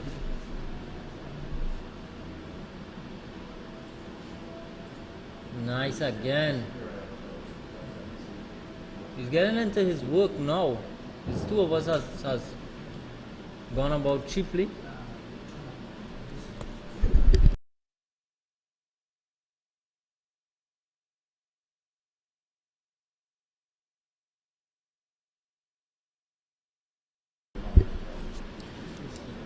At the end of 40 overs, the Jamaicans have progressed to 215 for 5. So Kadir, what's the mindset of Brian Barnes right now? Because unfortunately he has to put the run out of his partner, Trevon Williams, behind him. He has a new batsman in here, and Xavi Williams. And then of course Barnes has been a little bit scratchy here in this second part. So how does he regroup and how does he get back into that frame that he wanted to get into? 219 for 5, I should say. Apologies at the end of 4. I think what needs to be done is that he needs to still bat on until 45 overs, and at the end of 45, he could then launch in those last 5. It's really go hard there at that stage. You know, so there's still 5 overs to go. They're scoring at 5.5 almost to the over. Right? They're well placed at 219 for 5. Williams just needs to probably stay there with Barnes and play the situation, you know, and then just launch in the back end.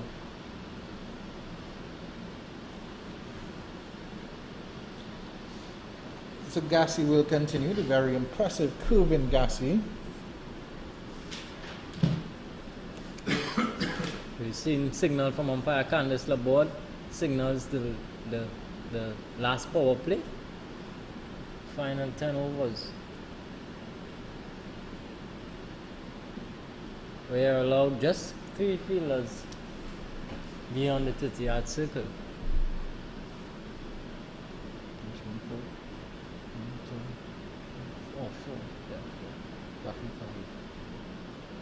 The 5 fielders outside the 30-yard circle. Barnes frees his hand with this one, cuts that down to third man region for a single off the outside edge. Williams comes back in strike. So there's a long on, a long off, deep mid wicket. Cover fielder is coming in.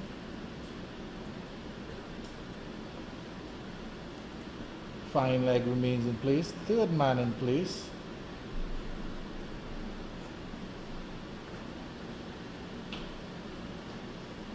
Short wide mid on as well. Short wide mid off as well.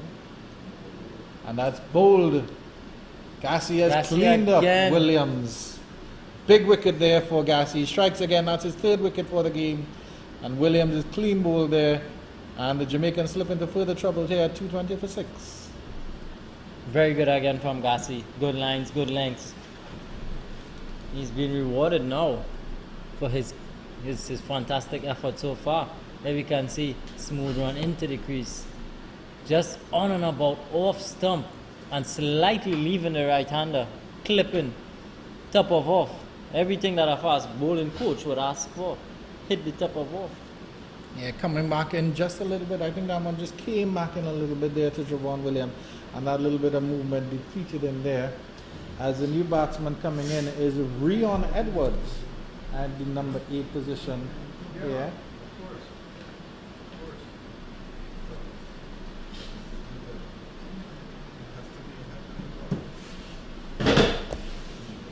The Jamaicans in a very good position. However, they have been pegged back a little bit by the Windward Islands, who have been picking up some wickets regularly. Well, the 2 Williams' boys fell within quick succession, and that's, as they say, all this forwards in clusters. Just to let you know what's going on at Gilbert Park between Trinidad and Tobago and Guyana.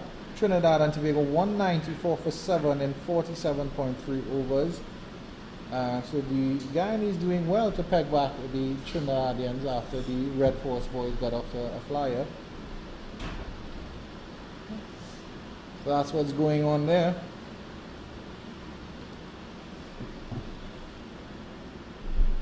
And the West Indians have gone to 250 for 4. Unfortunately, Nicholas Puran is out. Robman Powell is in the wicket. Shea Hope has completed his 108 of 128 deliveries with 8 fours and 3 sixes. A wonderful knock by him. Excellent work from Shea Hope. And back here live at the NCC. Full delivery, and Rian Edwards is able to flick this one forward of mid-wicket for 2 runs to get off the mark. Gassi clearly striving for that Yorker length delivery. Missing it a little bit here. And it's a Nelson for the Jamaicans, 2-2-2. Definitely. How do you think Barnes would want to play the situation going forward? Do you think he's going to trust his partners coming in now? Seems to be batting with the tail at this point. Well, it remains to be seen how much confidence he has in his teammate. But Edwards looks to be a fairly capable batter. Played that quite well. Number 8 batter here for Jamaica.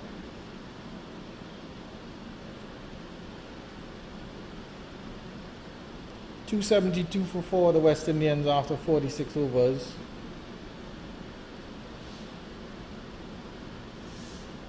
Current run rate 5.91. 46 runs in the last 5 overs. We'll be hoping, I would love to see them get above 300.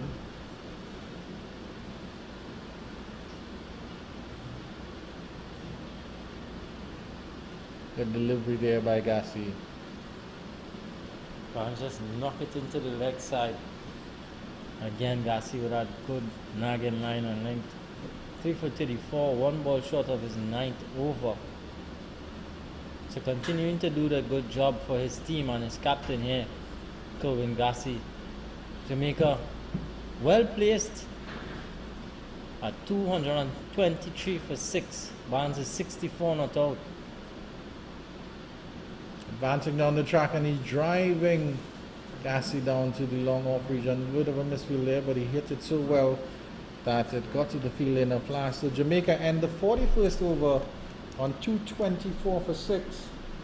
Barnes moves on to 65. 9 to play, 9 overs to play. So run through the scorecard of the West Indies innings. Shea Hope not out on 110 of 130. Kyle Mayers caught and bowled by Huda for 39 of 23. Shamar Brooks caught down bowler Aksar Patel for 35. Brandon King caught down bowler Chahal for a duck. Nicholas Puran bowled by Thakur for 74 of 77.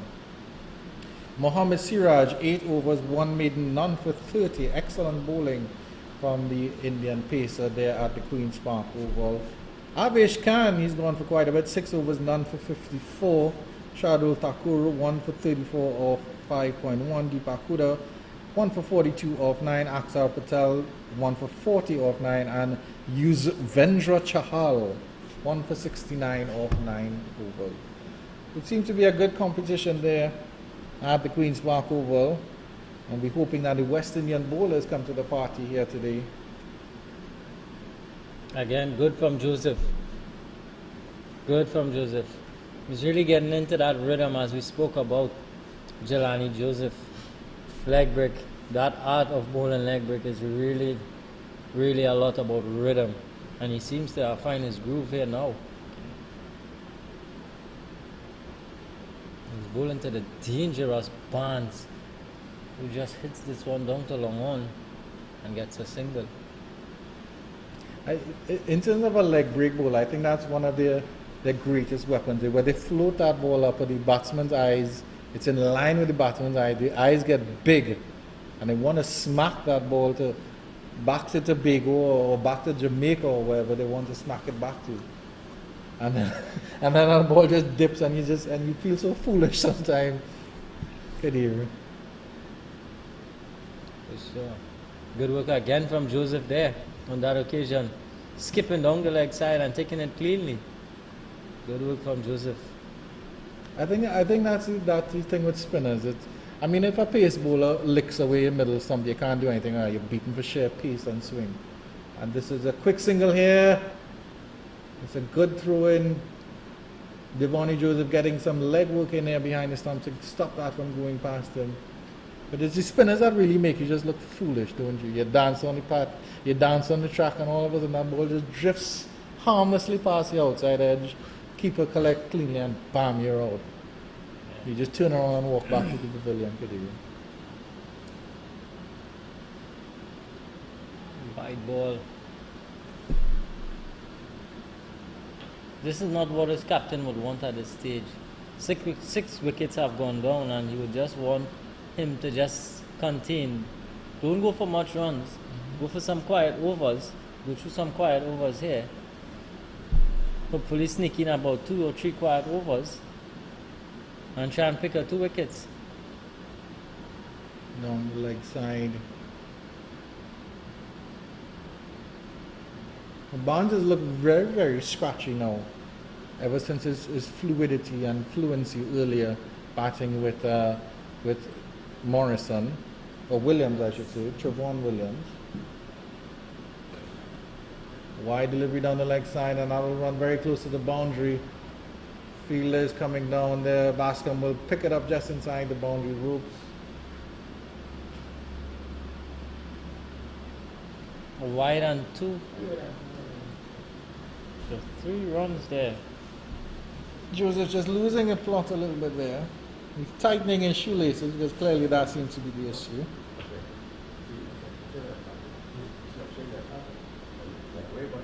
So Barnes looks slightly scratchy now.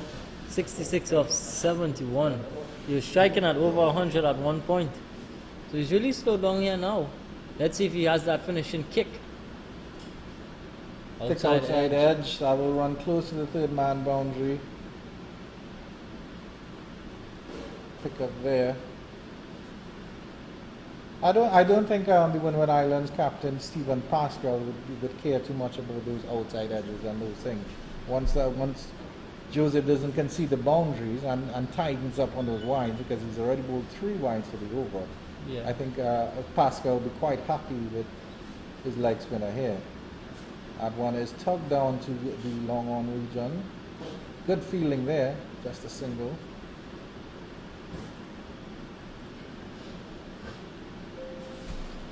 At the end of 42, Jamaica 234 for 6, Barnes 69, Edwards 4. Joseph has completed 5 overs, none for 32. Looks like Garcia again to continue from the southern side.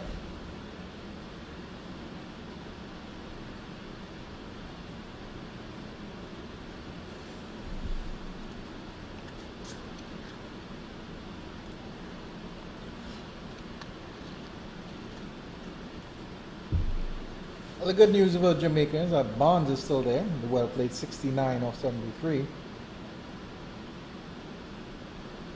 Advancing down the pitch, and that stroke through cover, and that will be 4 runs. A run very close to the boundary. Bascom is coming up with excellent footwork there. Stopped a definitive 4 runs, and Barnes gets back for a sedate 2. That takes him on to 71.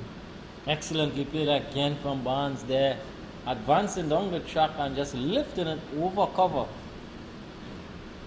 That's never an easy shot to play.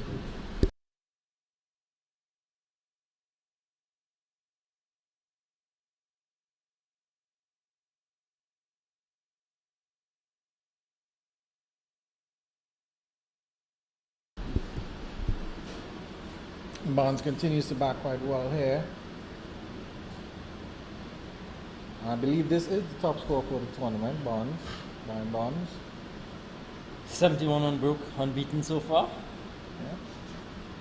236 for 6. Garcia into his last over. 3 for 37. Excellent figures here. Final over for Kerwin Garcia here. So his captain is going to be searching for 7 overs after this one. From somewhere, 7 quiet overs he would hope for.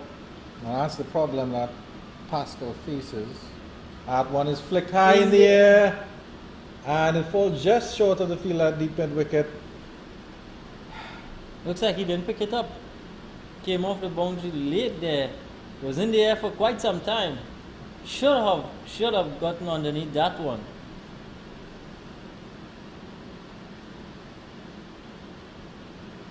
And then Barnes moves on to 72 now.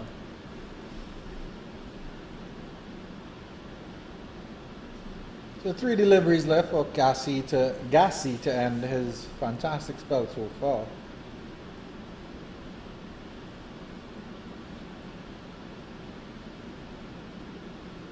Wide delivery, pushed into the extra cover region, and they will get a single here. Edwards gets 1. Barnes is back on strike. I think the top order would be pleased with that punch through extra cover there from Edwards. Yeah, and you can see Edwards rehearsing it. He said, hey, I didn't play that too bad at all. Not bad for a number 8 batter. When I see Edwards, I can't help but think of Fidel Edwards. Right region, wrong nation.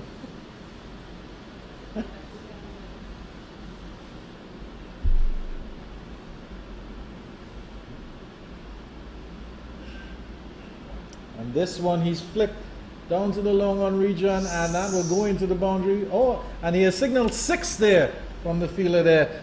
Picked up that one beautifully Barnes and deposited it over the long on area for 6 runs. He moves on to 78. He's stepping on the gas now. And unfortunately, that gas he's stepping on is Kevin Gassy. Yes, Gassy, on that occasion, he straight in line there. And a very good shot from Barnes over mid-wicket. High and long, all the way for 6. Moves on by 6 to 78 now.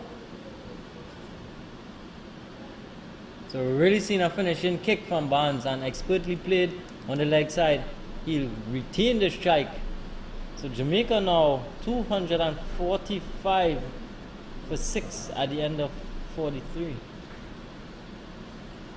And Gassy ends his 10 overs with 3 for 46. It's been an excellent spell by the right arm medium pacer, or fast medium pacer from the Windward Islands. Excellent performance by him as Jamaica goes on to 245 for 6. And the big man, Brian Barnes, is still there. His teammates are sure going to be cheering him on and willing him on to continue to soldier on here for his team. They're going to be willing him on. Come on, Barnes. Come on, Barnes. He's really played a good hand here, Andrew, so far for his team. He goes again. One bounce into the long on.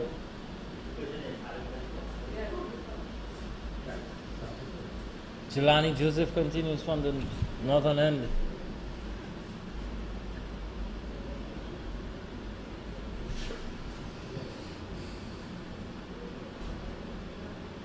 Edwards faces up to Joseph here. Bowler should have stopped that there. 1 run brings Barnes, the dangerous Barnes, back on strike. Maybe Joseph just likes the challenge of bowling to Barnes, as Barnes rehearses another massive shot.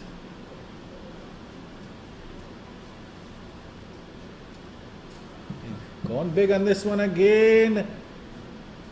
And it falls just outside the 30-yard circle in the extra cover region. Bit of a top edge there from Barnes. But he's such a powerful hitter. That ball went so high. He's looking a bit winded now, as Barnes. He's running some quick singles and he looks a bit winded. And he has signaled to the Jamaican dressing room. I think he wants to get just a drink of water or Gatorade or something. On that occasion there from the replay, we can see that the breeze just keep taking the ball away from that fielder that was running there. As you can see from the Windwards flag that is right in front of us here, it's a east to west breeze across the ground here.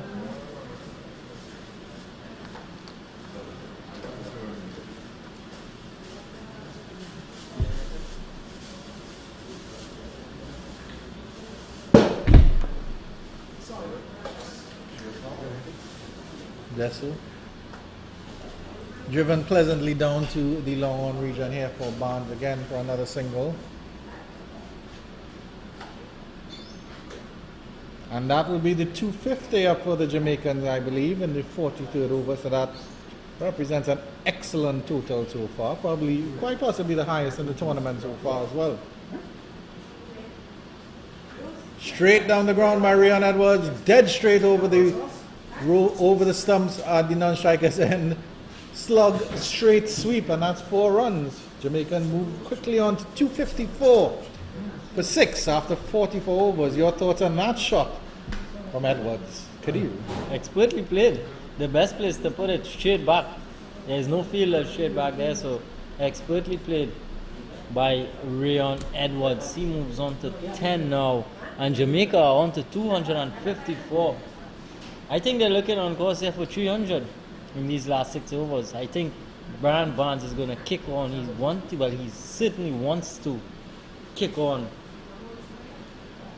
But they are very well placed there now at 254, Andrew. Brian Barnes definitely staking a claim to move up in the progression to the West Indies senior cricket. And of course, it's nice. This tournament is hosted by Cricket West Indies. It's the Rising Stars Under 17 Championships, and it's been excellent to see the officials from the Cricket West Indies be in and around these games. They're not just letting it run. For example, Vice President Dr. Kishore Sharla was at the game between the Windwards and the Windwards yesterday at Gilbert Park.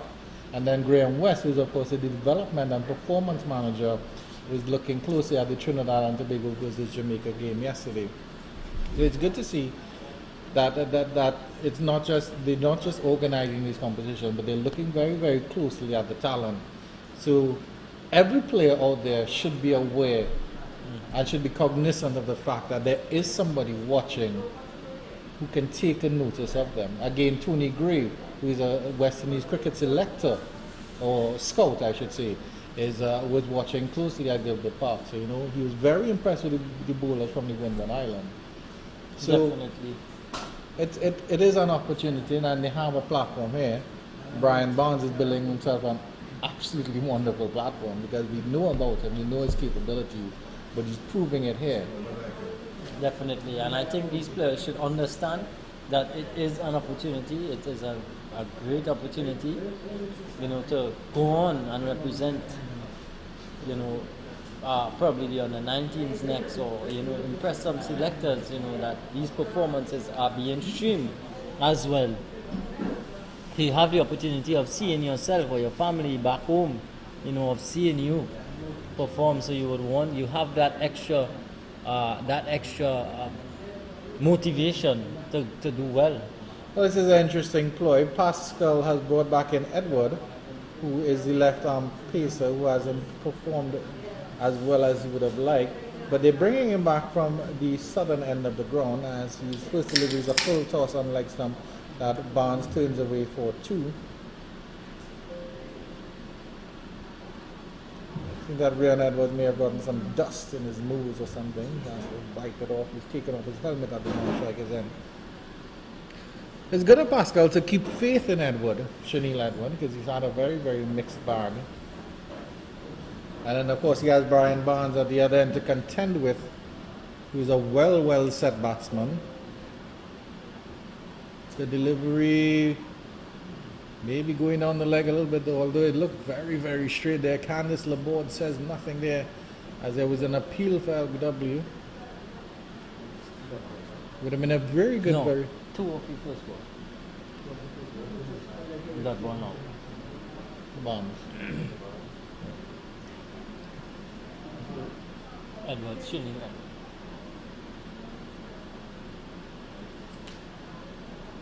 Advancing down the track, and that's in the air, and Edwards gets the big man Brian Barnes. Well, a big boost for the left arm pacer.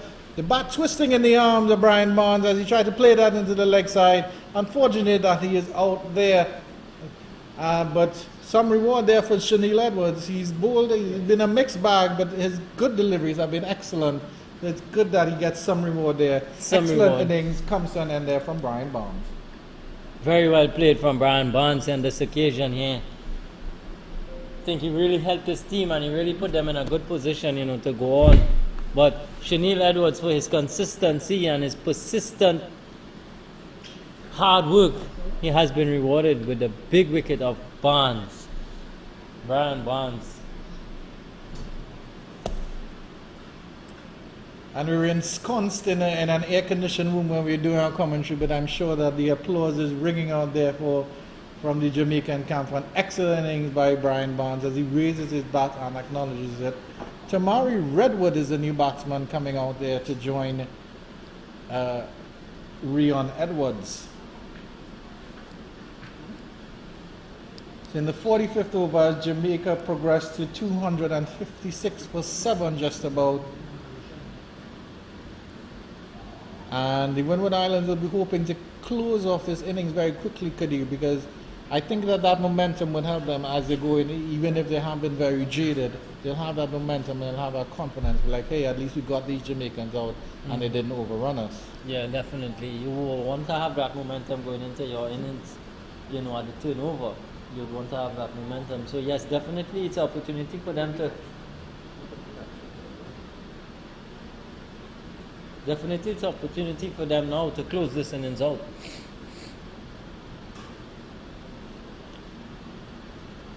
Garcia appeals were caught behind at the wickets. A fantastic delivery. Was not... Well, that's Edward, I should say. Garcia's been bowled out. Did he get he gets a good line delivery on outside the line of the off stump. Had the new batsman Redwood fishing for that one. And this might be a good stage for him to bowl his slow deliveries and stuff, at this stage where batsman, he's actually bowling at the tail now, so he can actually bowl those slow deliveries. But now he actually has a spring in his step. Before he was sort of bustling in, now it feels like he has a little bit more confidence in his action here. Good delivery outside the line of the off stump again, coming back into the right-handed Redwood, and there's no run. Shanil Edward here, he's just persistent. He's a hard worker. He's running in. He's running in this heat, Andrew, and it's not easy.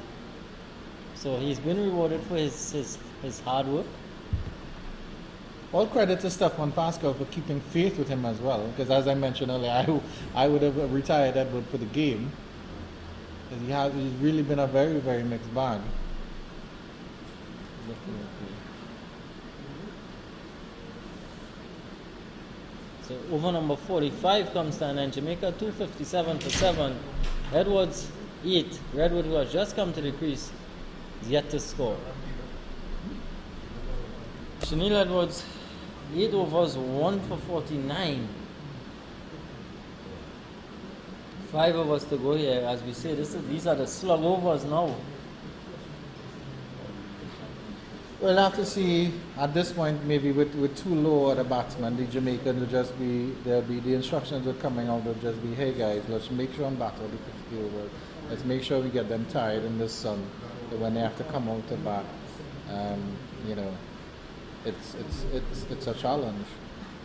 But does momentum really matter a lot in these sorts of situations? Momentum? Even if, let's say Jamaica was still 257 for 3 or 4 or 5 or whatever, and they finished with 280, 290. Mm-hmm. Yes, the Windwards wouldn't have the momentum going in, but they have that chance to regroup, don't they? And they have their chance to sort out their plans. So at the innings break, does the momentum really matter that much? Yeah, definitely it does. If you go in with your tail up, having take the last 2 or 3 wickets, for not much runs, you go into that break with your tail up. So yeah, definitely when you come out, you have a spring in your step, But runs on the board is runs on the board, So whatever the Jamaicans get from here is significant, that's already on the board, and it's now on to the Windward Islands to get that. So the onus is on them now. Another replacement here in the bowling. Devin Tyson will resume duties from the northern end. The Windward Islands opening batsman will be thinking about batting right now. They will be thinking about how they're going about chasing these runs down. Starts with a good delivery, back of a leg.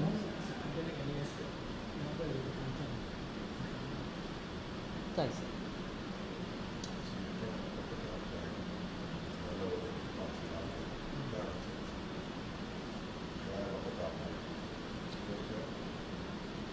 Credit to the Windward Islands boys for keeping the spirits up. It's really hot outside there, and credit to them. Hold him. Beautiful delivery by Devin Tyson, coming back in a little bit, clipping the top of the off stump, and that is the end of Rion Edwards. The Jamaican slipped to 257 for 8. The Windward Islands, they're building up that momentum quite nicely. Very well bowled again from Tyson. Edwards just playing, and it looked like it left him a bit and clipped that middle and off. So very good delivery, good areas still from Tyson. As we can see there, ball coming back into the right-hander. Very well bowled. As a pitch, he got it to jog back, Andrew. But if he ran his hands over that delivery to just get that cutter coming back in, but that jog back in quite a bit, you'd have to say. Does the older ball jog a bit more or less? The older ball with grip. The older ball with grip. Yeah. So when you get that grip and then you get that cutter coming back in as well, that's when you get that extra jog. Yeah. So fantastic delivery by Tyson here. So good from the Windward Islands boys. they're still running in hard and you know, giving it that effort still. New batsman is wearing jersey number 18. Deshaun James. Deshaun James. Coming at number 10 for Jamaica.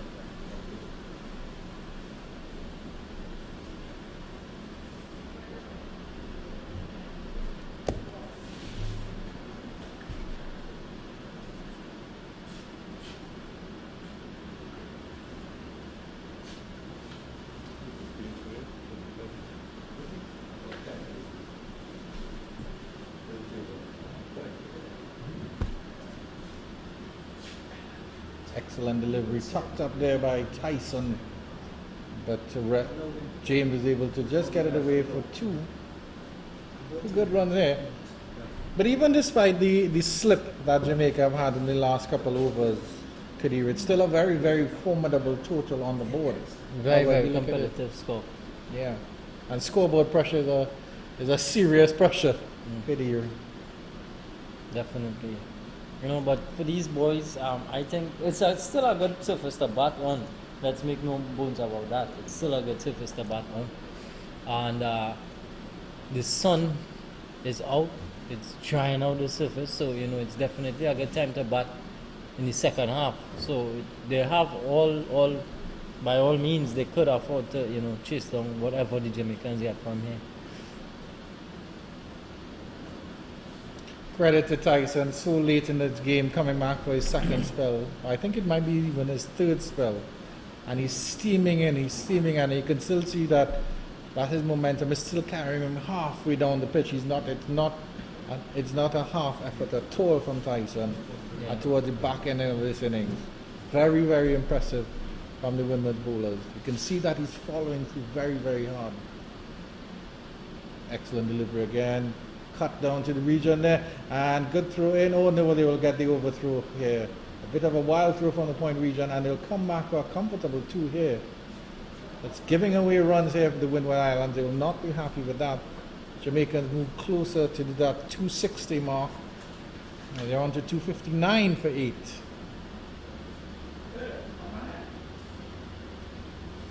A bit sloppy there by the Windwards. Of course, the field had every right to shy the stumps, because I think James was about halfway down the pitch, at least a quarter of the way down the pitch. And Andrew, let's keep in mind these boys played yesterday as well. It's a little bit difficult on their bodies, you know, but credit to them for, you know, running in and giving it that effort still. Fantastic over by Tyson comes in, and at the end of 46 with 4 more left in the Jamaican innings, they are 259 for 8.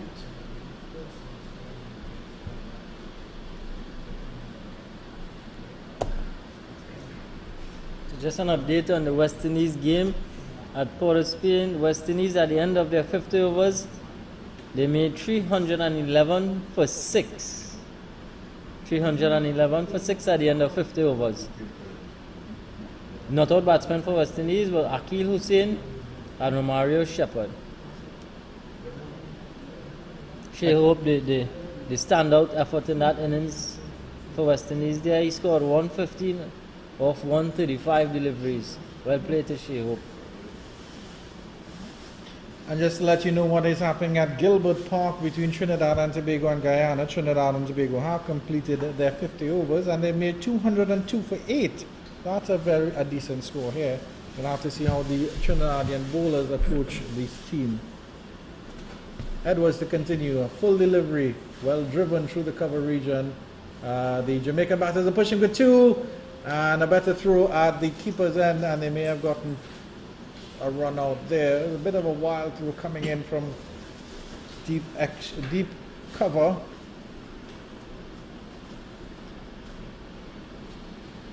So the Jamaican total goes past 260 now. So it's 261 for 8.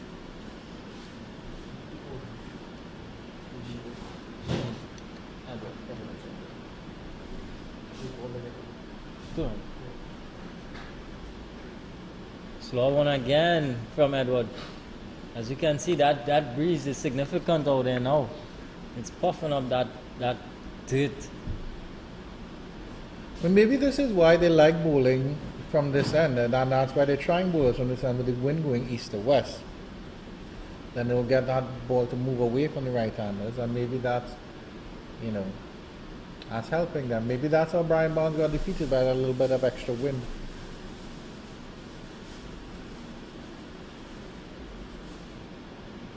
Good delivery by Chanel Edwards. Umpire, unfortunately, the umpire signals a no ball, so he's striving a little bit too hard there. So it's a free hit here. Redwood has a chance to free his arms. How capable he is as a number 9 batsman of freeing his arms, we'll wait to see. Losing the plot a little bit here, Chanel Edwards. As we said, it's a mixed bag from him. He flashes that through to cover region just for a single. They're thinking on the second. No, got to the fielder very quickly. And again, another wild throw. The throw leaves a lot to be desired from these Windward Islands boys. They're not getting it into the keeper, or at least one bounce into the keeper. I think they're trying to throw it directly into him when they could throw it one bounce into him.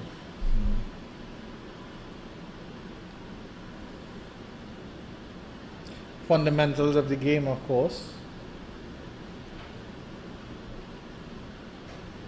Because even with the underarm, even if you pick it up and you throw it underarm, you still want to get it over the bails. That's what you're aiming for. Yeah. Right? I mean, if you have a chance, if you have all 3 stumps to aim at, you aim at all 3 stumps, obviously. Yeah. But when you have to aim at one stump, it's very, very difficult from a side-on perspective. Yeah. Good delivery by Edwards, but James is able to push it into the cover region for a single. Looks like every bowler want a single from here now, onwards. One ball left in over number 47. It's 263 for 8.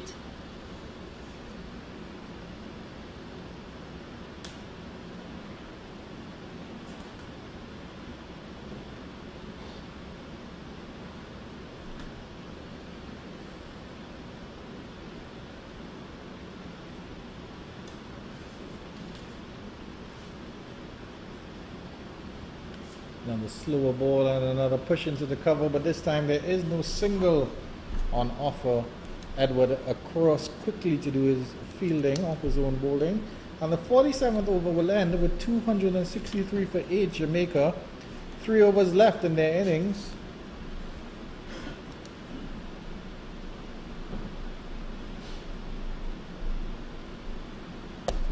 Right, one ball to go.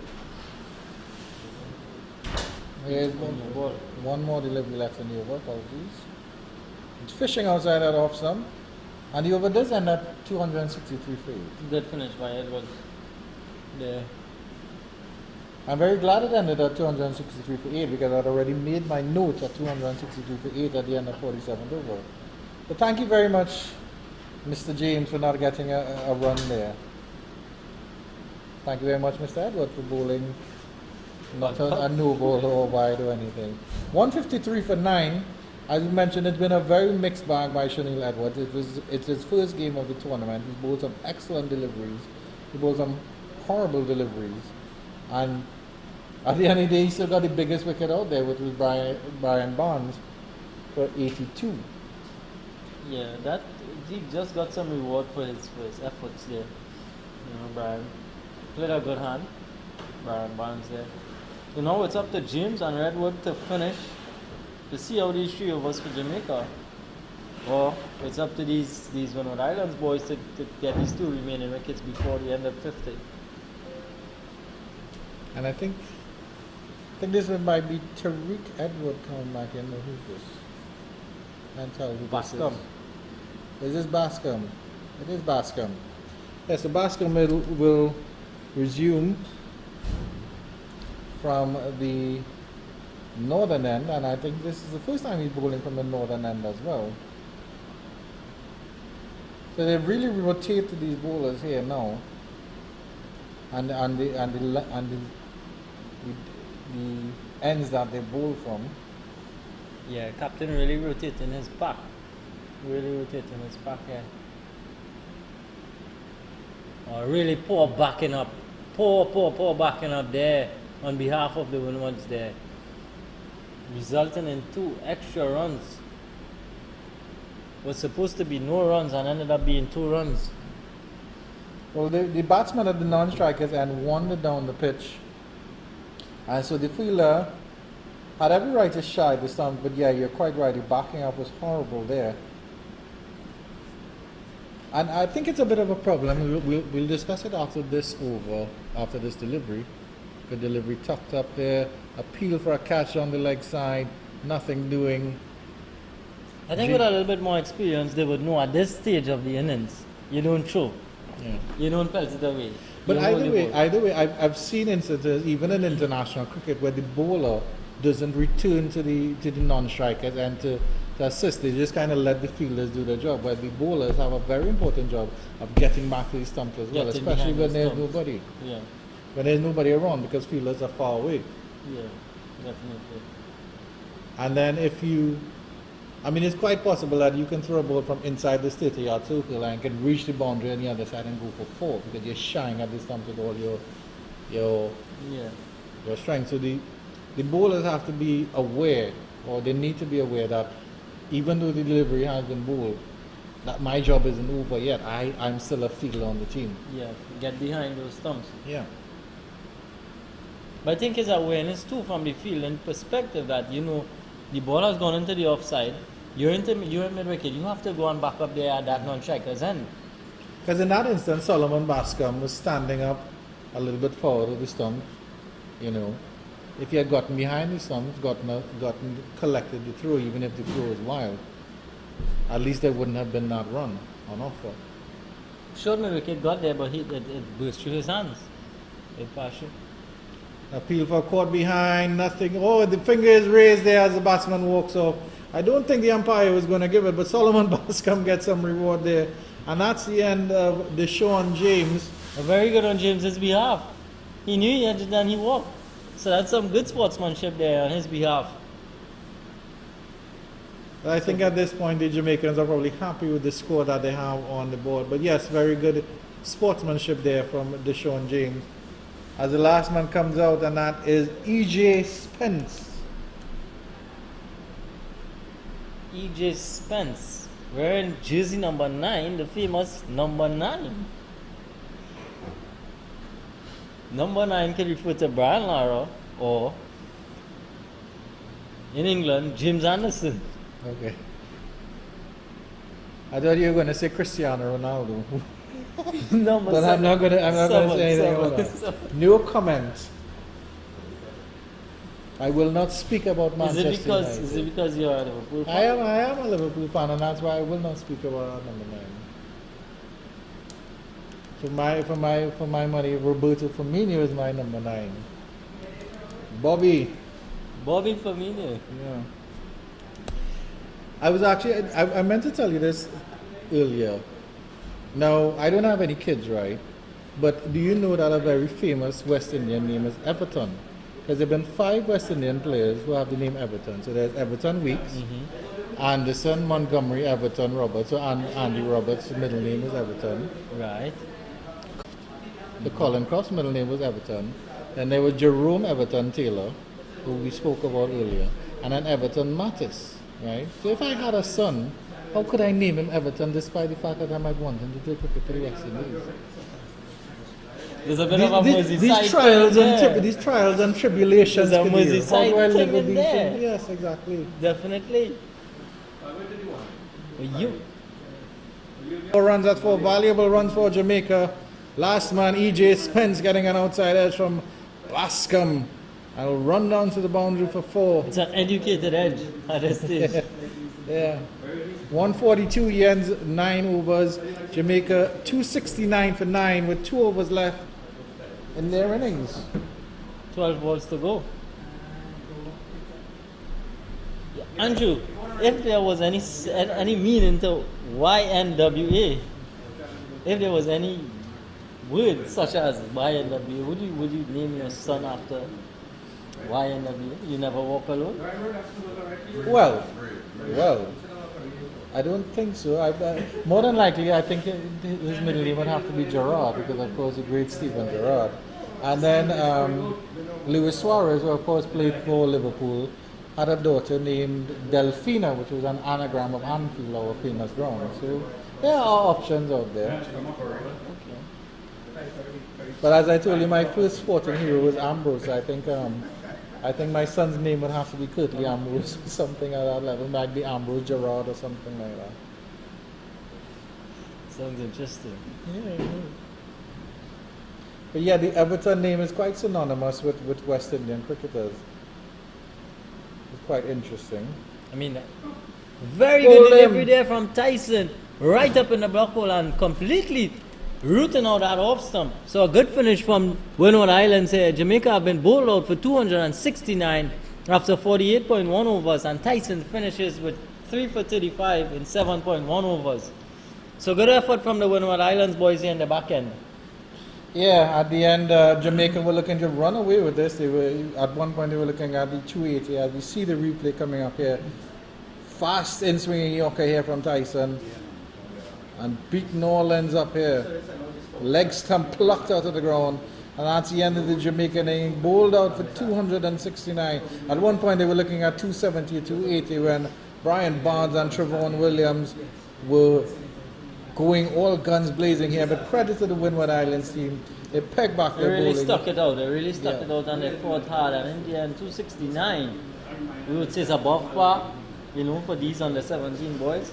They have a run through of the scorecard here. The name that really stands out is Brian Barnes, 88, and Trevon Williams, 44. Together they put on 100 and something there for that fifth wicket. And we had starts from Ware, Morrison, Johnson throughout, but really well played. 268 all out from Jamaica. And just taking a look at the bowling very, very quickly here. Well, the two standout bowlers were Kelvin Gassy, who took 3 for 46 of his 3 overs. Yeah, thank you very much for pulling that up, Ronnie Bikram Nas. Kelvin Gassy, 3 for 46 off his 10 overs. Devin Tyson coming back quite well, 3 for 35 of 7.1. Solomon Bascom taking up 1 wicket. Shanil Edward getting a big wicket of Brian Bond, and Tariq Edward also getting 1 wicket. Joseph bowling 6 overs, none for 42. Now the innings break here at the NCC. Jamaica 269 all out, and the 268 all out, I should say, and the Windward Islands will require 269 for victory. We'll take a short break and we will be back with the action in just about a half an hour's time.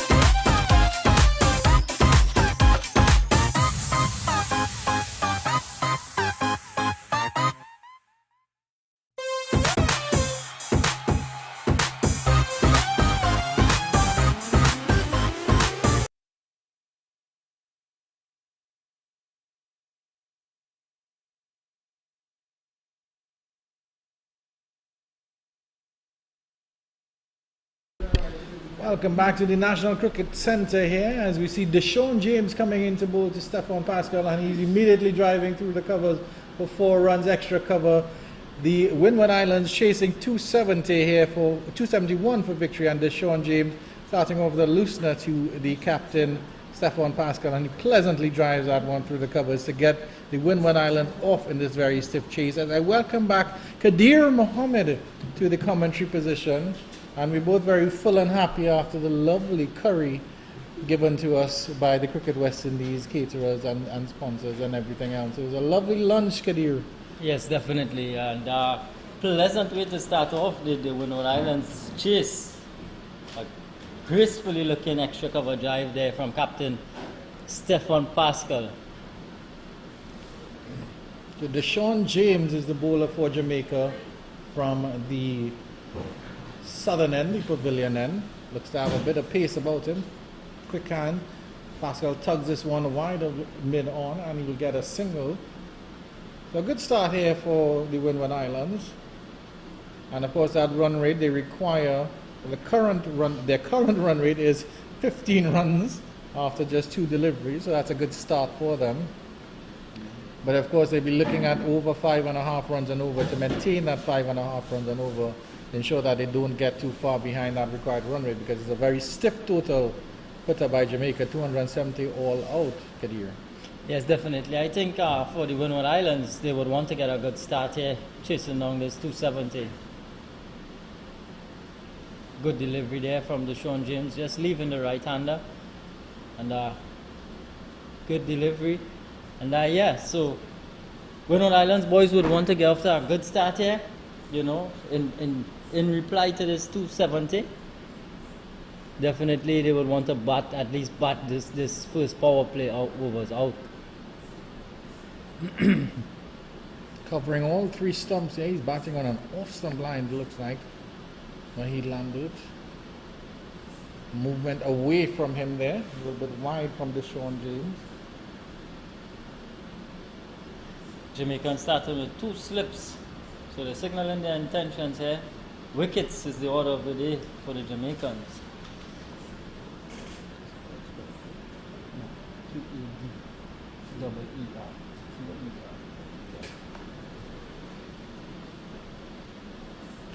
Good delivery again from James. Just hanging in that corridor of uncertainty there from James. His first delivery, a loosener driven pleasantly through the covers, extra cover region by Pascal, all along the ground. But since then, James has just pulled it back a little bit here. And the Jamaicans are looking resplendent in those bright yellow sun hats, those wide brims. The delivery again by Deshaun James, tucking up Lambert. So the end of over number 1, the Windwards are 5 without loss. Pascal on 5, Lambert yet to get off the mark. A solid start here by the Windward Islands.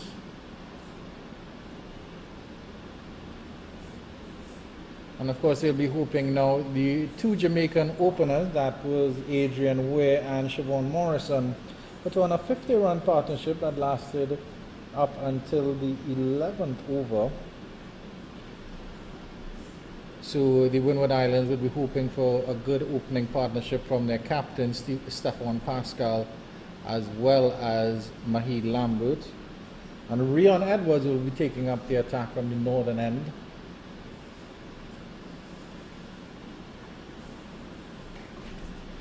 Captain Stephon Pascal to face up to the opening bowler from the northern end, Rion Edwards. I think he's asking for a middle stump there.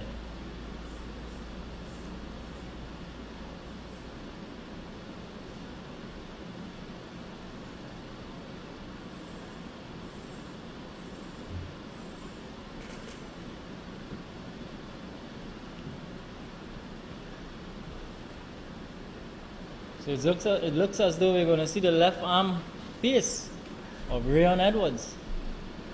Interesting to see how he goes here. 1 slip just in place. That's on Adrian Ware at first slip.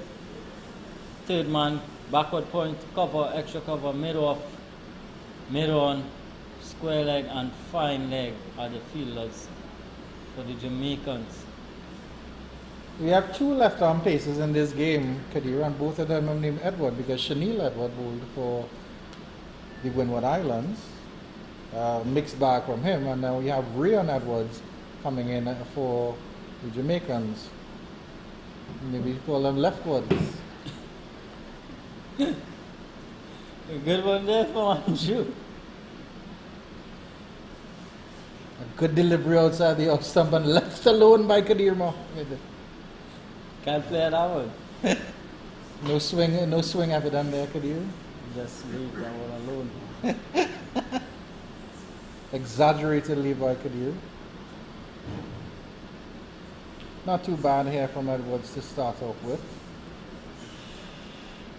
He has a hustling approach to the creases, Rayon Edwards. So in yesterday's game, the Windward Islands, Stefan Pascal against the Leewards, Stefan Pascal and both Mahid Lambert opened the batting, but they didn't get many runs. Stefan Pascal just with 3 and Mahid Lambert with 8. They'll definitely be hoping for better returns today. Good delivery there by Edwards, swinging in. His appeal for an LBW, nothing doing, probably going down leg side. But he started off quite well here. Yeah, definitely. That's the kind of start that Jamaica would want. They would want a miserly start here. And they would be expecting a lot of their 2 opening fast bowlers, their new ball bowlers. And they would want the fielders to back them up equally. It's equally as important, for the fielders to back up the bowlers. Trevon Williams behind the stumps for Jamaica. As Edwards comes in again. Pulled in forward of square in the leg side, and that should run away. That's Mahid Lambert off the mark, and he gets off the boundary with a 4. He gets off the mark with a 4. Yeah, good shot from Lambert. Slightly short, and he latched onto it and hit it quite powerfully through that wide mid-on region.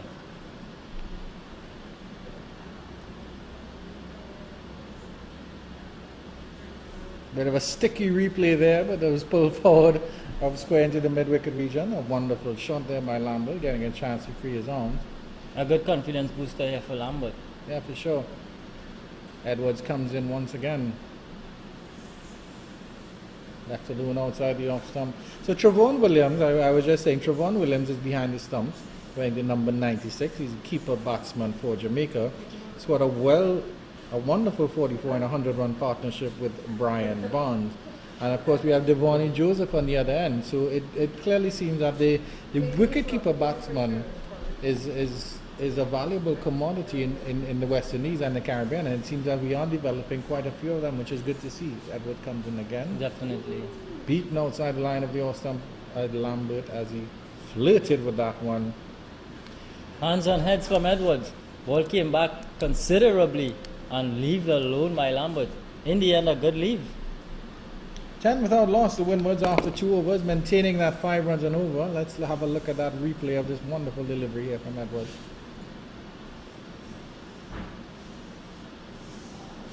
Came back in quite a good way, and Trevon Williams did well to get that one. Pitching on the line of maybe 5th or 6th stump and coming back to, if there was a 4th stump, I think Lambert would have been comprehensively bowled. Good start from the new ball bowlers here for Jamaica. After 2 overs, Jamaica were 15 without loss.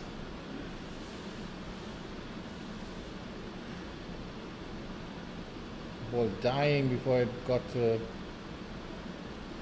Williams behind the stumps. I think that Windwards, they have a good chance. The wicket still looks good for batting. It looks flat. It looks good for batting. The sun is out. And the ball is new. The ball is hard. So that would help in scoring runs quickly. Tucked up there. I like the look of Pascal so far. He looks organized. He looks an organized player, organized right-handed opening batsman. And his team would really want him, to lead from the front and lead by example. Him being the captain, they would want him to go on and get a big score. and hopefully chase down this 270 posted by Jamaica. Edged and just falling just short of first slip. Deshaun James gets the edge and Pascal gets a single there, fortuitous single here. And I was now going to ask you, Kadir, when your captain is your opening batsman and if he's out cheapy, how does that affect the morale of the team? As we see, let's have a look at the replay here.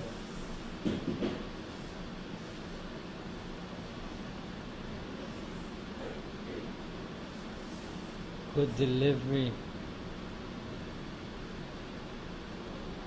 I think the wicketkeeper on the first slip needs to come up, needs to take a step up. Ball is dying before it reaches the Ideally, they want to be taking the ball at midriff. You know, so they want to. Tucked up there. Mahi Lambert will feel that one and rub a sensitive area and walk off. Jamaicans have employed another slip. So they have opted for 2 slips now. James is getting the ball to leave the right-handers slightly, so they have opted for 2 slips. Seems to be a skiddy fast bowler, Deshaun James. He comes on to you a little bit fast. He's not particularly tall. So I'm not sure how much bounce he will get. And he will get obviously a little bit of bounce with that new delivery. But he's definitely more of a skiddy fast bowler. Skiddy type fast bowler. Coming on to you a little bit faster, jarring the bat, hitting the ball hard, hitting the bat hard. Pleasantly turned into the leg side region, and Lambert will pick up an easy single. But James, he has a smooth approach to the crease. He's really running in smoothly.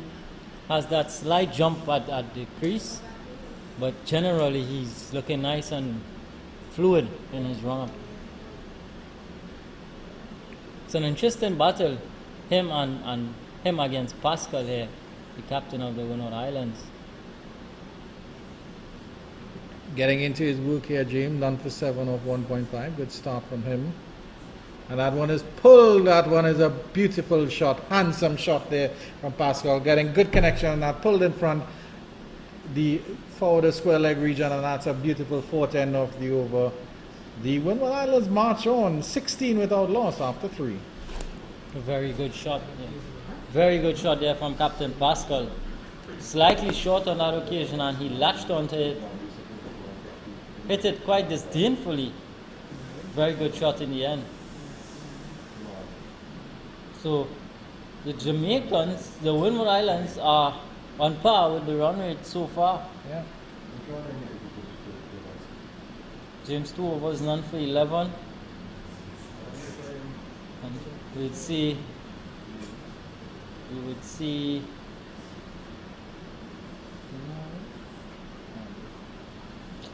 Rion Edwards returning. Rion Edwards again.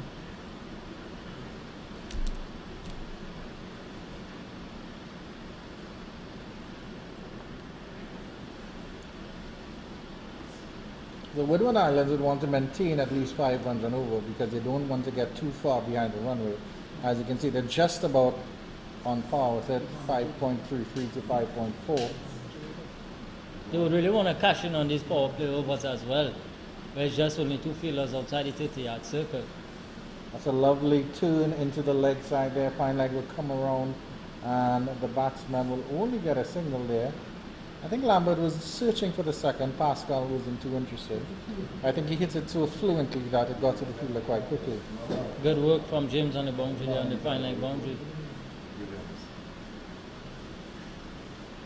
So these power play overs would be really important for both Windwards and Jamaica. Jamaica would want some wickets in the power play overs, and Windwards would want to score and make use of these power play overs. Just to let you know, Jamaica had 56 without loss after their 10 overs. Good delivery by Edwards. Pascal trying to deftly touch that down. Good feeling by Morrison there at backward point.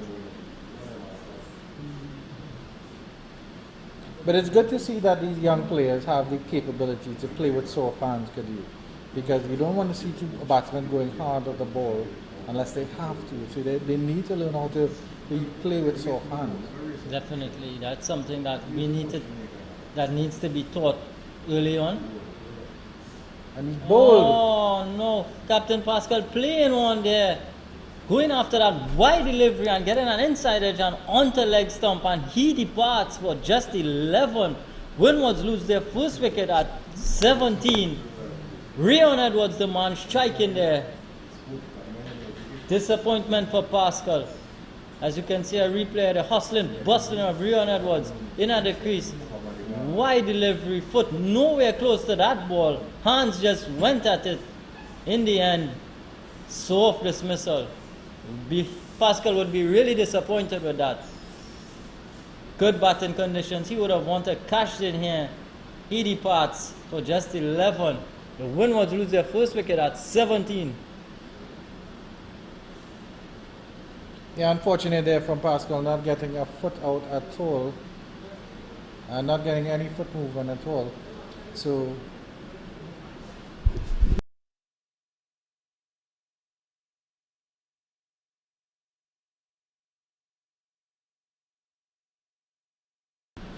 and the new batsman coming in is Jarrell Jeremiah, who also didn't do too well yesterday against the Leeward Islands. He only scored.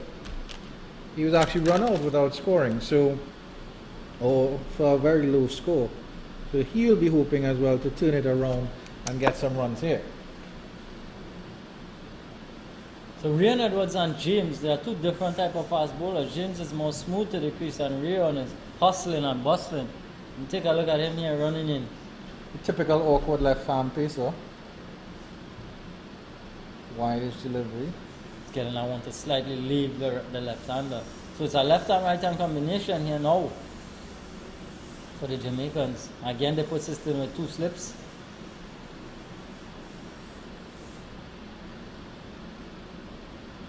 So this is exactly not what the Windward Islands would want. Losing a quick early wicket in this chase. As you know, they're chasing 270. It's above par here. It's above par for these under 17 boys. So they will want here now that these two rebuild and take it, you know, as deep as possible. Well, they have the time now that they can consolidate.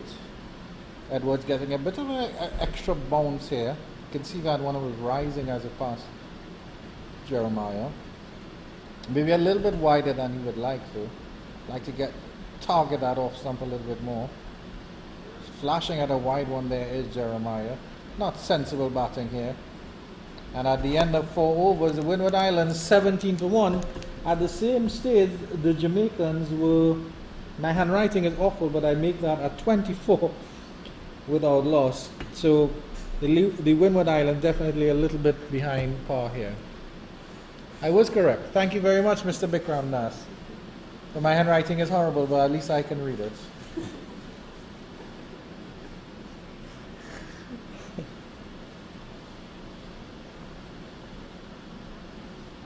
How would you describe it, Kadir? Is it chicken scratch? Can you read it? Yeah, I could read it. Stop looking at what I write in blocks here. If you look at the names that I write in blocks, everything is easy. Deshaun James continues the action here. Skitty bowler.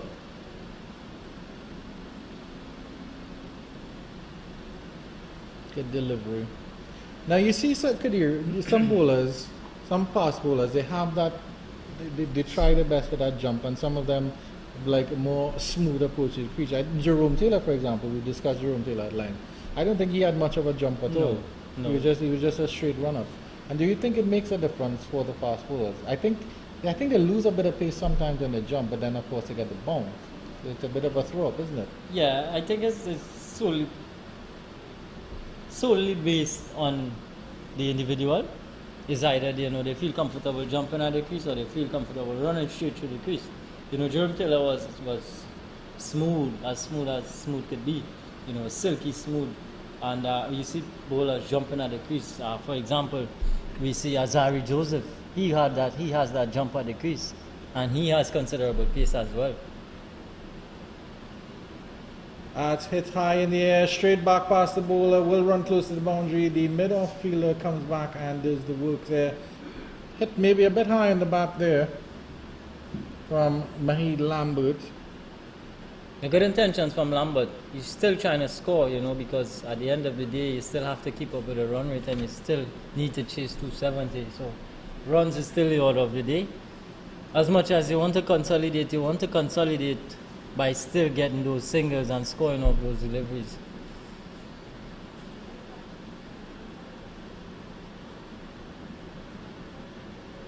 Good delivery again from James. Full, looking for that bit of swing if there's any. Pitching that ball up. 2 slips coming into play when the ball is pitched up as well. But you can see the difference that a wicket takes, because after 3 overs, the Windward Islands were flying. They got off to a good start. That 1 wicket has pulled them back. And now they're searching for runs where they have to search. Tucked up there is Lambert, not getting that one away. He probably feel like that was a missed opportunity. He's rehearsing the shot. Gordon Greenwich-esque, getting up on that 1 leg. Can you play that shot, Kadir, that 1-legged ramp? No. How's your cover drive? Do you have a nice cover drive? Left-handers usually do, don't they? I like the ball for. I like driving, cutting, and pulling nonsense. I see Kyle Mayers now. He has that swivel on 1 leg and pull. Very West Indian shot indeed. Push down to the mid-on region. And let's see if we can give you an update on the international cricket at the Queen's Park Oval.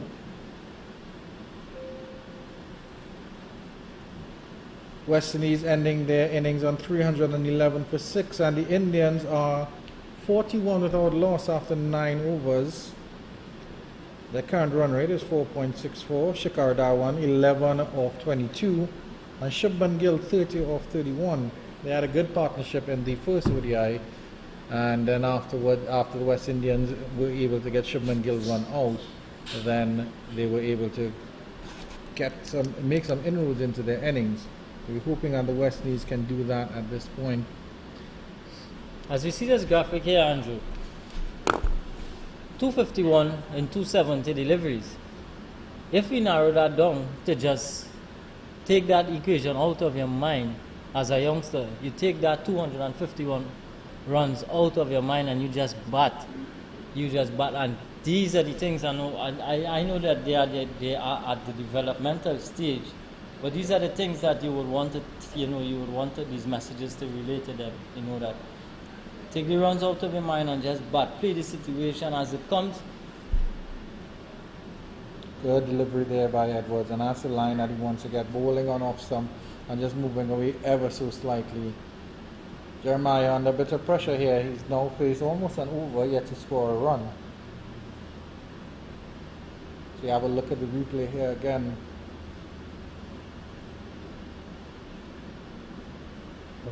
Feet going nowhere there. Feet getting nowhere close to the ball. You want to play through the covers, you want to get your feet going towards the ball and your head as well. Wonderful Yorker dugout, and Jeremiah will get a run here into the gully region. I must say the Jamaicans are with the tails up after that wicket there. They're scrapping for everything in the field. And you can see they're an elated bunch right now. Well, they played a fantastic game against Trinidad and Tobago yesterday, and unfortunately fell short with the hosts getting victory. But of course the Jamaicans are always competitive. It doesn't matter what they do, and they always put their best foot forward. Definitely. You admire that culture about them.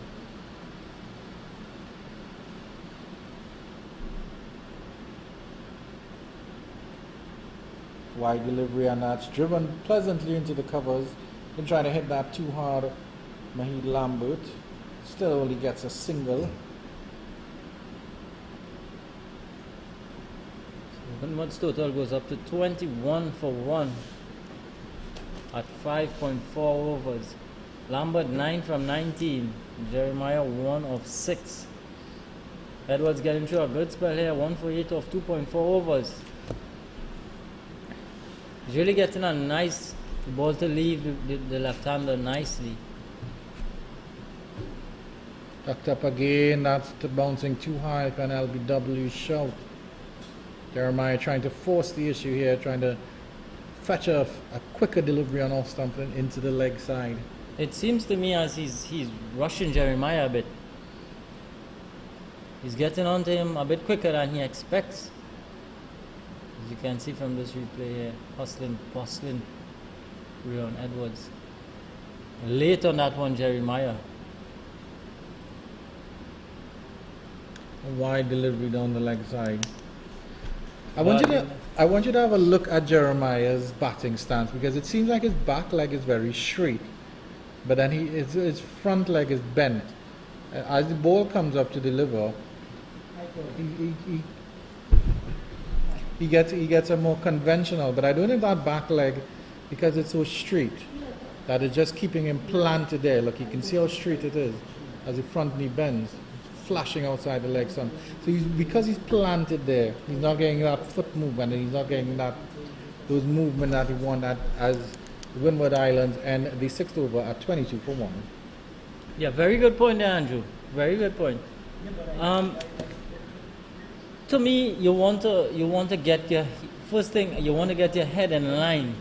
You want to get your head in line with that ball, and then your feet. Once your head goes, your feet must go. Once that leg is planted, there's no way that your front foot could go. That's why he's missing so much outside off stump there. He's not getting his head to go because his feet is not moving towards the ball. And then if your head goes and then your feet don't go, then you're just off balance from the start. So it's more about your head going, but his feet is rooted. His back leg is rooted there. He doesn't have a trigger.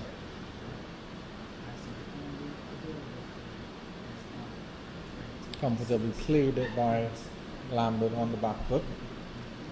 Sean James continues here from this southern end. Windward Islands in reply to Jamaica's 270 at 22 for 1 after 6 overs. Required run rate is already at 5.5.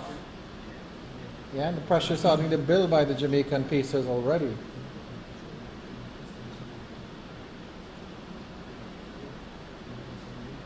We can see from if we're comparing the two fast bowling pairs, opening bowlers, you can see that the Jamaicans are steady, nice line and length, asking questions in the right areas as compared to the Windwards fast bowlers. They were all over the shop. And Ware and Morrison were able to punish the bad ones. Turned down to third man for a single there from Lambert. The other thing, of course, was that the Jamaican had Adrian Ware at the top of the order, and he was also pressing the issue. He was being the attacker, he was being the enforcer, while Siobhan Morrison was the foil at the other end. So that's the difference now. So I think maybe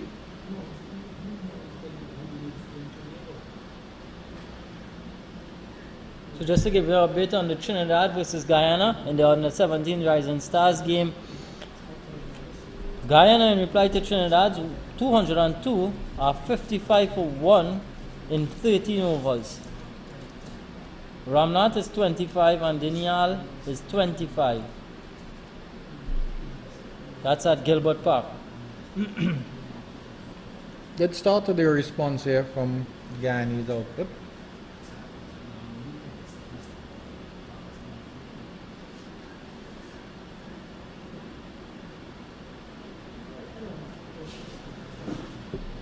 We've seen a nice competitive game all around here.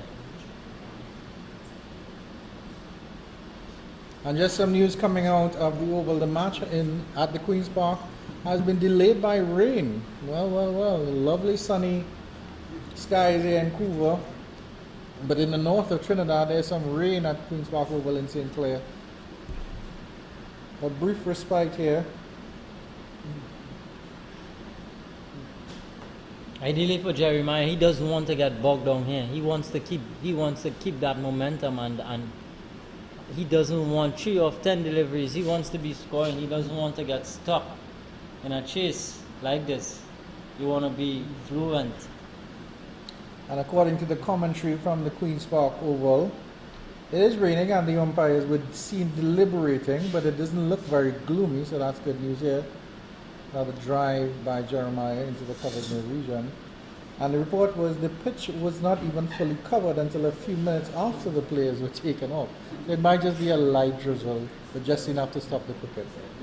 And at the end of that over, Windward Islands 25 for 1. They're chasing 270 for victory. As it did start from the Windward Islands, to say the least. They got off to a flyer, and the Jamaicans really pegged it back there now. 25 for 1 after 7. The heart required run, it keeps going up with every dot ball. And that's the problem. I think, I mean, we talk about scoreboard pressure, but when the scoreboard pressure is immediately thrust upon you, and then it's building upon you, and it gets closer, that 5.7, and then it gets up to 6, and then it gets to 6.5, and you're only 7 overs into your innings, it's very, very difficult. A lot of pressure.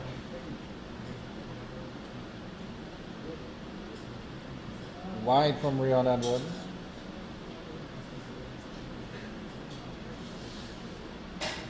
The Jamaicans operating with 2 slips, a third man, backward point, cover.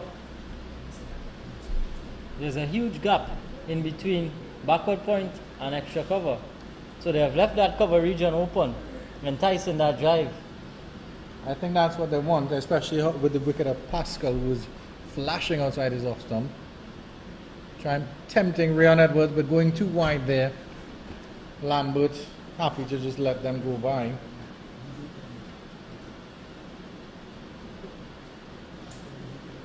Mahid Lambert.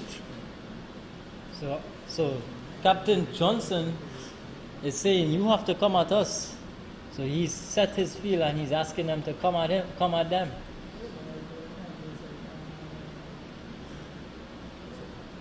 And Edwards starts with 3 wides, a hat trick of wides. You can see what he's trying to do clearly. He's trying to tempt them outside and off some. Hey, we've left the cover open. Why don't you have a drive at it? Maybe you might do a little bit of aerial. Maybe you might inside edge onto the stumps. But just losing it a little bit here, Edwards.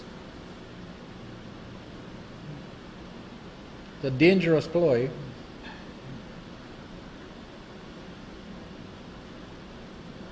That one he gets inside the line. Lambert happy to let that one go through. 3 runs and 1 legal delivery ball. So good start to the over for the Windwards without even raising a hand. Yeah, Lambert looks strongly built. So if it's up there, he's probably going to give it a whack.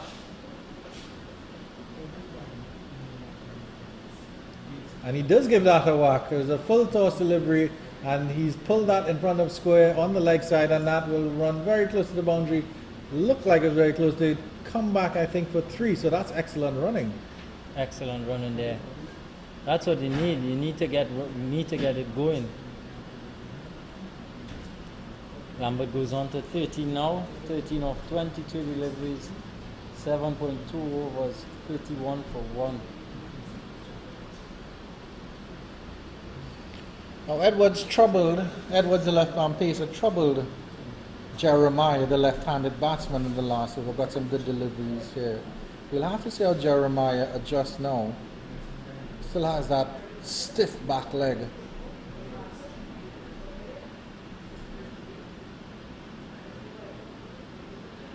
Good delivery. But you just feel like if Edwards gets one to pitch on middle and then come across the off, he might take that off of Jeremiah very, very easily. Because with that with that back leg being so stiff, he'll have to push that front leg forward, and then the LBW or bowl might come into play quite easily. Yeah, that front leg looks restricted. It looks like he's not going anywhere with that front leg. Back leg. That back leg. It's interesting to see how he goes about this.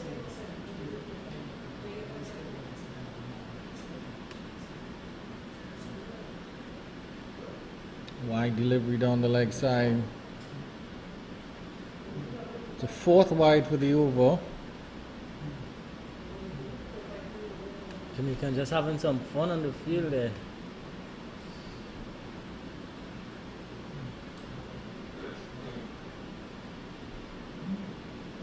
Well, in their warm-ups, they were doing that ball tossing and passing game, and they were quite excited about it and screaming and running all over the place happily. That's a lovely drive. He gets his chance to free his hands through extra cover here. The wide delivery will run very close to the boundary and into the boundary for 4 now. Jeremiah gets a chance to free his arms and strokes it nicely through the covers. You have to see he placed it quite well. Yeah, good shot. Ball was up and deservedly got 4. You know, probably Edwards looking for that little bit of swing going away there. Overcompensated and Jeremiah obliged.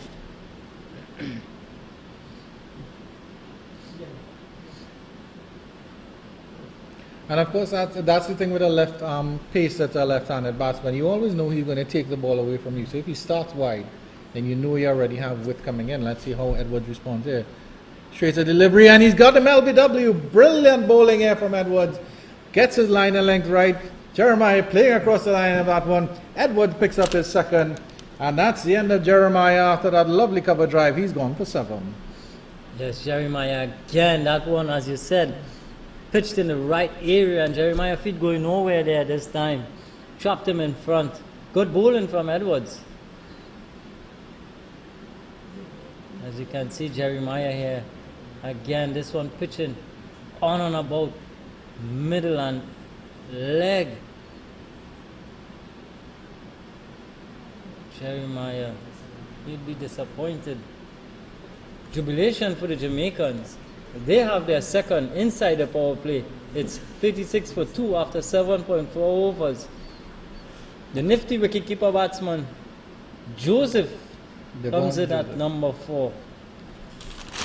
Devonny Joseph was the man of the match yesterday in the Windwards versus Leeward. He took a splendid catch, diving catch as a keeper. And he also scored an unbeaten 38, and it was a wonderful 38. All along, shots all along the ground, aerial shots for 6 as well. He's a very classical batsman. And we can see some of the Jamaicans racing off the field here. Some of the 12th men. Clearly the camaraderie is good with the Jamaican boys here. After scoring 270, you would expect. The number 55, Stephen Wedderburn, remains on the field, but he had a little fun racing there with the 12th man. So Rion Edwards will have his tail up, 2 for 20 off 3.4. Slightly expensive maybe, but he's still a wicket. He's still taking wicket. So in your opinion, Kadir, if you're a captain and you have an expensive bowler, but he's still taking wickets, is that the more important thing? Or do you want a good mixture of the two?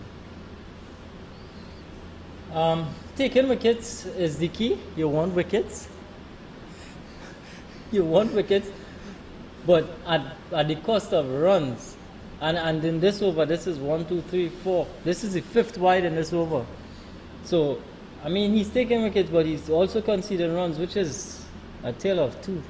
You know, ideally, you would want wickets cheaply. But, I mean, if he's taking wickets and they're running on a big target as 270, you would probably take the boat. You would probably take the boat at this point in time. Point, yeah, of course. It all depends on the context of the game, you have to say. Excellent bowling there by Rion Edwards, and an exaggerated lead by Devonny Joseph, showing his class there at the last delivery of the 8th over. The Jamaicans are in charge here as the Windward Islands are 37 for 2 after 8. And just to give you a comparison, at the same stage, the Jamaicans were 45 without loss. So in terms of runs, not too far behind. Not in terms of runs, not too far behind, but those 2 wickets would have definitely dented the Windward Islands. Definitely. Chasing that big target. You're only 8 wickets. You're only 8 wickets in the shed now.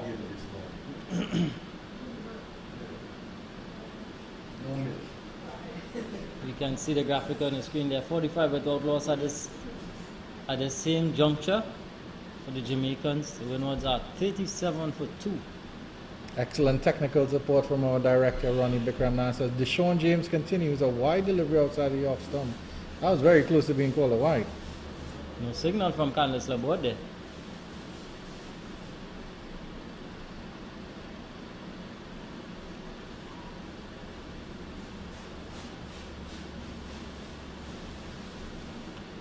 Unfortunately, umpire is blocking the line outside that off stump, so it may have just, but it seems to just be going wide because I think Deshaun James is lucky to get away with that one.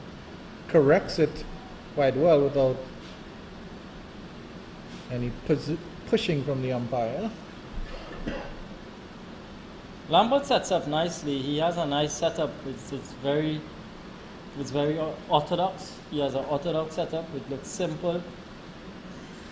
You know, just for him to bat and bat through.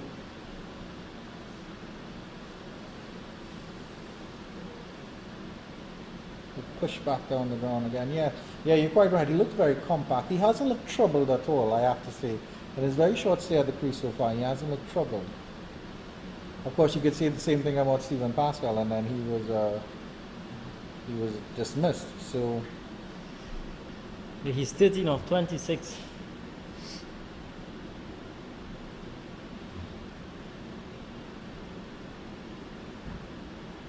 Tucked up again there, and Lambert would have felt that one, and he's holding his midriff region in a very tender area, and he's flat out on the pitch now, and they're calling for the assistance. I think he definitely felt that one in a very, very tender area there. The second one? There'll be smiles and grimaces there. Maybe some gentle ribbing from the Jamaican boys. But Lambert, he definitely felt that one. But he's still there. He's still there as we see the replay here. Oh! Two stones with one ball, Kadir Mohammed, you have to say there. Again an outswinger. Dead center.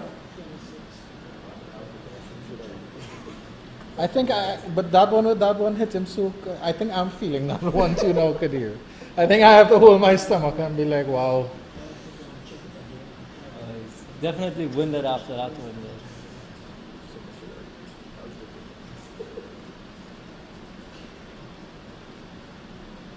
Again, the Jamaicans on top here. Jamaicans definitely in the ascendancy right now. 2 wickets down. You know, we can see it's still 233 they get of 240 deliveries. So it's under 6 and over at this stage. No, we wanted to stay there. You know, from the Windward Islands dugout. We wanted to stay under 6. But the Jamaicans definitely doing their bit, you know, in keeping that down. Get to see the sportsmanship though here, and as we see Lambert is being helped off by one of the Jamaican boys. Excellent camaraderie and sportsmanship. He definitely looks a bit winded. He may have to go off for some treatment. I don't exactly know how you treat those sorts of strikes there. Looks like he's going to retire out. He may be retired hurt. He won't be retired out. Retired hurt, yeah. Yeah.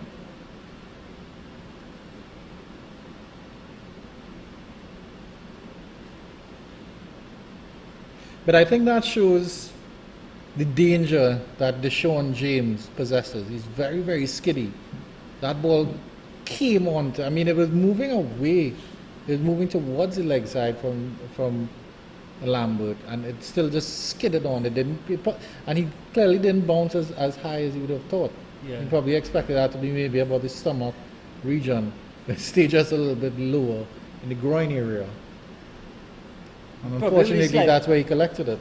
Probably with slightly low arm action, it's not getting up as high as he expected. Yeah, you're quite right as well on that point. So we can see Lambert is retired hurt. He is replaced by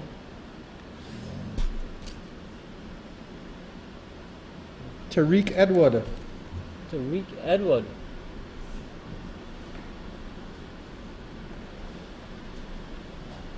And that's an unfortunate blow in more ways than one for the Windward Island, because of course Mahid Lambert was the set batsman.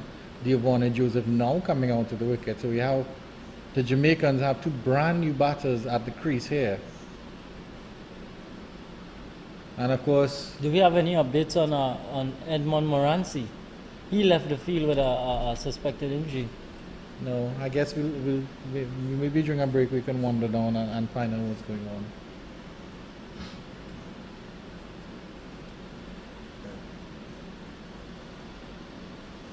So it's Tariq Edward to take strike here from James.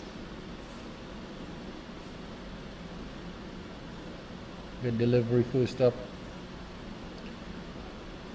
Tariq Edward, a similar build to Stefan Pascal, very long, very languid. One of those players that always seems to have a little bit of extra time.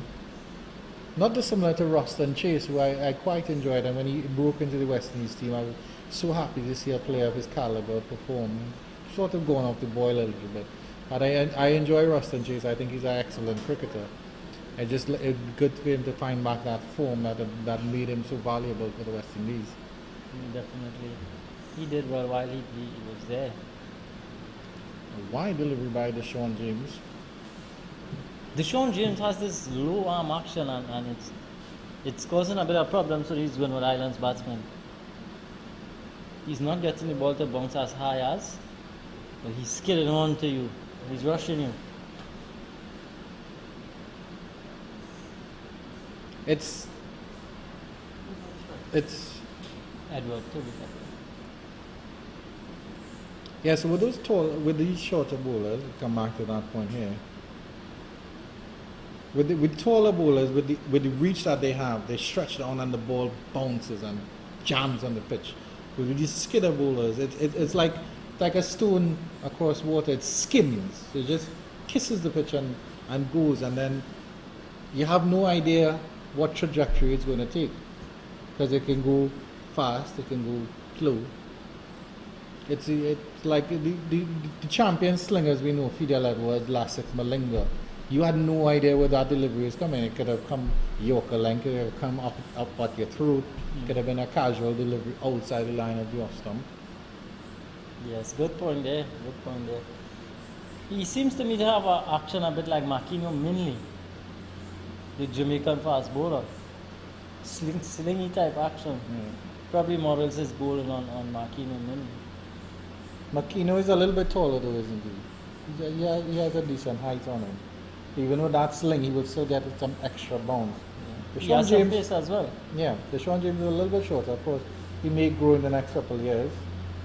Lovely drive there by Giovanni Joseph. So do you think Giovanni Joseph holds the key now for Windwards? I would say so, yes. We didn't get to see much of their batting low on past him. Tariq Edwards did score a lovely 21. Edmund Moranci didn't do much, he just got 2. So Giovanni Joseph really is one of the key players here. And of course he is the vice captain as Rion Edwards sends down another wide. So a lot rests on his shoulders here. And as his manager and his coach has said, that he spent some time in England with part of the under 16 or under 15 West Indies team or something like that. So he spent some time in England, so he understands his game quite well, playing in different conditions. Exaggerated leave there. Yeah. A bit like Manas Labuschagne. Yeah. But it's nice. It would be nice to see him, do well here on the stage. He's as we know that there's a lot on show. There's a lot, at stake for these young boys. They would really want to perform well for their respective islands and their respective regions, and go on to bigger and better things. Hopefully. Lovely shot there by Giovanni Joseph. So easy on the eye. Flicked forward of square into the deep mid-wicket region. He'll get a comfortable 2. And he's off the mark with that shot as well. Yeah, good shot there. Just drifting onto the pads, and as most left-handers like it, they just nonchalantly worked it away. I'll ask you something about batting, Kadir, after we see this ball here.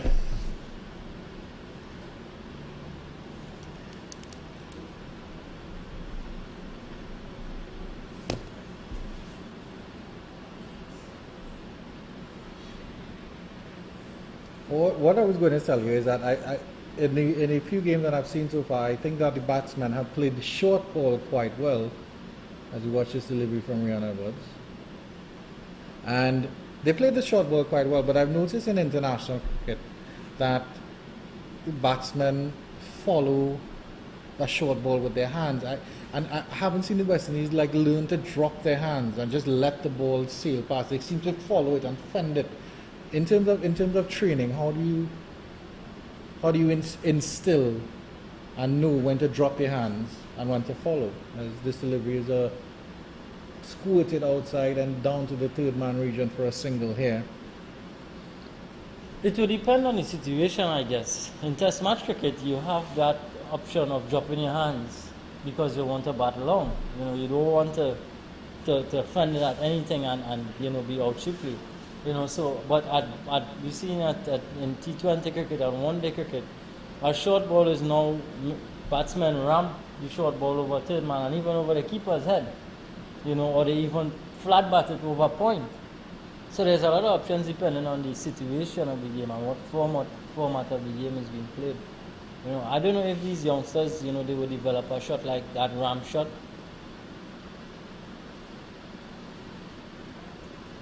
I don't know if they have that in their arsenal as yet, but I'm sure that they would be working on that. So at the end of 10 overs, the Windward Islands have progressed to 41-4-2.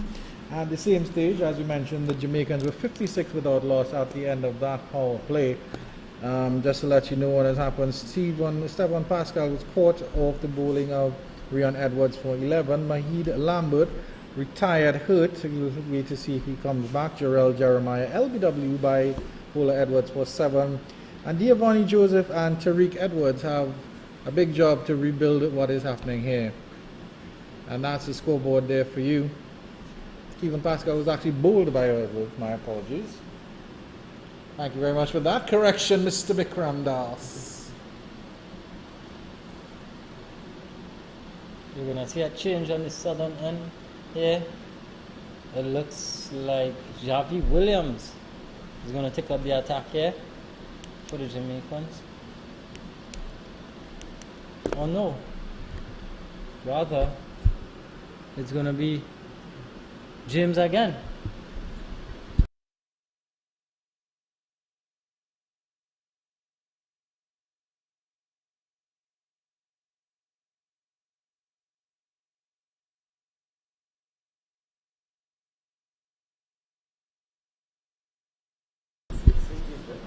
Yeah. So the Sean James will continue. Giovanni Joseph on strike. This should be an interesting battle here.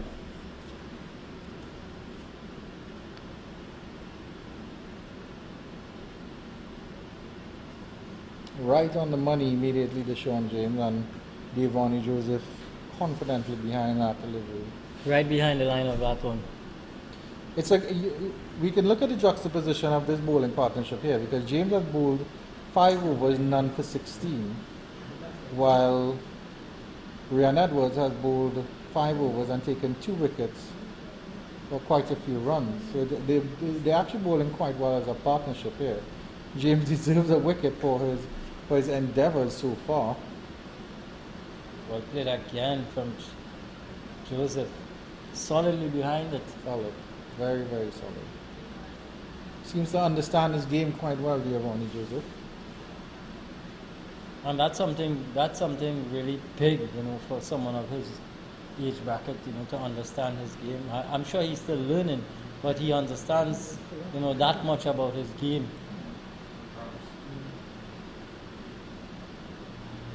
Lovely flick through the mid-wicket region, and that will run very, very close to the boundary. They'll pull up just inside, and you see the class of the player there. It's an easy flick, very easy on the eye, and it still went so close to the boundary. Yeah, definitely. That was a good shot. And I think they were actually able to pick up 3 for it as well, so it's excellent running out again. Mm-hmm. Good shot again. Just getting too close, too straight, and being clipped off. So it's good on Joseph's behalf. You know, he's actually waiting on those deliveries and scoring off them that, you know, where he's comfortable.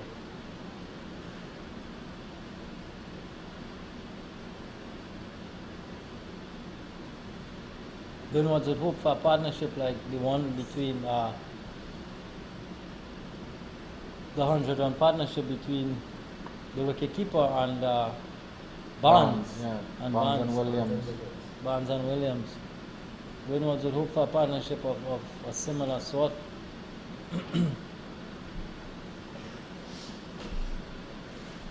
Well, they've started building something because they came together in the 8th over and they're still there.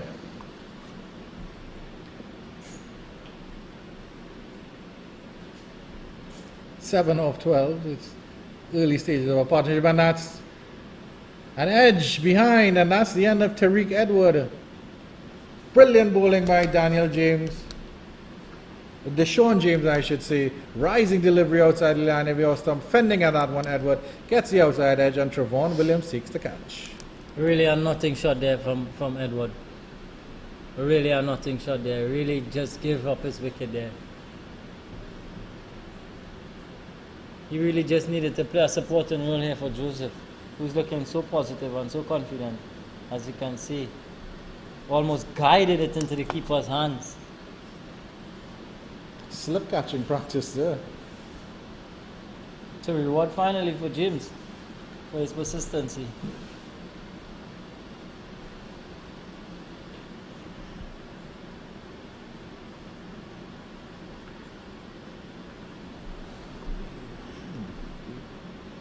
Jelani Joseph replaces Tariq Edwards, so we'll have two Josephs at the crease.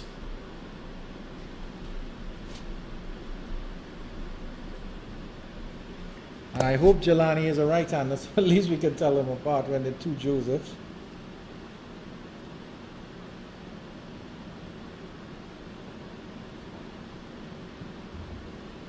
So the Windwards in really a spot of butter here now. At 44 for 3. Having lost 3 wickets and one batsman retired hurt.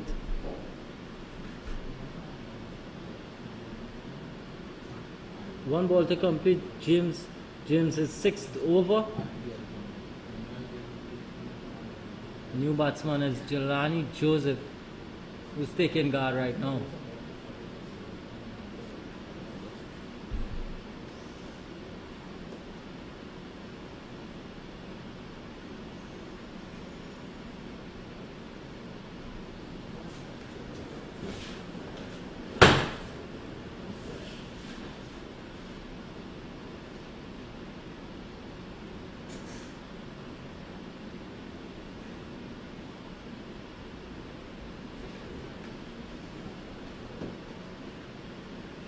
Confidently played there by Jelani Joseph. Tucks it off there. And that completes James's 6th over. 1 for 19 after 11. Windward Islands 44 for 3.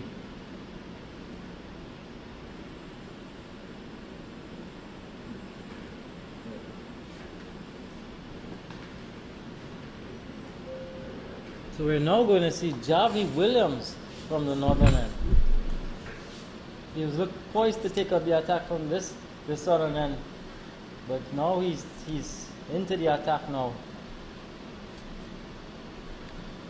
So of course the Windward Islands boys would come from different islands, and just to let you know, Devoni Joseph hails from Grenada and his middle name is Anil, so that's quite interesting.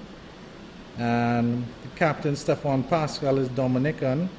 Jelani Joseph is also Dominican as well. Mahid Lambert hails from Grenada, and then Solomon Bascom is from St.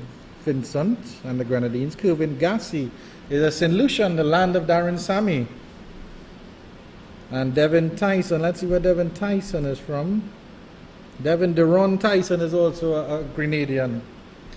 So of course it's lovely islands in the Windwards and the Leewards, and they make up so many different areas.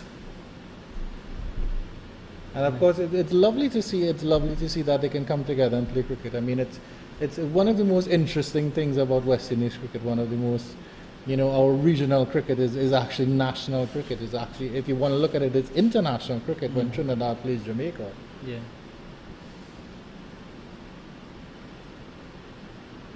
Flirting with that one outside the line of the off stump. Joseph is practicing the leave alone. He's flirting with danger there. So you An have interesting analogy there, Andrew, yeah. about these Windward Islands boys. Yeah. So So it's I watch this delivery here from Williams, and that would be Zavi Williams outside the line of the off stump. It's almost like islandception. So different islands make up the West Indies, and then different islands would make up the Windwards, which then come together for the West Indies. Same as Windwards. Yeah, quite so, Kadir, quite so. Giovanni Joseph, he would have probably patterned his baton on the legendary Devon Smith. He also is out of Grenada. Yeah, well, I think they're actually cousins or something. Giovanni Joseph is I believe, related to Devon Smith. Yeah, that's his cousin or his uncle or something like. So yeah, so that's the. I played cricket down here with one of Devon Smith's cousins, I believe, Denzel Smith. Okay. Denzel, wicketkeeper batsman.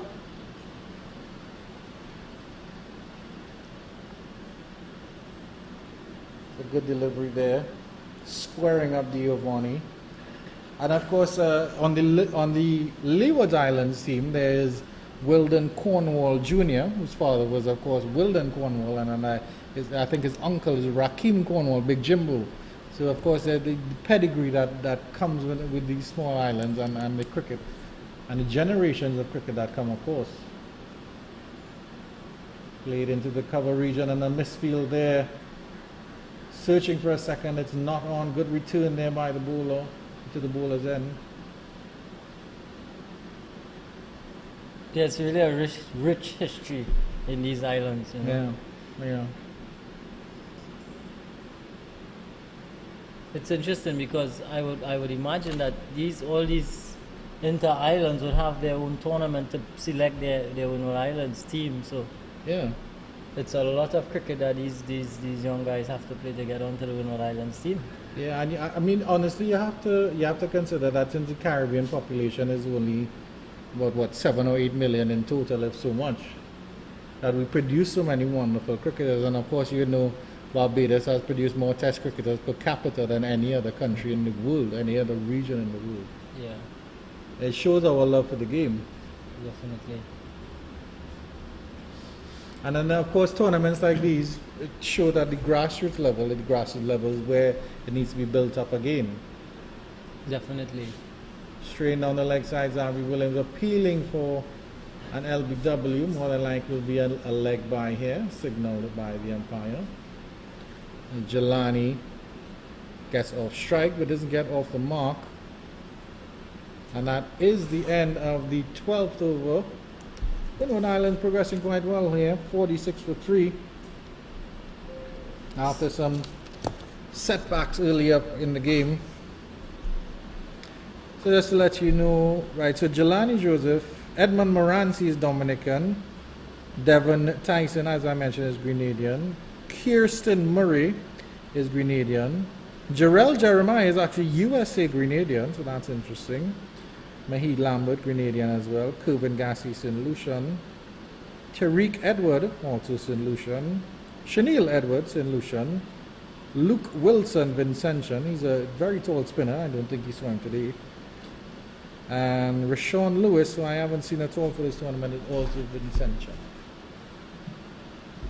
And then that, of course, St. Vincentian it's quite a few islands, because it could be the main island, and then of course the Grenadines that make up St. Vincent. You'll have to get more details from the Cricket West Indies officials about that. Interesting. I don't know if they'll have latitude and longitude coordinates for where these young fellows hail from exactly. Looks like we're going to see a bit of spin into the attack now in the form of Spence. E.J. Spence indeed. Looks like leg spin. Yeah, I can see why you're such a good batsman, Kadir, because your eyesight is on point. Here I am. I have to check my notes to see which person is coming up, and Kadir informs me quite reliably who it is. I think Spence is the only member of this Jamaican team that actually looks under 16, under 17.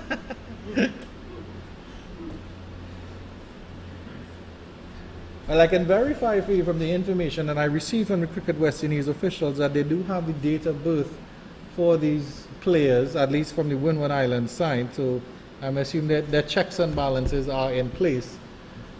And maybe they're just feeding them quite well in Jamaica. Their curry goat might be better than ours. Or maybe they're steamed fish. Yeah, it may be. Ever been to Jamaica? Ever visited? I've been to Grenada, I've been to St. Vincent. Lovely country, Jamaica.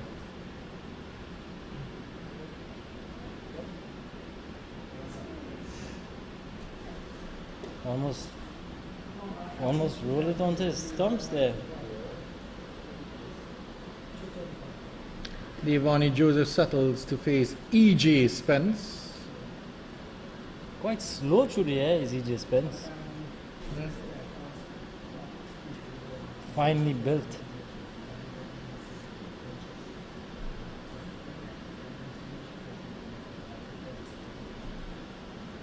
Settling in quite nicely here.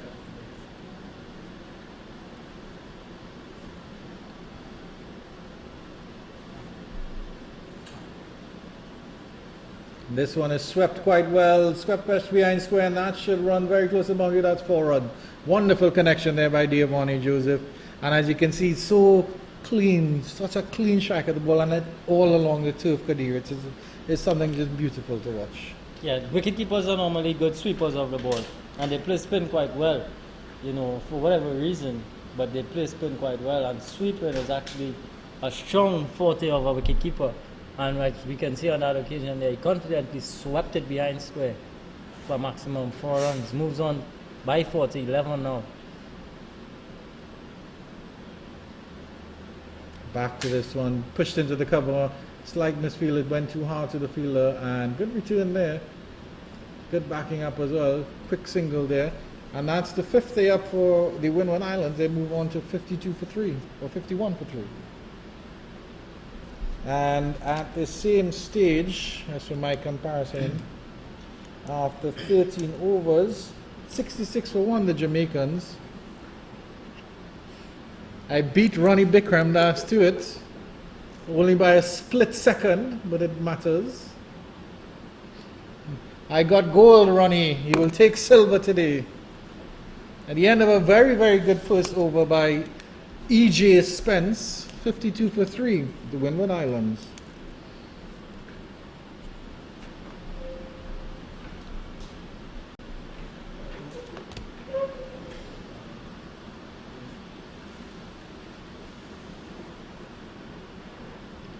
The run rate going up to 4 runs and over. But that equation, 218 of 221, is getting closer to a run a ball. It's getting closer to 6 to the over. So early into this innings. And as a player in the middle, when you're feeling that scoreboard pressure, how do you deal with that sort of situation in the middle there with your partner? How do you all approach it at this stage? Here, as Xavi Williams resumes action, we'll hear Kadir's thoughts after this delivery. Lovely drive there, behind square. Third man is coming around, and we'll get 2 runs for it off the outside edge, I should say, from Devani Joseph, and he moves smoothly on to 14. At this juncture for the Windward Islands, this pair, they would need to bat and bat. They would need to take it as deep as possible. They wouldn't want it to get down to the tail at all. We don't know the situation with Edmond Morancy. He's a batsman as well. But this pair would really need to take it as deep as possible. Take what runs are on offer, and then hopefully you have wickets in the end that you could launch and probably chase down that target in the end. But at this stage, it's just to bat and bat long at this point in time. Well, Devani Joseph is definitely setting himself up for the long innings. Jelani Joseph, on the other end, is yet to get off the mark. And he'll be definitely feeling that pressure.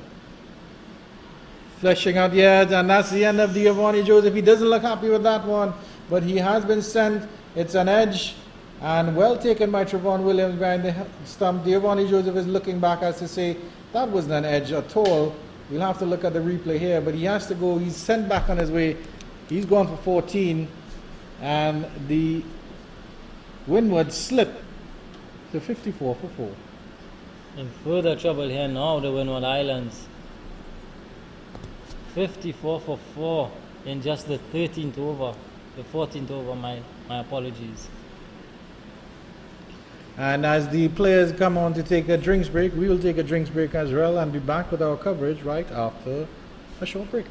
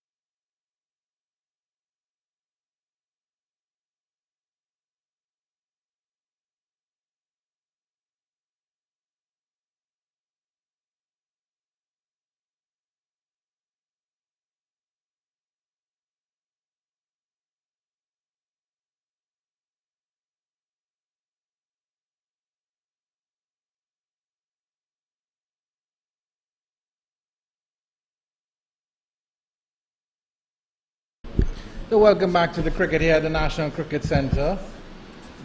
Following the loss of that fourth wicket, the big wicket of Giovanni Joseph. And the good news is for the Windward Islands is that Mahid Lambert, who had retired hurt earlier after being struck in a sensitive area, is back out on the field. However, the Windward Islands will be a batsman short, as Moranci will not take any further part in this game. So it was a serious injury on his ankle. So the Windward Islands are a batsman short. So Lambert and Joseph have a very, very big job on their hand now. But at least it's good to see that Mahid Lambert has come back out. Unfortunate for the Windward Islands. A batsman short in a steep chase of 270 required for victory. We'll have to see how good their fortitude is and if they can dig deep here. Medium pace of Williams, quite effective so far. Williams has got through 2 overs, 1 for 4. So he has knocked two quiet overs there for his team. After 14 over Windwards Islands, 55 for 4. 76 for 1, Jamaica at the same stage. So they're well ahead of where the Windward Islands would be or are at this stage. So the Jamaican boys will feel quite comfortable here.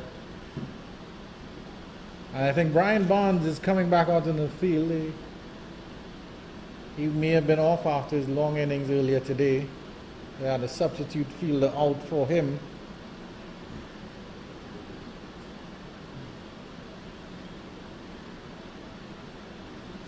E.J. Spence continues the attack from the southern end.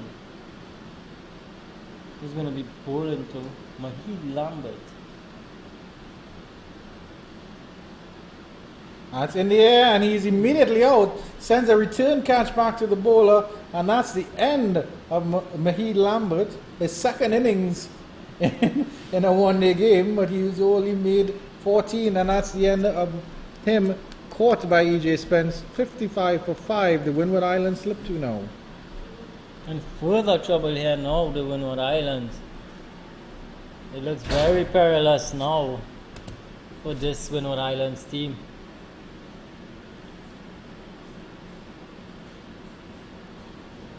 Mahid Lambert, after being struck on the inner thigh, he comes back out. And the very first ball, he lobs back one to E.J. Spence. Unfortunate there for the Windwards boys here, as their scorecard is now Nelson, 55 for 5. And they'll definitely be hopping here. They would not have wanted to see their premier fast bowler out so early. Yeah, Kervin Gassi is out in the middle here. Maybe he's here to perform a sort of, maybe he can play the all-rounder role, so that is how capable he is with the bat. But it's not ideal here for the Windward Islands.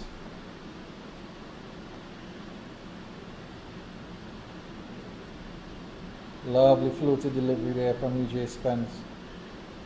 Tempting Very slow, Gassi. taking all the pace off. Smart from E.J. Spence. No pace at all to work with. Seems he has a big brain and that small head on his young shoulders.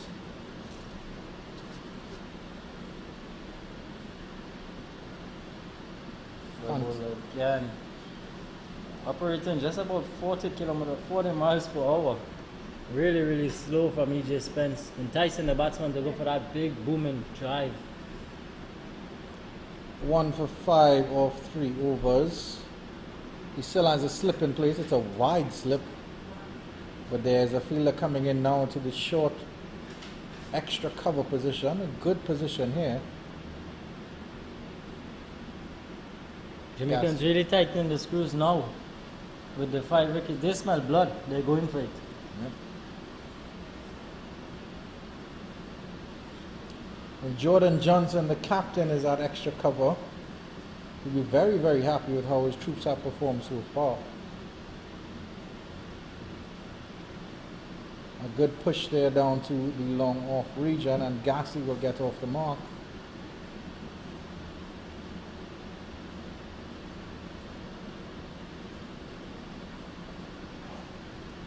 So 56 for 5, the Windward Islands. Not the ideal situation they would want to be in at this point. And I'm going to ask our director to pull up the bowling figures for the Jamaicans at the end of this over, so you can have a look-see at how the Jamaicans have performed. Joseph yet to get off the mark. He feels 9 deliveries. Feels like he's been there for a while.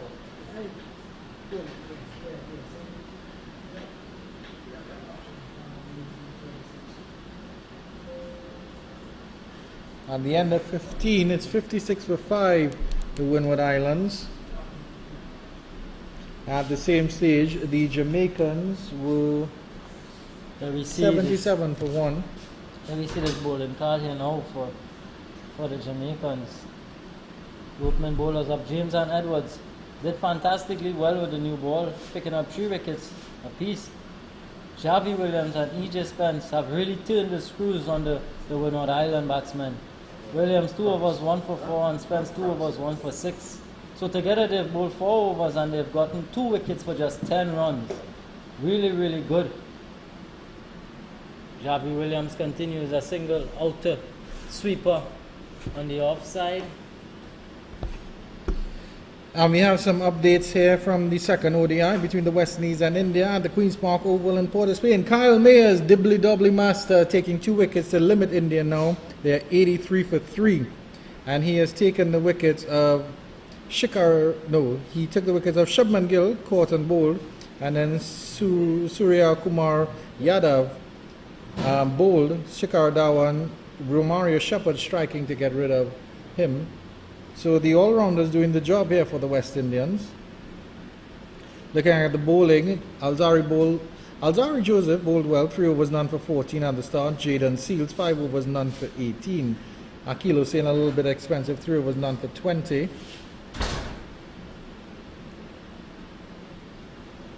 So despite that rain delay, I don't think the game is going to be shortened at all.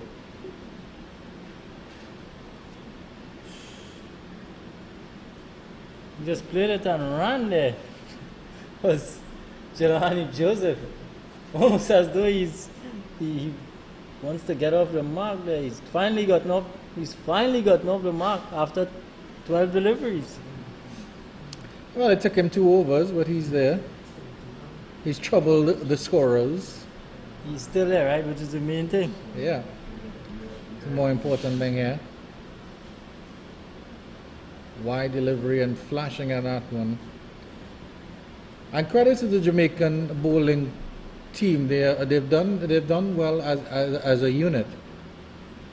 Because as you see the replay on this delivery here from Williams, starting off wide and going wider. Flashing at that one is Gassi. Pleasant drive into the cover region, excellently fielded there. Yeah, so the opening bowlers for the Jamaicans did quite well. Deshaun James and Rion Edwards. And then they've been ably backed up by the second string bowlers, EJ Spence and Xavi Williams here. Yeah, they both have done well. They bowl in partnerships, these two. They bowled well in partnership so far. And Williams, I must say, he's just holding that line right. He's just holding that off-stump line. He's not moved from there. And he has bowled 3 overs, 1 for 6. 58 for 5, the Windwards limp on here after 16 overs. Jamaicans at this stage 80 for 1. That's a very, very big difference here between the 2 scores and in the wickets column as well.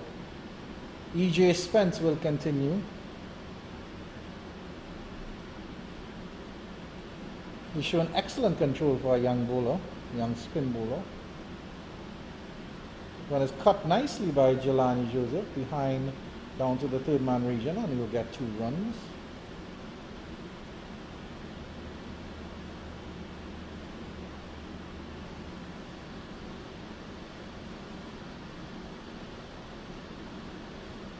Jamaicans look very buoyant in their yellow.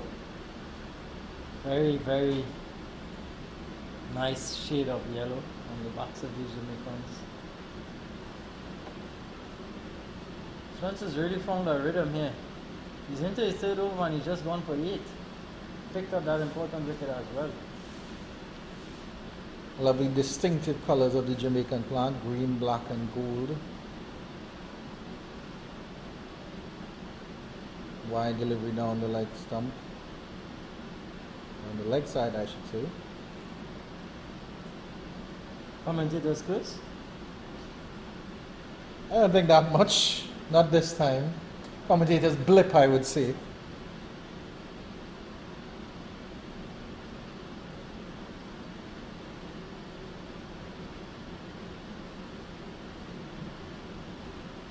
And they're all wearing their, as I mentioned earlier, they're all wearing their gold Sun hats. wide brim hats other than one fielder out there at the mid wicket position. Sort of a team unity thing, I would suspect. But I love the wide brim caps, of course, made famous by the great West Indian captain Richie Richardson.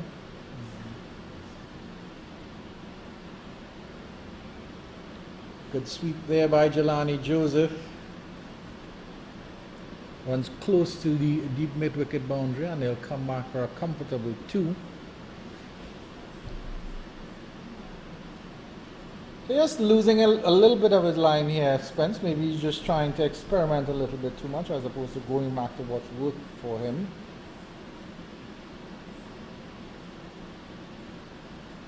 Jamaicans really in control of this contest here. 63 for 5. And he's bowled behind his back. Well. That's the end of Joseph. That's probably the delivery that E.J. Spence was trying to get. And Joseph coming across, too far across his line and bowled behind his back. Excellent bowling by the young E.J. Spence.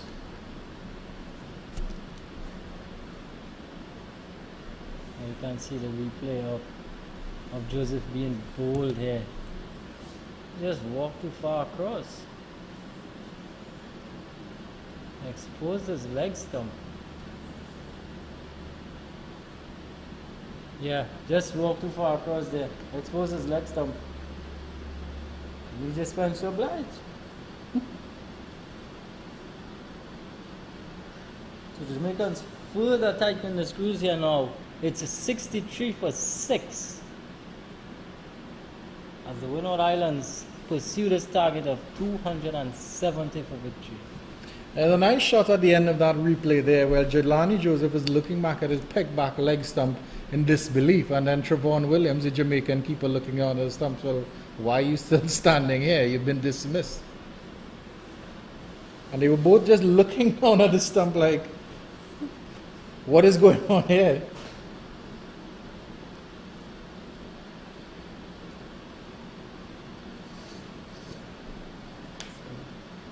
Jarvie Williams to continue from the northern end. And the new batsman is Solomon Bascom. So they're definitely into the tail now here, Jamaica. Really into the tail now of the Windward Islands team. And of course, as we mentioned, Edmund Moranci sustained an injury to his ankle. So really and truly, the Windward Islands just have 3 batters left as that run rate climbs above 6.3. Flashing at that one outside the off stump is Gassi.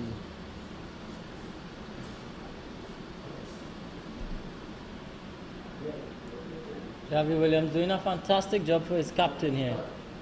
He has since he has came on here, hasn't really moved from that off stump line. He just conceded a 6 into his 4th over. Really doing a fantastic job here for his captain and his team. The Jamaicans getting a formidable 270 on the back of 82 from Brian Barnes and 43 from wicketkeeper batsman Trevon Williams. Really getting them up to that 270. Getting a chance to free his arms there on this wide delivery, and he strokes that to extra cover. Gassi put all his anger into that shot, didn't even move his feet at all, but still got enough bat on it because Williams does not express pace. So it sat up quite nicely for him, and he stroked it beautifully through the extra cover region for 4. Yeah, good shot from Gassi there.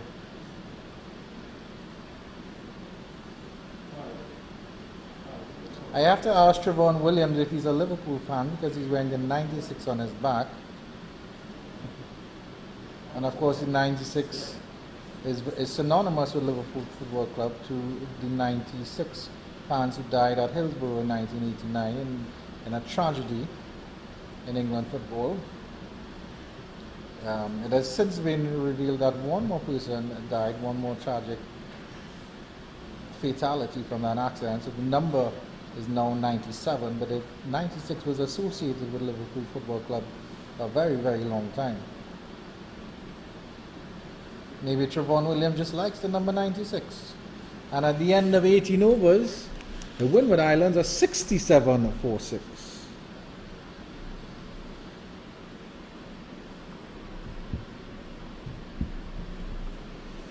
Jamaicans at this stage 91 for 1, Kadir. So there's a very big gulf between these two teams. And we've seen some very, very good bowling from the Jamaicans, but I think I'm more impressed with how they're bowling as a unit. Yes, Deshaun James and Williams have been exceptional, but as a unit, they bowl really, really well together. Yeah, they're bowling partnerships well.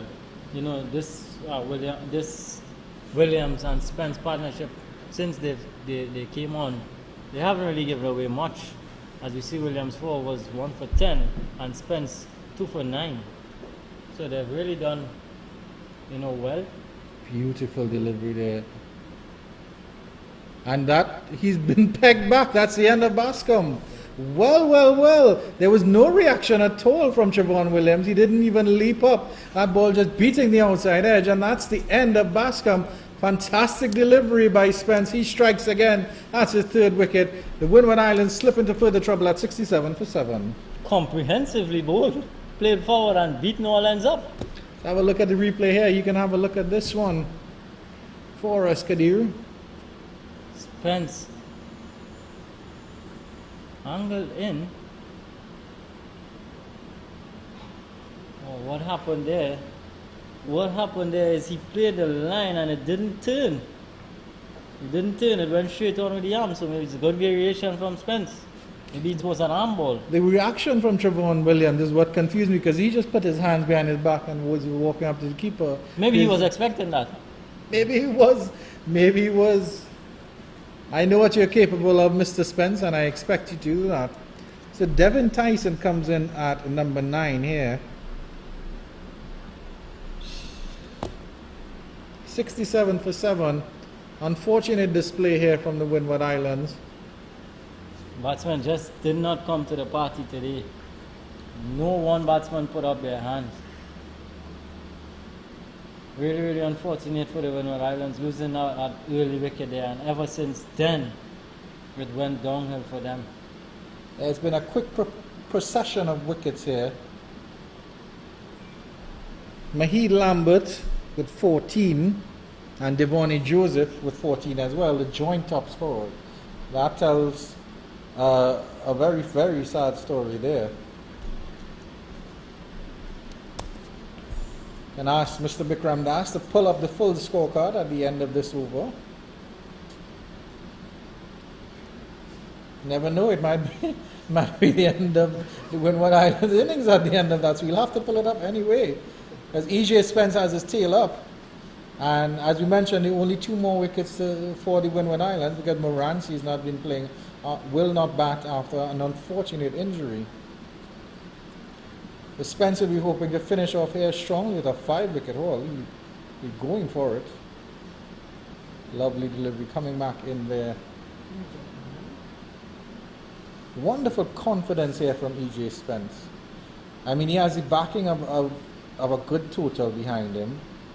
It's primed for a spinner. This is exactly where a spinner is supposed to come in.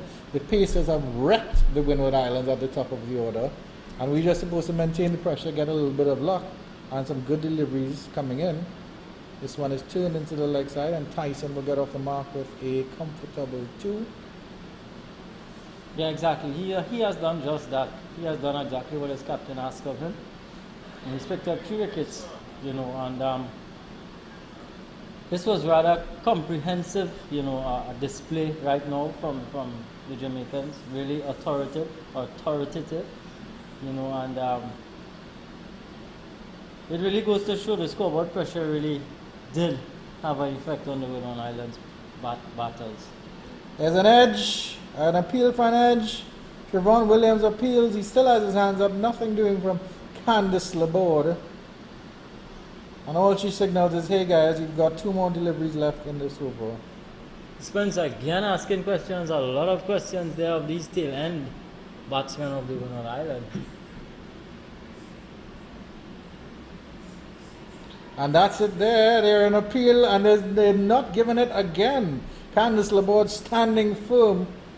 Siobhan Williams is running away to the square leg region because he swore it was out. Let's have a look at the replay on this one again.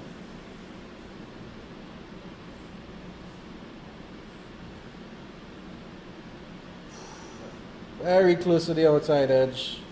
We need Snicko to confirm that. I don't think EJ Spence is asking questions. I think this is a straight up examination at this point, Kadir. Enjoying his work here, Spence. Finishes his fourth over with 3 for 13. Fantastic figures, and the Windward Islands end the 19th over at 69 for 7, staring down the barrel of a very, very big defeat. I can almost see AJ Spence on that LBW appeal asking for the DRS. He thought I was out. But of course there are no DRS in these under 17s. So umpire decision is final. Maybe have a look at the scorecard. A rather sorry looking scorecard for the Windward Islands. 69 for 7 after 19 overs with a top score of 20. A top score of 14, sorry. Batsmen at the crease are Kerwin, Gassi and Tyson. Remember, Edmond Morancy will not bat. He has sustained an injury and he will not take the field.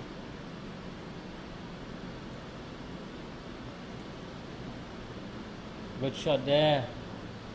2 runs to Gassi.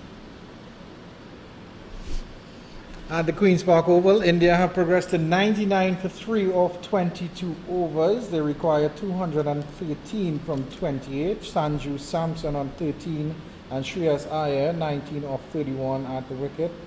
Hayden Walsh has bowled 2 overs for 12 runs. Alzari Joseph 5 overs, none for 17. A good competition there at the Queen's Park Oval. Definitely. And it's not surprising that Jordan Johnson is sticking with Xavi Williams because my, he's doing a job for his captain here. Definitely. Xavi Williams is just nagging down that line and line. Just persistent with it. And he's doing his bit and he's asking the batsman, you come at me. So really good stuff from Xavi Williams. I'll ask you a question about Xavi Williams and his development after this delivery.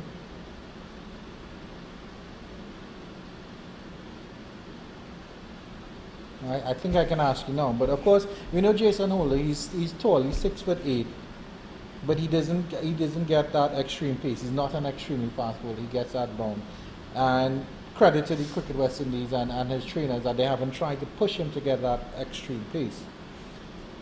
Watch Xavi Williams here again, and that one is up in the air and into the cover region, and no chance for a single there. That was a bit aerial there. Good fielding by the fielder in the cover region.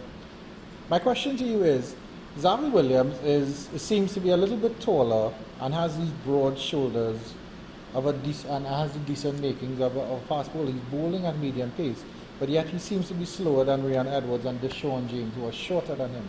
Do you think Xavi Williams is a player that you can mold and get more pace out of, or would you prefer to keep him as a sort of military medium fast as he is right now, or fast medium as opposed to outright fast? Lovely drive through into the cover region from Gassi, no run though. Yeah, I do think that he could add a bit of pace. Probably, he's still growing, his body is still growing. It's not at that mature stage as yet. So I think that he could add a few kilometers to his pace. But Jason, I think Jason's front leg collapses when he loses pace. His front leg, but you take him for what he is because he nips it around. He comes at an awkward high height, so he caused some problems with the bounce, and he also can nip it around a bit. But Xavi Williams, we saw him bat too. He did well with the bat as well. No, he didn't score many runs. It's Trevon Williams who scored Trevon Williams. Yeah, but Xavi Williams seems to have a knack with the ball. I think he could probably work with him. He did come in at number 7, so he probably does have, if he's one of the first bowlers to come in, and he will be a bowling all-rounder, I guess. Yeah. So maybe he does have some scope at the back. I mean, it's the nature of the game that everybody has to have a little bit of skill with the bat at this stage. Me, when I'm at the crease, I'm more of a survivor. I will survive. They would expect me to score runs and flash through the covers and everything like that. But I will try. That number 1. Number 11 or lower. But I will try to survive if a good batsman is on the other side and you're close to a landmark. So what about if a batsman is there and he's on 95 and you come out to bat? I will try to survive to make sure that he gets to that landmark. After whatever happens afterward, we'll see.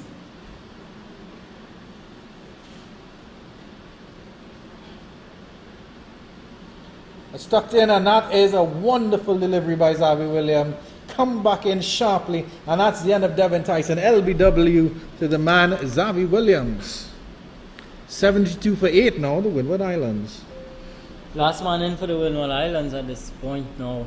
After 20 overs, Xavi Williams has 2 for 13 in 5 overs. There we see Tyson really caught on the crease. Really caught on the crease. That one jogging back considerably. Good decision from umpire Kelman Kaulesa. An elation and jubilation for the Jamaican team as they can smell victory now. Last man in for Windwards. Shanil Edwards. The man out of St. Lucia.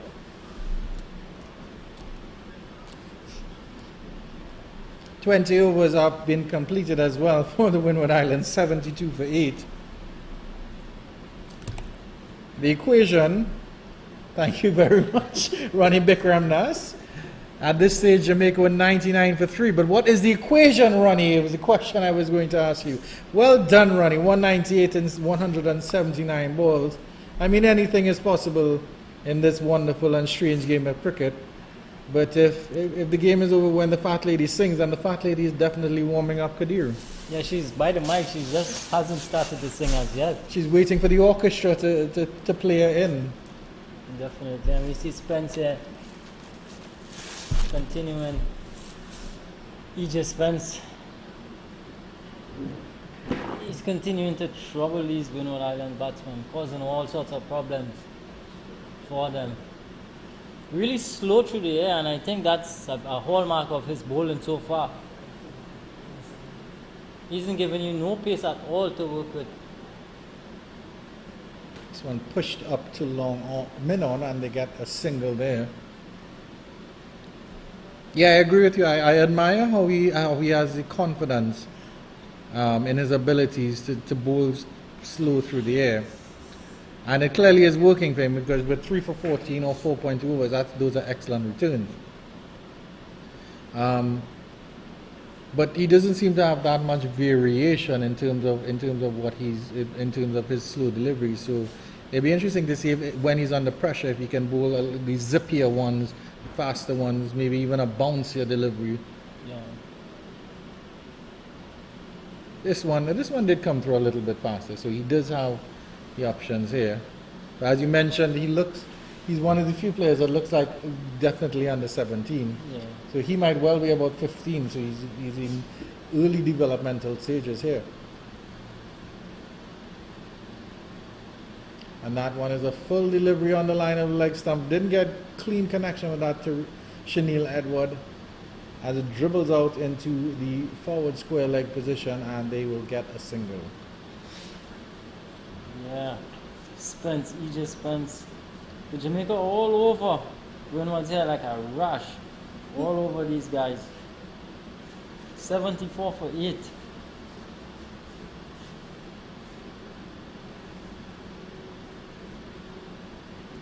Good delivery again by Spence, just tucking up Gassi.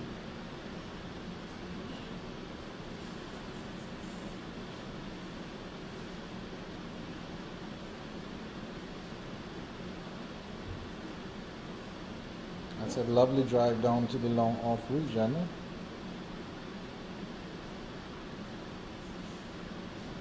So Gassi has shown that he can't stick around with the bat.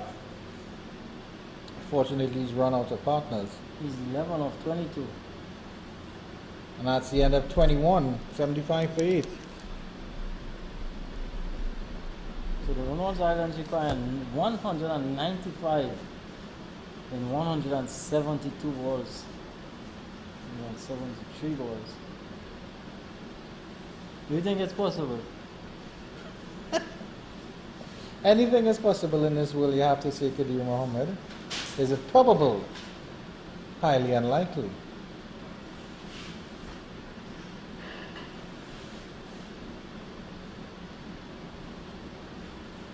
Xavi continues, he's into his 6th over now.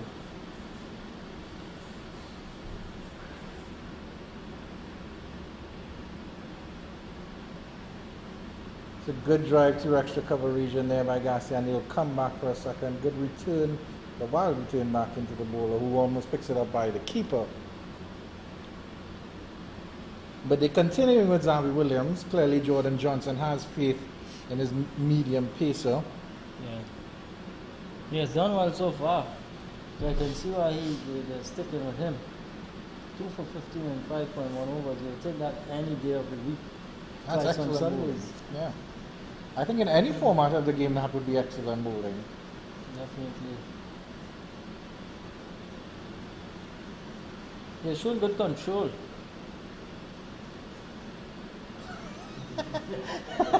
The commentators curse for Kadir Mohammed. I think that's the hat trick of your commentators, because you are now officially a commentator.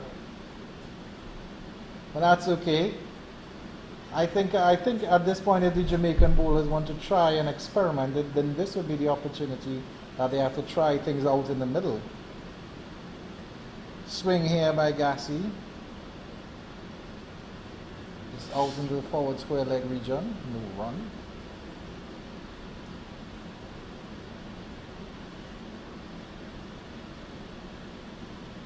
New comes with victory in sight here. Victory in sight. Grassy on strike. Grassy is defending quite easily though. And I think the Windwards Island batting top order will be very disappointed when they see how, at least confidently, Gassi is playing this. So you have players who are supposed to be batsmen at the top of the order, and they failed in terms of what they had to do here. That's a big swing here, and that's pulled wide of the long on region, and that will go for 4 runs. Good shot by Gassi there. Just extending his arms on it and getting 4 runs. And rehearses the shot because he enjoyed it so much as well. Andrew, so you are the Windward Islands coach. What would you be telling your players going forward? Well, that's a good question. That's a very, very good question. I mean, at this young age, I don't think you can come down on them too hard. But I think you need to tell them, look guys, what we did good. Basically, I like to look at things as good, the bad, and the ugly. So you tell them what was with good. So we bowled well as a team. We were able to limit Jamaica and everything else. In terms of the bad, well, we really didn't bat as well as we should. And in terms of the ugly, well, our batting choices, the selection by our batters was not very good at all. And just try to instill some confidence in them. Let them know, hey guys, we have a rest day tomorrow. So take it easy, relax yourself, stay away from the game, play a PS4, play a FIFA. You know, we'll have a live training session maybe at some time tomorrow in the morning. But just relax yourself, take it easy. You all are here because we have confidence in your abilities. So just show us your abilities. Well said. It's hard as young, you want to win. You came from all the way from your island to come here to play. You want to be competitive, you want to win. But at the same time, it's a learning process. After 22 overs, 82 for 8, Gassi 17 of 27. With him is the last man, Shanil Edward. He's on 1. So at the same point, the same breath, you have to take into consideration it's totally developmental. These guys are learning as they go along. So whatever raw talent that they might have, it's up to the coaches now to enhance it and to bring it on more. Because, I mean, in the field, the Windward Islands didn't do too badly. Yes, they let the Jamaicans get away, but the Jamaicans have some power hitters who took advantage of maybe not so disciplined bowling. But I think, as we watch his delivery from E.J. Spence, another slow delivery from him, the Windward Islands would have approached this game with a lot of confidence. Because of course, they defeated the Leeward Islands by a decent margin yesterday. So I doubt they would have been overconfident coming into this game. And that's the end of the game, is it? Yep, it's a return catch for another return catch for E.J. Spence, and that's the end of Chanel Edward. And that will be the end of the innings. Game, set, and match here for Jamaica.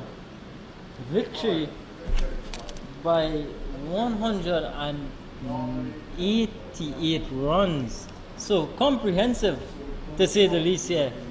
Fantastic performance from the Jamaicans. The Windward Islands are all out for 82 in 22.2 overs. E.J. Spence finishes with figures of 5.2 overs, 4 for 16. And the Windwards all out for 82.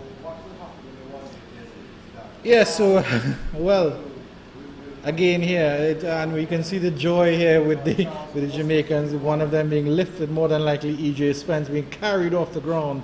They're so happy with this performance, 4 for 16. E.J. Spence is the trophy here for the Jamaican, as the Windwards boys come out, and they'll be very, very despondent to shake hands. Again, I think, as you mentioned, Kadir, scoreboard pressure plays a lot in terms of what the Windward Islands would have felt. So I think they may have felt that.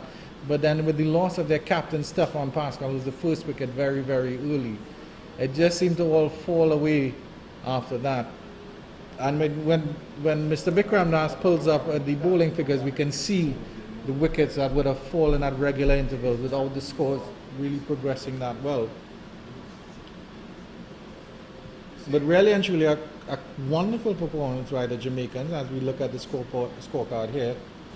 Pascal, first man to go, bowled by Edwards, who was going through a fantastic spell at that point in time. 11 of 9. Lambert had to retire, hit and come back.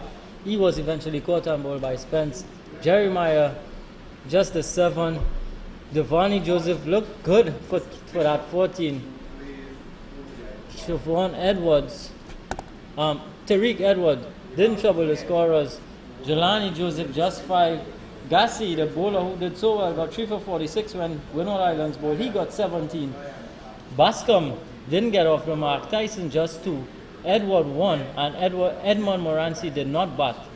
So, sorry looking scorecard for the Windward Islands, but very well bowled to the Jamaicans.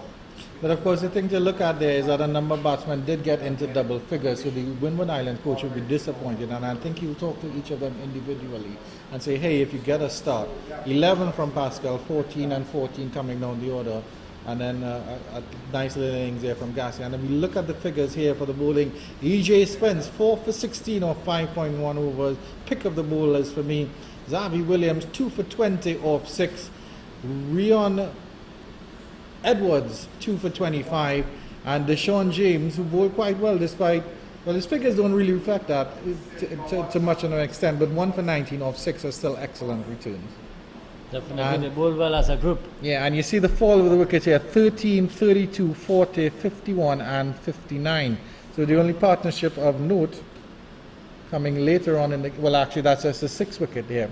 So we'll have to update that for you. So the wickets fell regularly at regular intervals. I can tell you the first wicket fell in the 4th over. The second wicket fell in the 8th over. The third wicket fell in the 11th over. The 4th wicket fell in the 14th. The fifth wicket fell in the 15th. The 6th wicket fell in the 17th. The 7th wicket in the 19th over. Another wicket fell, the 8th wicket fell in the 20th. And then of course his last wicket falling in the 23rd over. So his regular, the wickets were taken regularly by the Jamaican bowlers who bowled excellently in tandem here. And we'll sign off here from the National Cricket Centre for the Cricket West Indies Rising Stars Under 17 Championship, brought to you by the Cricket 360 Network here victorious Jamaican team after losing to Trinidad and Tobago, the host, yesterday, and the Windward Islands, who won yesterday, lost today. So from myself, Andrew Chan, Kadir Mohammed, our director, Ronnie Bikramdas, and our hard-working cameraman, Aldwin Boney, who had to stand up in the sun for some good few hours today. Thank you very much for watching, and of course stay tuned to more wonderful cricket coming your way, courtesy the Cricket West Indies board, or the board of the Cricket West Indies, and of course the Cricket 360 network.